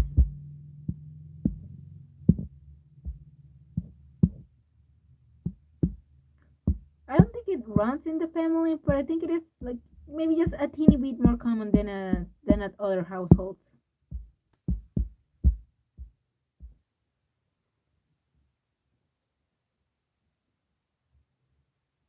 A great idea. Oh, Right, right. I gotta shade the arm. Just a bit more. It could look a bit. It could use a bit more of color.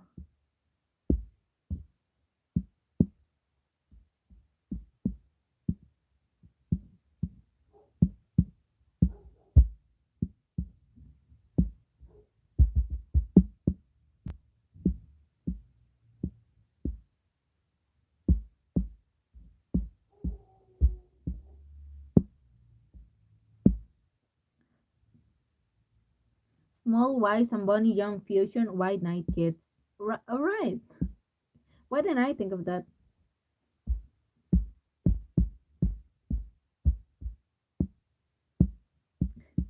I wonder if Nora would ever bring up Bonnie John to John just to tease him. I feel like it would be like a core memory of Pyrrha, like just Bonnie John seeing him rescuing him.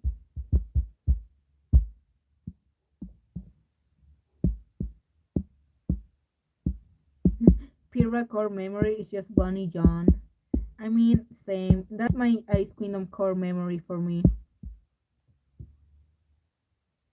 They adopted rabbit spanners. Yeah, John would totally adopt a rabbit spanner.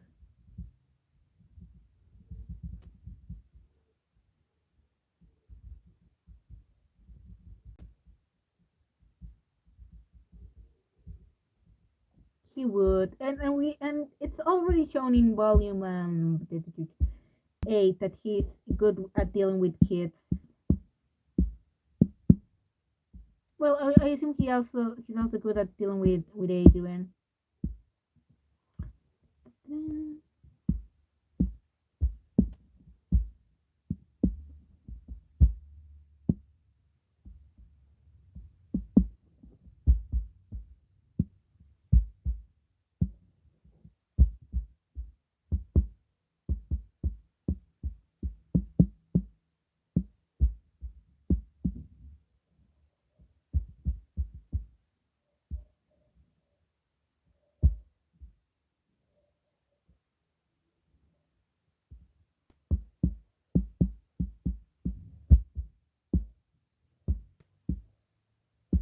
There we go.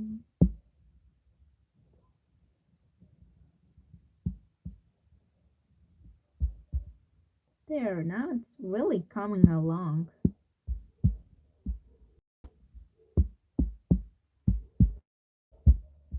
Yeah, this looks nice. How about we leave it here? Oh, for Lancaster, they adopted a snow leopard Thanos. Snow leopard. I'm gonna have to look what those look like. Snow leopard.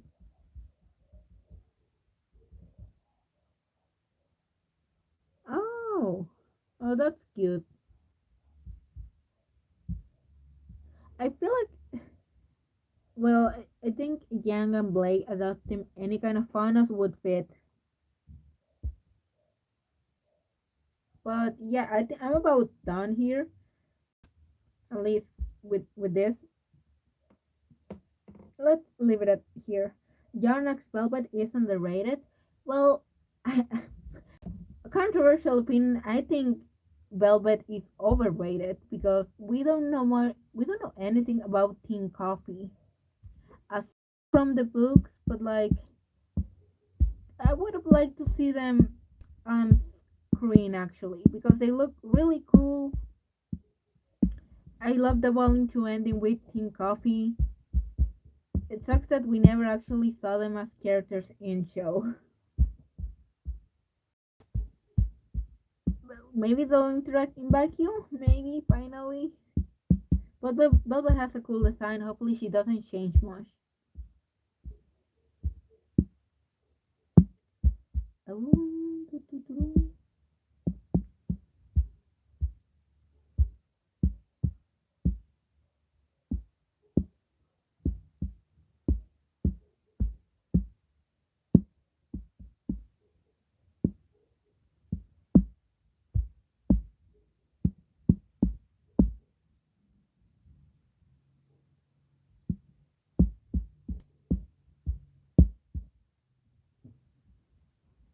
Oh, Coco would been so cool to be a reality check for Ruby and Juniper. Imagine Coco in Pira, showing how large the gap between experience of a first year or a second year is. Like Muriel in My Hero Academia with Class 1A. I mean, yeah. Maybe we'll finally see them in in volume 10. Maybe. Like, fingers crossed.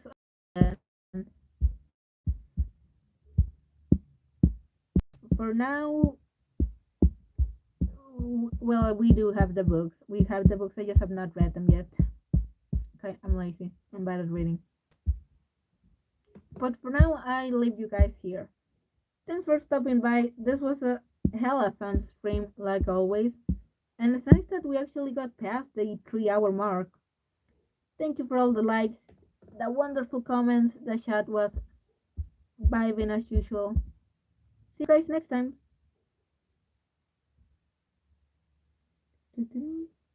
Hopefully, I can stream more the upcoming week.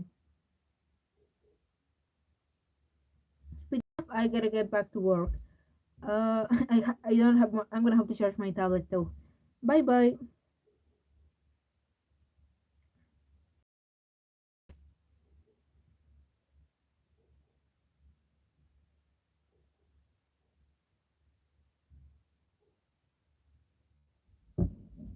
Hmm.